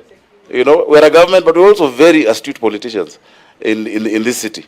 And Chair, for as many people as you hear representing here saying they're not for a project, you have an equal number saying they're for the projects. You have an equal number as those you've called. In fact, if we do another meeting next Tuesday, I can get representatives from the same estates to come and say that they want it to start. So at what point, Chair, does public participation stop and does the government execute? Because if you wait for 100% concurrence on any project, you will not do it. You will never do it. That is just generally. If we waited for 100% concurrence on Woodley, we would not have moved.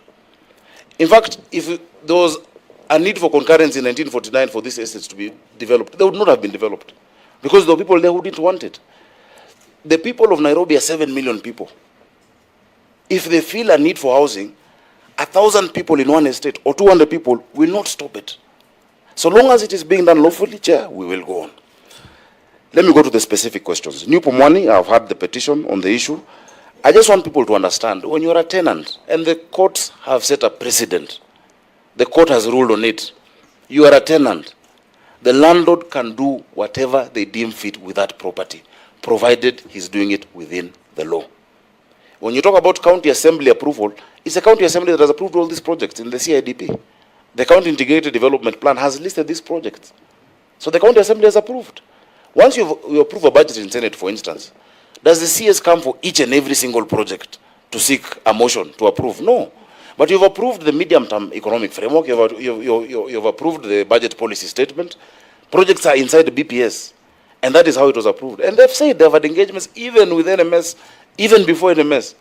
So I just want to disabuse the notion of no public participation. The meetings, and there's a schedule here you have in your folders of 25th, is it 25th February or 25th what? May 2023. It was a public advertisement. It was on all the papers. It was posted in all these estates. If you choose not to attend, you cannot say there was no public participation. And in those public participation meetings, we have the video. We can share video. We can share. Because we have our media team that records those meetings. Even the press comes to those meetings. So you cannot say that public participation will only happen the way you feel it should happen as an individual. The people were very happy. In fact, if you look at our report, we have verbatim what people said word for word in those meetings.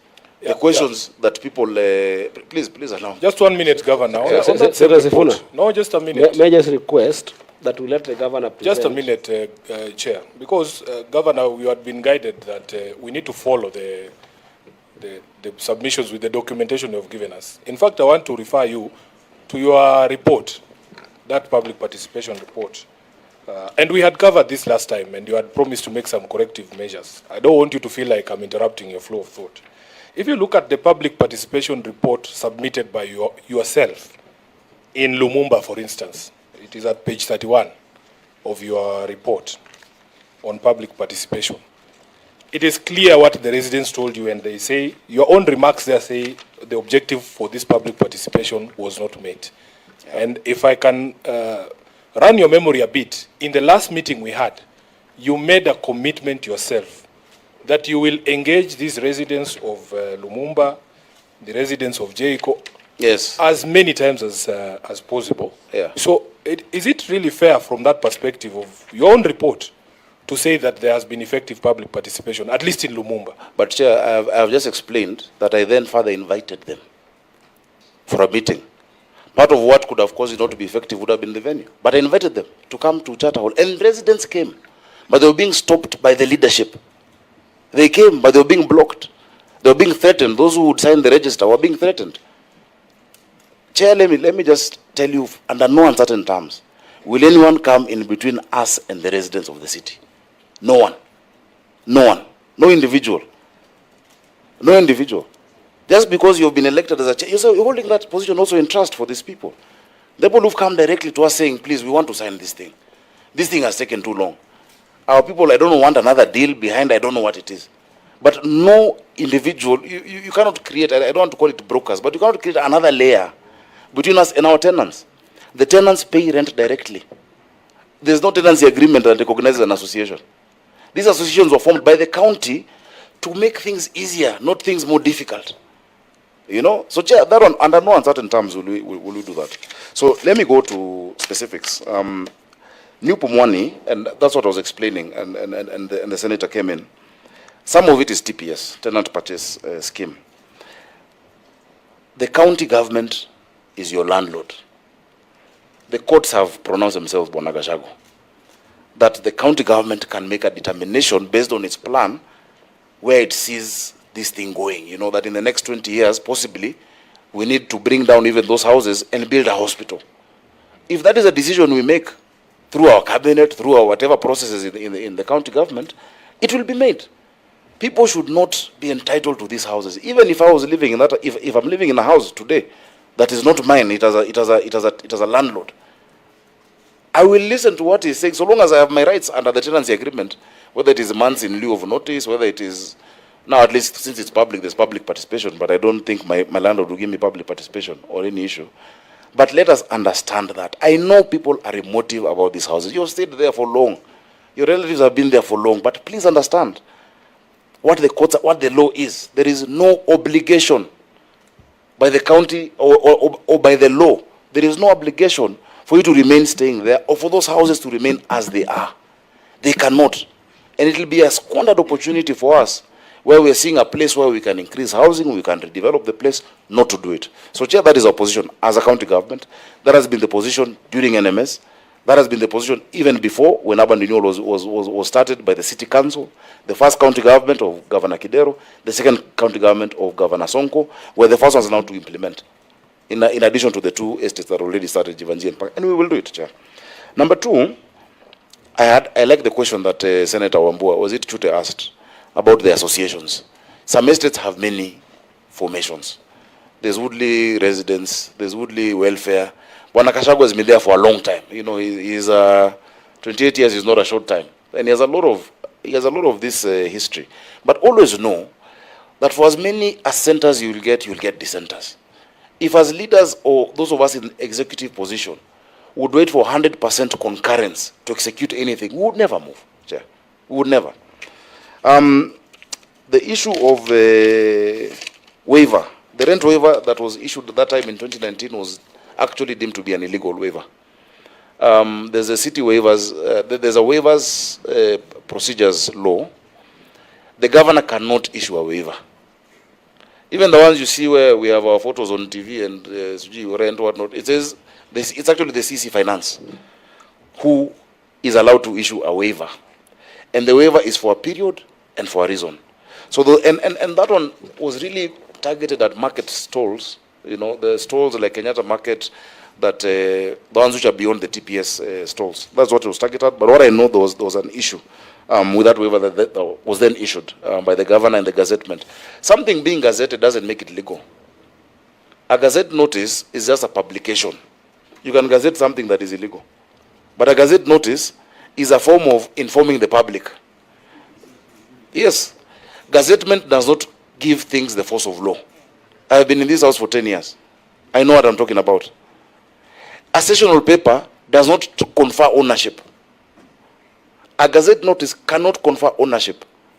There are only a number of ways through which you get ownership of land in this country. It cannot be an MOU. An MOU does not give you land. It doesn't. There are specific ways. Look at the land laws. Look at the laws of this country that give you land.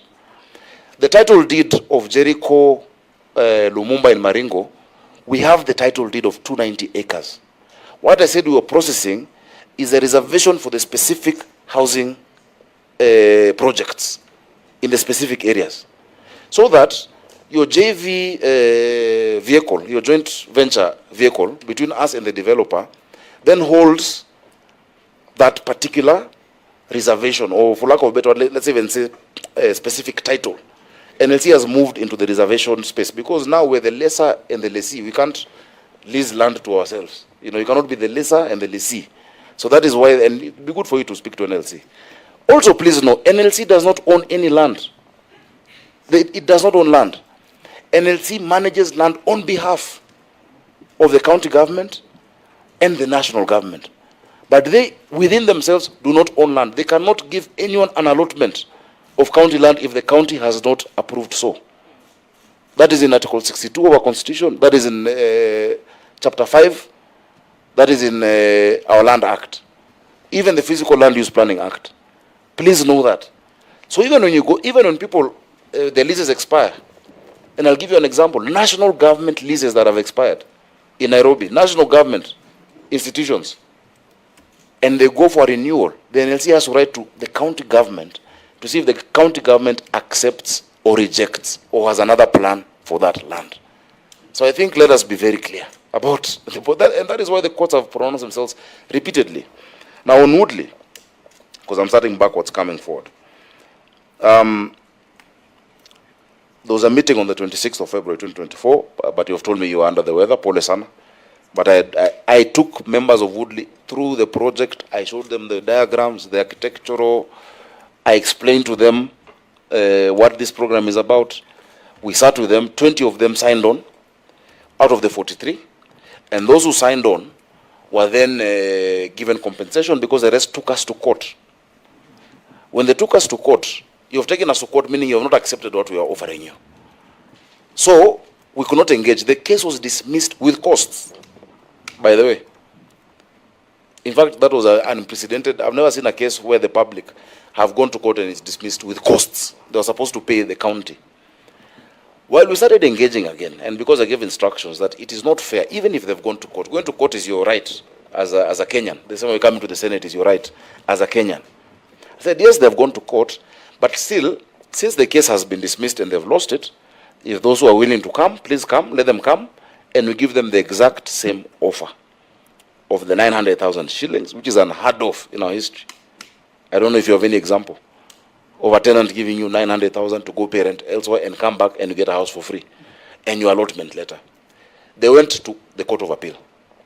So for those 20 residents, we were waiting for them. We will not engage them on the compensation and the allotment if they're still in court, because that then jeopardizes our position. It jeopardizes our position as of now.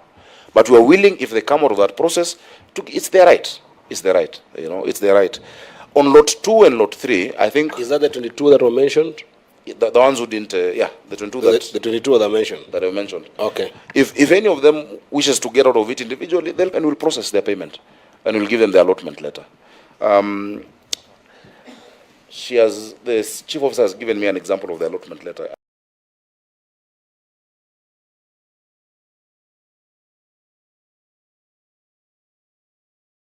You can give the clerk so that it can be distributed.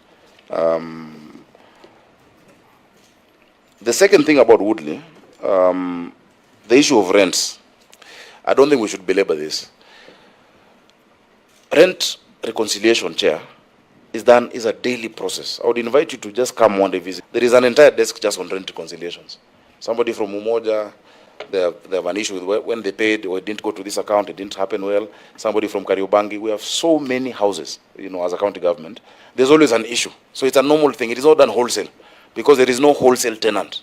Our tenancy agreement legally is between an individual and the county government.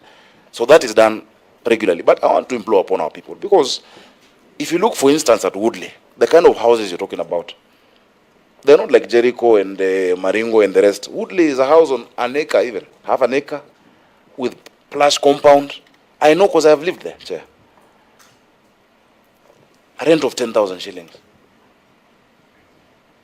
If you don't pay rent of 10,000 shillings in such a property, 17,000, that's a big difference. You know, for half an acre in Nairobi, in that part of Nairobi, rent is minimum 150,000 shillings. The same services we want as Nairobians, they're not paid for by stones or by mangoes. They're paid for by this amount of money. Everybody should carry their part of, you know, everyone should carry their weight. And it's very unfair, because you have this middle class citizens, so to speak, in Woodley, whom I have even relatives who live there, but who do not pay for 170 months. Just look at the schedule I've sent you. The highest is 1.8 million. It's not 4 million. There's no 4 million owing. The highest is 1.8. That period under when there was an issue in court, we removed that period. The highest is 1.8 million. You refuse to pay rent. Somebody today in Mathare has no door in the house because they have not paid 2,000 shillings. In some places, they even remove the roof, or they lock you out when you're late by just one day. So we're saying there are potholes in the city. We're saying there's garbage, but we don't want to pay. Really. We cannot have your cake and eat it. We cannot have our cake and eat it. And so what is the procedure? For everyone in our county houses who is not paying rent, you will be evicted. That is what will happen. You'll be evicted for others to come and give value to the people of Nairobi. Those houses don't belong to me. They belong to all the people of Nairobi who want services from those houses. And they do not belong to you. They belong to the people of Nairobi. We're holding them in trust for them. So yes, there's been, first notice was given earlier in the year. Another notice has been given. There's a statutory time period, you know, and I think maybe the place the Senator was referring to was the Tax Appeals Tribunal or somewhere. There are entities that can also come and negotiate on your behalf, but kila mtu alipe pande yake, so that we can develop our city together, because we need to develop our city. In fact, is it this morning or yesterday on radio, I had Fred Obachi Machoka saying he saw a lot of trash near Camp Toyoyo, garbage. To fill those trucks, to collect that trash, is the rent you pay. There's no other source of money. Even equitable share comes from taxes. On the issue of Afajerico, Chair, it is the county's position, no matter how many meetings we have, that land belongs to the county. We have the title deed for that land. There has been the story that there was an agreement with Israelis that after so many number of years, that the land reverts to the people or the houses reverts to the people. You, as a Senate, have repeatedly asked for that documentation. I have asked for it when I was Senator here. The documentation has never been availed.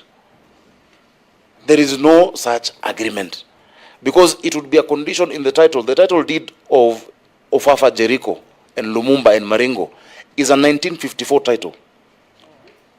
It's a 1954 title deed. The 1954 title deed on the second page would have had conditions that this land then reverts after 27 years without any need for surrender thereof. That's how it's written in titles. There is no such thing, you know. I believe there was. They will tell you we met them. When I was senator and when I was campaigning as well, they say 22, 25, 27. I know that story. But there is no documentation. However, Chair, you have the powers as the chairman of this committee to ask the Israelis through their mission if they have any documentation to bring to you about what that arrangement was. Because me, I've looked in City Hall. You know, when they say there's something I should have availed that I'm not availed, you cannot avail a document that does not exist. It is simply not there. There was no such arrangement. Because if that happened, the land, the 290 acres, would have been transferred automatically at the expiry of that period, Chair. So, when you really think about it, my people of Jericho, and the residents, and I hope the residents are hearing directly, the thing that you want to secure is your right to a house.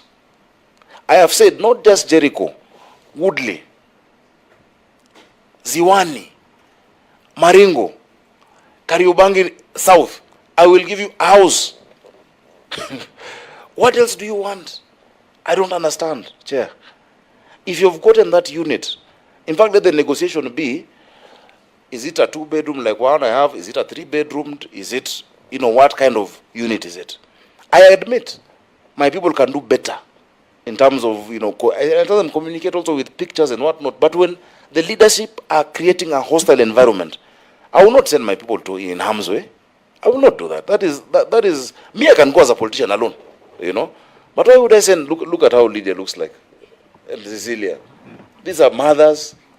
I know somebody is going to bring people to beat them. Why would I send them to harm's way? I will not do that. It will be very irresponsible of me to do that. But that is our position as a county Point government. of order, Governor. Yeah. It is not fair to cast those aspersions to your residents. It's not an aspersion. No. I don't think that it is fair to level that accusation that the residents will visit violence on the ladies there.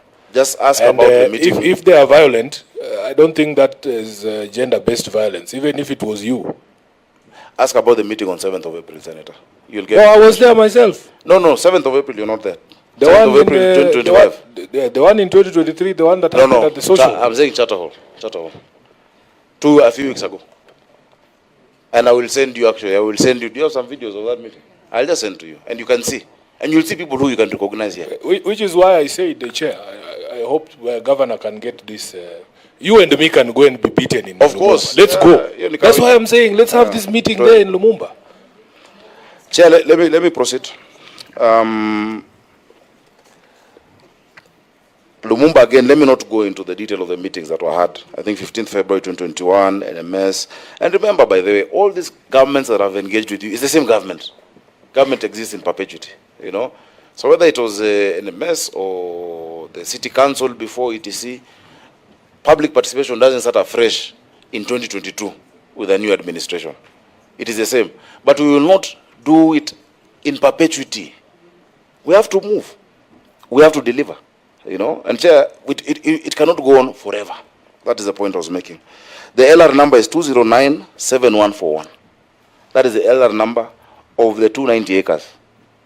It exists. And Chair, we will just please share also the copy of the title for them to distribute it. The reservation is for the specific estate. The mother title is 290 acres.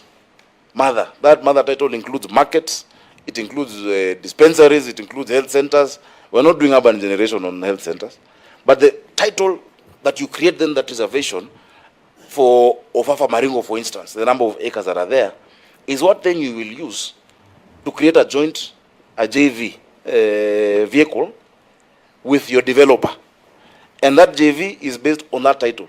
And so the value of that title or reservation, whatever you make, as it were, on top of, plus the value of the houses that will be built, is what gives you the JV value. And then our contribution then is our percentage as a county of all of that. I have had the recommendations about off-site infrastructure. Let's look at how we can do it, because also, you know, the developer is trying to make a profit. Let's see what is workable. But it's a very good point, because, you know, there's of course we do the TIA, the traffic impact assessment, but you might need to widen a certain connection to the main road. You might need to do a bigger connection to the trunk sewer, which we are doing in the agreement. The major infrastructure is for the county to do. But many of these developers are willing. I told you I met with the Kenya Property Developers Association together with the Chinese Developers Association. I told them, look, the roads that I am now recarpeting in Hurlingham, in Chania Road, Kindaruma, all of that have been spoiled by your trucks bringing premix concrete and chuma.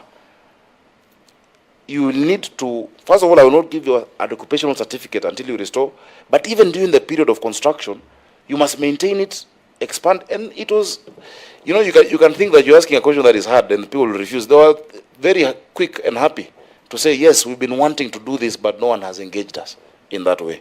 So in the same way, we can see with the developers what else to add. As I said, restoring also, and the heritage of the old estates, the old estates, some of the things that happened in these estates many years ago, historically, for our children to remember what they were. Jericho, the only thing that is holding us right now is a court case that is soon to be determined. And in that case, it will also be a good forum for all the facts and documentation to be brought. You know, Chair, sometimes I wonder, what nefarious intention would anyone imagine that I have against my residents? What wrong thing do I want to do? I don't want those houses. I have committed you get a house. These houses are being built in 24 months or less. If you don't get it, there's an election coming where you'll say, I lied. Why should I set myself up for failure? We're doing these things genuinely because we're seeing where the city is going. I've explained that we have a 10.5 million population in the next 25 years in this city. We must rethink a lot of our housing.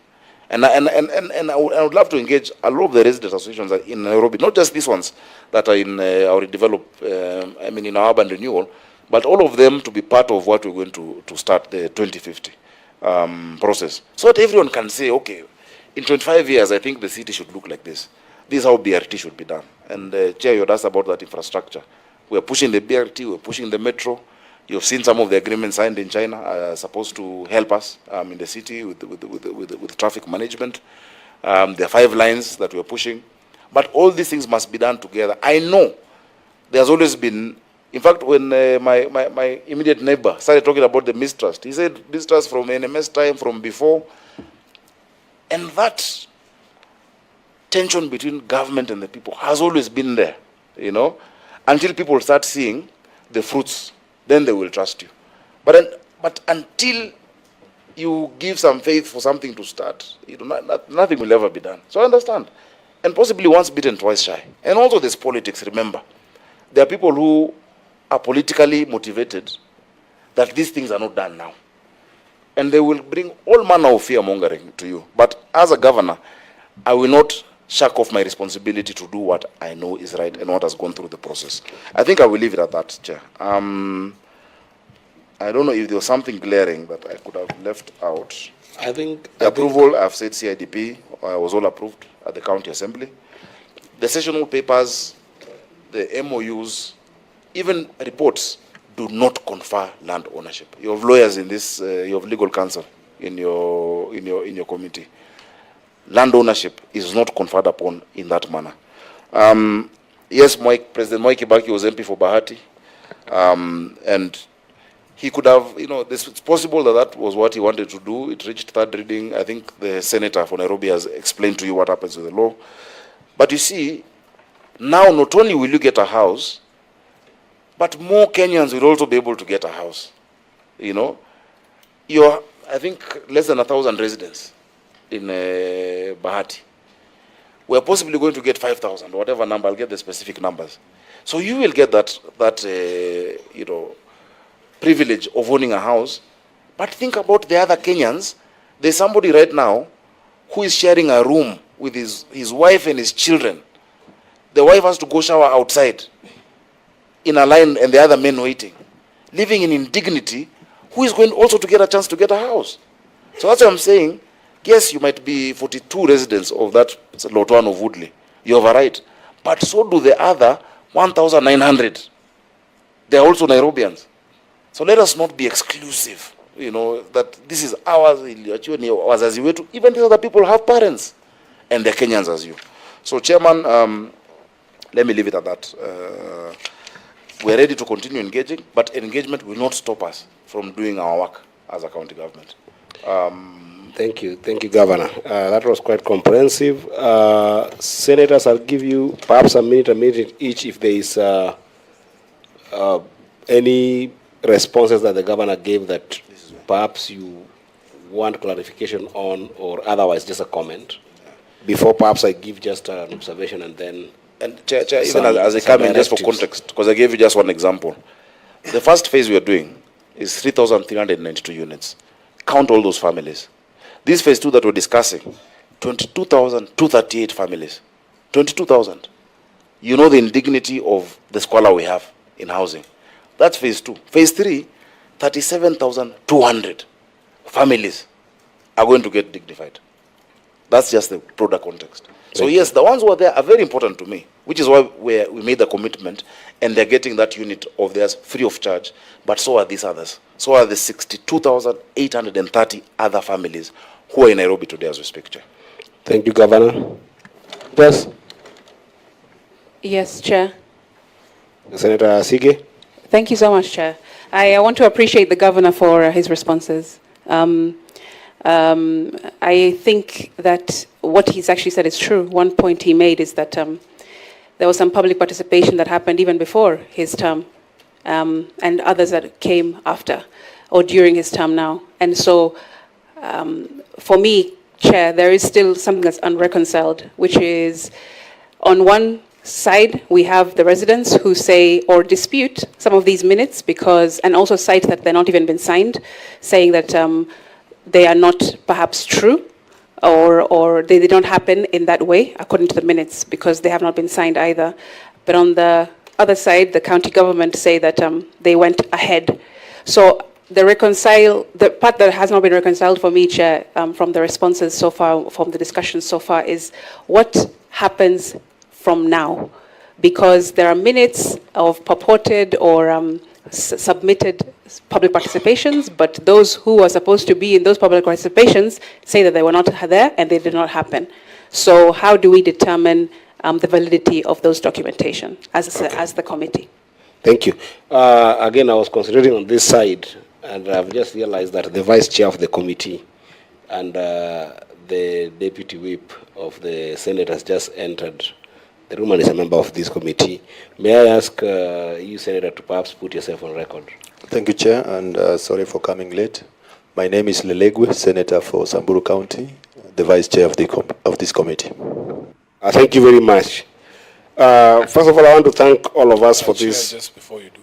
Okay, Senator Sifuna. Now, listening to the governor, because I think the bulk of the problems here with these 3 estates in Maringo, Jericho, and Lumumba, and the governor might be giving the impression that the leadership of these associations is somehow blocking direct access to the residents, and that there are people who, support the the project and that you say that it is possible that it is majority. Now, the problem we have with that, Governor, is your own documents. Your own documents on public participation. In Maringo, you will see your own words. Most felt not fully included in the project. That's for Maringo. You come to Lumumba, residents disagreed. And in fact, your remarks there, it says, objective not met. The objective of the public participation was not met. And mind you, these public participations, this report, your report, was for public participations on the ground, not in City Hall. And then you come to Lumumba, it says the same thing. I want to understand from your perspective as a governor of Nairobi, what will be the value of a peaceful public participation in these 3 estates, where they tell you in no uncertain terms they don't want the project?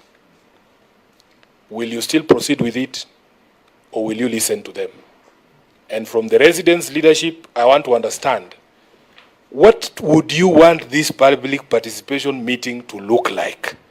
Because even for you, every time you are sent a letter, you write to my office saying this does not look like public participation. What would that meeting look like to you, so that you are satisfied that it is public participation according to you? I want you to tell me the notice you would want, the venue, the people you would want to be there, if you want the chairperson of this committee to be there, the number of people you want to speak, how long you want the meeting to last. Please, so that we can guide you, paint a picture for us for what you consider an effective public participation.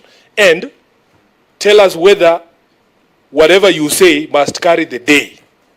If at the end of that meeting, there's people saying we want the project to proceed, will that be sufficient for you to allow this project to proceed? I thank you, Honorable Chair. Chair, allow me just to say one thing. Can you speak on behalf of everyone because of time on the question that has been asked by Senator Sifuna? But yes. Go ahead. Yeah, Chair, my name's Jenna Chengolo, Vice Chair, Lumumba Residents Association. I just want to make one thing clear, according to what Governor has just said. Ametuweka kama sisi watu wa Lumumba ama Jericho, we are violent. We are not violent. We started with an NMS. Tulikuwa na Madam Marion. She came to the ground to meet us. Pamoja na nani? Kemboi. You can ask Kemboi. Hakuna hata siku moja mtu wa Lumumba aliwafukuza ama waligombanishwa. So if governor can come here and start saying Jericho I think you're losing a critical moment. Yeah, to answer a question about how we can we guide are this ready. process forward. Don't attack the governor, and he will not also respond to the things you're saying. Okay, what I want to paint a picture for us as a committee. How would this meeting look like? Okay, since we are the representatives of the residents, we are here to say we need that public participation, but not at City Hall. We can do it at Camp Toyoyo, where all the residents wanaweza kuja, ndio governor asikie vile wanaongea. Senator has been there several times, anajua vizuri. We are peaceful people, hatuna vita. So the residents walitutuma that public participation kabla any project ifanyike, wakuje kwa ground Camp Toyoyo, tutasema vizuri, all residents wakuje, hiyo mkutano ifanywe, ndio at least musikie what the residents, isikuwe ni sisi, residents waseme vile wanataka. Governor? Wait. Sometimes you forget your chair. Just because I'm lenient doesn't make you chair of this committee. But I just wanted just one leader who has got a bird's eye view position. But Chair, they have not said what would be different from the previous public. That question has not been answered. Because Senator Sifuna said, how would it be structured? I get that question. That's what I'm doing. I want one leader, because I cannot go to all of you because of time. I just want one leader who can be able to respond to Senator Sifuna's question. Just one. Do you want to choose one among yourself? Should I give it to Kimani? Mgonda? Yes. I give Mgonda? Mgonda, go ahead. But make it short, eh? Thank you, Chair. I would like to dispel this notion that Jericho is a violent, infested place. Point of order, Chair. No one has said Jericho is a violent infested place. I have said there was a meeting. Governor, Chair, allow me. Governor, because it's getting. But I also want you to. On the 7th of April, Governor, my meeting was disrupted at City Hall. I'm not talking about Jericho. Governor, I come to Jericho all the time. Governor, I want to request you that just speak through the chair. That's all I'm requesting you. If we start having people having mic here and there, it will be untidy. Just talk through the chair. So yes. through the chair. So just a minute. Let me just finish his thought. I'm just clarifying I'll because the premise of where he's starting is wrong. I get it, but if you start that way, you're going to each of you cutting each other talking. That they will do that to you as well. Chair, so just Chair, finish, because Chair. I'm the asker of the question, Wait. I just want the chairman just to understand. Just paint a picture for us. Please forget about what everything else has been said. We have been captured unanswered. Please. Chair, do you know the opportunity I've given you? I've given you opportunity to tell this committee, if you were to direct as a committee that another public participation is to be done, what would be your desired kind of form or the kind and form of public participation, and what would be your desired outcome? The response was very clear, so I just wanted to respond to that on behalf of the others. Don't go into another response to what the governor said, the governor did not say. This specific question that Senator Sifuna has asked, restrict yourself to that. Thank you, Chair. In the first place, we are an organized association. Both three associations are very organized. What we are asking, and this is our ask, come to the ground and engage us as your residents. We will create an opportunity where the less fortunate in society, the elderly, the young, and all people across the board will be able to attend that meeting. The committees have blockheads, we have area zones, PQRST, we have representatives, which actually boil up to an apex committee, where we will talk to these people, to the residents, arrange them, and bring them for such public participation. It's not hard. And that is the reason we are there. The other thing I would like to tell you is some of us would not want to disclose what our backgrounds are, what our professions are. However, we have ethics that we live up to, and are expected to live up to, even by our employers. We cannot do the opposite. So we will arrange our people, bring them together, give us ample time. A week is enough. We will bring the people on board, and all of them shall be arranged by these committees you see here, so that each one shall be heard and will present what we need to present, and let them be heard. We are only a bridge between the county government and the residents. They come through us not because we do anything, no. We want them to come, and that's why we'll go to door and bring them on board.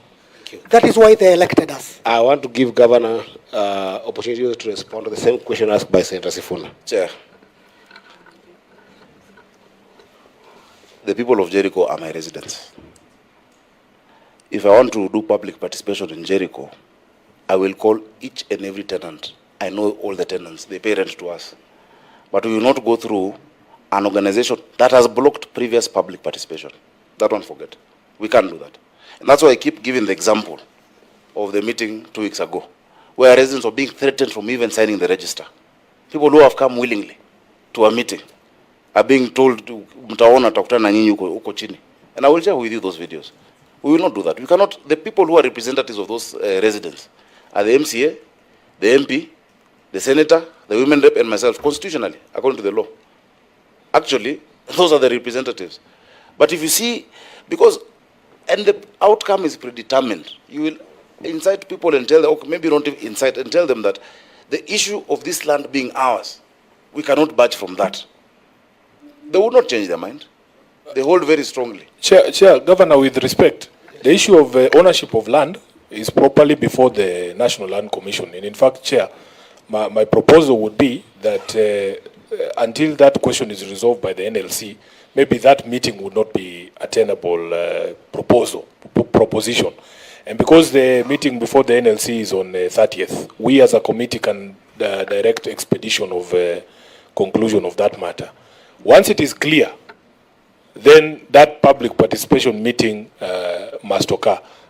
Chairman, I want to ask you a question. What is wrong with the county governor calling residents directly? They are your people anyway. And it is like your colleague there rightly said, it is the job of the county governor to convene the meetings, not the residents' associations. What is the problem with the proposal by the governor? We have this fear. Always it has been selective. No, it's all of them. Every single person in those estates. Is there something wrong with that? No, there's and no you know people who are not residents there. If you see somebody who's not a resident, we do. So is there a problem with that proposal? No. Okay. I think with that comes the conclusion. Right? So I think I wanted just to make some observations here that I think Excuse Chair, a moment. Only. No. 30 seconds. 30 seconds, kindly. Please 30 seconds. understand that we cannot. 30 seconds, please. If I open it up again, Please. it will be. Let's proceed because we really need to get conclusion of the meeting. I wanted to observe. First of all, I want to thank you all for the participation that you have brought in. It is almost just a few minutes shy of 6 p.m. And we have really had, I would say, robust but also very heavy conversation, because I can see how emotions are high on both sides. I wanted to just share some observations that we have had as a committee that could go as a matter of record. Even in that gratitude that we have heard from the governor, we have heard from the residents associations and representation. The first thing I must actually observe through the committee is that the county government of Nairobi is actually not well understood on its intentions, including the said development project and program, at least from the representation that we have in this room. There is no convergence in terms of just proper understanding between the county government of Nairobi and yourself in a number of variety of issues, and we're just making a valiant, all-encompassing observation in this, because that is what has led to a number of trust deficits that we're seeing, punches coming here and there. But alongside that, I also think that has also led to a very serious lack of goodwill, especially from the associations and the county government on both sides. I think I'm struggling with goodwill, and I think that members have also observed that there's a struggle with goodwill to resolve sometimes on some of these, outstanding issues. And it's interesting that some of those issues are also before the courts. So, for instance, when you talk about Woodley, there are issues that are standing, including the issues of reallocation, compensation. But again, we have established that they're in courts. And I think that's an issue of goodwill. How we resolve this issue of goodwill, I think it requires leadership. It requires either side to be magnanimous. And I wanted to appeal on the side of the governor particularly, that this magnanimity will come with the county government, my third observation, improving on a communication strategy. I don't know how you're going to figure this out, but because of the lack of that goodwill, especially from the association, and I'm speaking about the association because I cannot say all the residents, the associations that are represented here, there is an observation that there is a lack of public engagement framework. And I know, Governor, you have insisted on the issue of representation through the elected leaders and how we can engage this. But I think that there just need to be a probably, a joint public engagement framework between you and the associations. Because I think that what makes it very difficult is this issue that I'm observing, that is there's a possibility that a county officer can actually go to the ground and be meted by violence, whether it's insinuated or whether it's substantive as has been shared. That is completely unheard of about this kind of development projects. If the project is as good as has been shared by the governor, that should be unheard of. There should not be a situation whereby, for instance, there is an issue in Woodley, and then one of your officers needs to get to Woodley, even without security. They should be able to do it there harmoniously and peacefully, and be able to come back. And that for me is an observation around, that's the county government's communication strategy and public engagement framework. So we need to work on those three observations. And how would we work on them? We think as a committee that some of the resolutions that we think about, those three, one of the issues that has been canvassed here strongly, and I think that Senator Sifuna has also just talked about it, is the issue of perceived or true ownership of the land, especially in the first three estates. I think that the committee has recommended that, and this is a recommendation now, and I hope that the residents association will listen to this. The committee has recommended that you must attend the meeting that has been convened by the National Land Commission on 30th. I think so. And abide by that letter. Then upon the establishment of that ownership, the committee will be served with that letter. I think it affects the residents of Jericho, Lumumba, Ofafa, and Maringo estates. That doesn't affect Woodley. Then after that, we as a committee hold the very strong view that public participation is something we cannot compromise on. It's a requirement of the Constitution. And therefore, it must be taken in a way that, to the best level possible, satisfies both sides. You cannot come from public participation with one side more satisfied than the other. At least there has to be some equilibrium or some balance. It is not easy to strike a good balance in public participation because not everybody's view or expectation will be met. But because this is a development project that has got impact in many lives that are existing now and in future, should it go as been shared here, then that animosity can only be solved where people first feel listened to, but most importantly, where people disagree, at least they understand why a decision has been taken. And that's why I talk about public engagement. They understand that I disagree with this, but I appreciate where you're coming from and where you're going to. That is something that we must be able to achieve with this project. So therefore, just as Senator Sifuna has recommended, after the National Land Commission meeting, we would wish that the governor undertakes a public participation that considers of the stakeholders, especially, and I'm going to be very direct on this,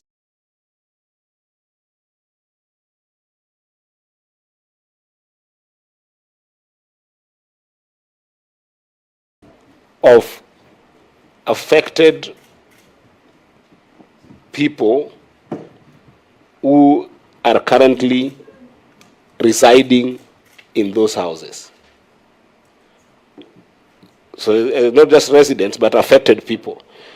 What I mean is rightfully so, until that dispute is sorted by the National Land Commission. But then once it is sorted, then that clarity will be there that If they are landowners, according to the National Land Commission, they will be the people affected. If they are not, according to Land Commission, then they will be tenants. If they're landowners, there's no project we'll be doing there. Exactly. That's why I say people's affected. So there'll be no need for any participation. Exactly. So, no, but still, maybe you want to renegotiate. We'll have no interest there. Right? Yeah, and that's why I said this is a value recommendation in the sense that. Do you call the people who have the tenancy, or the people who live in the houses, or the people who are in the extensions? We will call the people. Or the ones who want houses. We will call the people as defined by the National Land Commission. They can't define, Chair. Chair, I have a house. Nimepatia huyu nyumba. Yeye anaishi Kilimani. But kuna mtu hapo anaishi.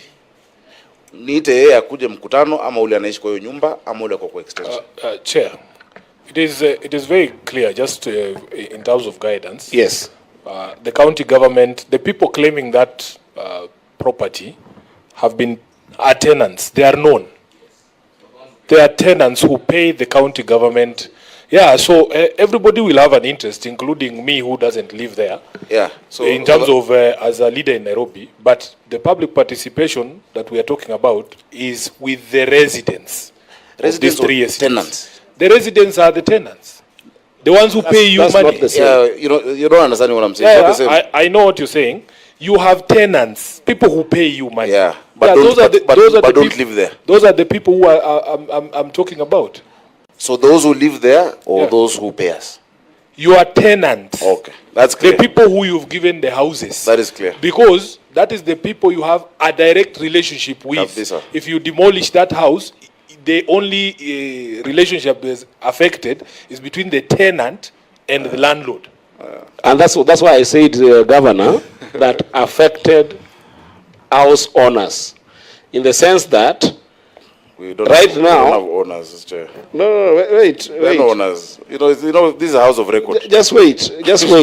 And I've said quote unquote, in the sense that there is a pending issue under National Land Commission on ownership question. I want us to get there. Chair, allow us how we can finish just a moment. meeting, please. It's already 6. Chair, you did very well. Chair, just allow me, please. Just a moment. Let me just make clarity.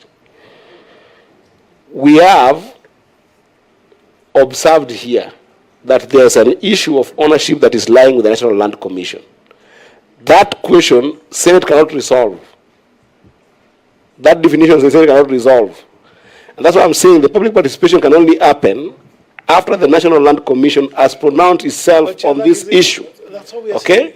So what we are saying here is that, Governor, the recommendation here is you only hold that public participation after the National Land Commission, which we have directed the associations to make sure they attend.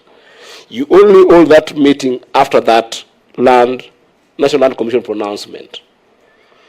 And therefore, that means that based on that definition, then you will invite the people based on that definition. Because I don't want to assume, what Safina said, that it's not what you want that might not being defined. If the National Land Commission, for instance, says that those residents, as you call them, own their houses, then they're the people who must participate there.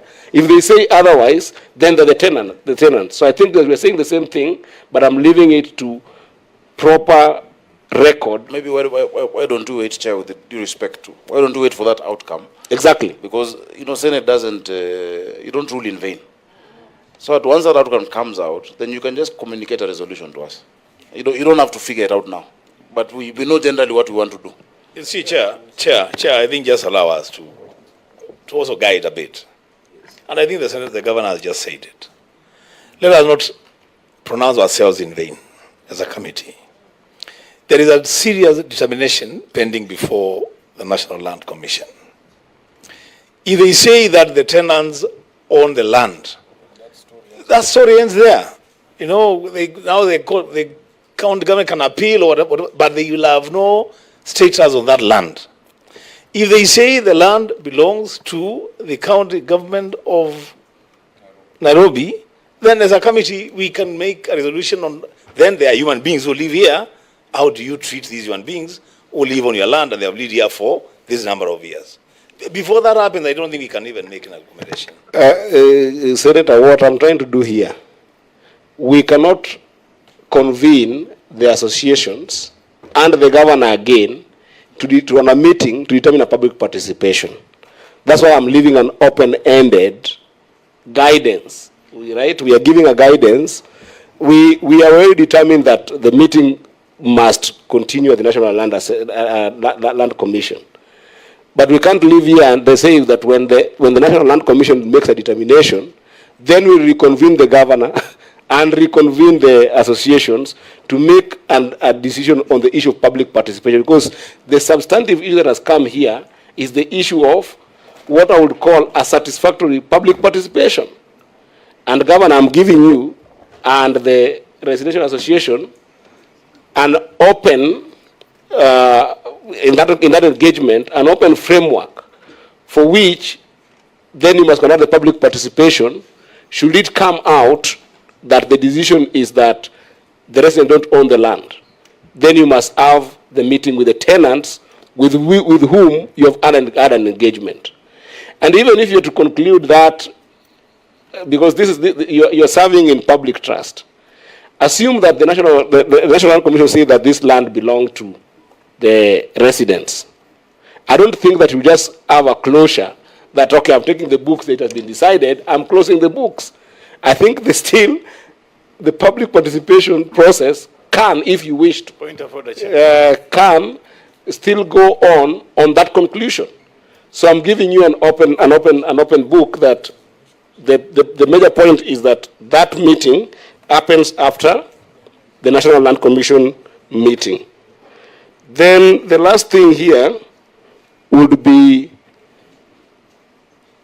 after the public participation that will happen after the National Land Commission, we will require the county government to actually appraise this committee with the documentation of that public participation, how it has been done, whether it's proper, and then we'll take it from there. I think that is the third point on which the committee will now be able to engage after that public participation. On the matter of relocation allowances in Woodley, we will have desired to have said that the governor facilitates this and address the raised concerns, but it has also come from the governor that the 22 individuals, if we got it correctly, are, just a moment, I'm going to give you time. The 22 individuals are in court. That is what came out, Governor, if that is clear. So then, on this matter, I think we will allow for the governor and the association from Woodley to find an amicable resolution on it. Because it's a matter in court, governor has insisted that he can only be able to facilitate that payment if the residents are out of court. But also I think the residents also feel like it's an issue that, it's a right that they must be given. I think I would give you 1 week, Governor, in that engagement framework to engage with the 22 and just appraise the Senate on that engagement, whether you are getting to an amicable ground. Chair, can I just make a slight amendment? Sure. Just like the matter that is before the Land Commission, this one before the court as well, I would propose that you just allow the court process to conclude, and then the governor can deal from there, because it's going to be very difficult. That's also fine. That's also fine. But Senator Chiro seems to be burning with something. What you are trying to say here is something that's supposed to be in our final submissions. So I think you can keep some of them so that when we sit, we'll be having all those things in our final submission. Kindly, please. No, I agree, but the residents must go with something home, right? So I think with that, then I think it will be in order to say I'm grateful to all of us for sitting this long, canvassing these issues. And with that, the meeting stands adjourned for the committee up until Friday the 2nd, when we'll be meeting in Machakos for the other committee works that are already been communicated to you. Thank you, Governor, and thank you, the teams from the different 5 estates. We want to wish you a safe journey back home. Thank you.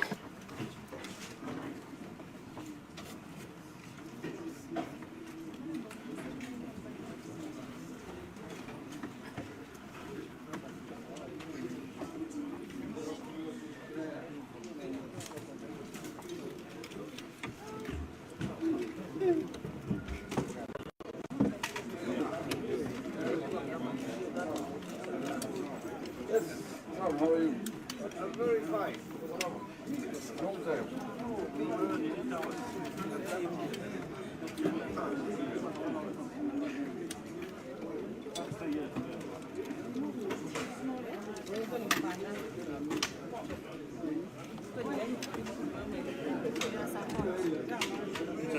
Bado iko online. Akanipige simu ikatoka kwanza. Nyuma yako.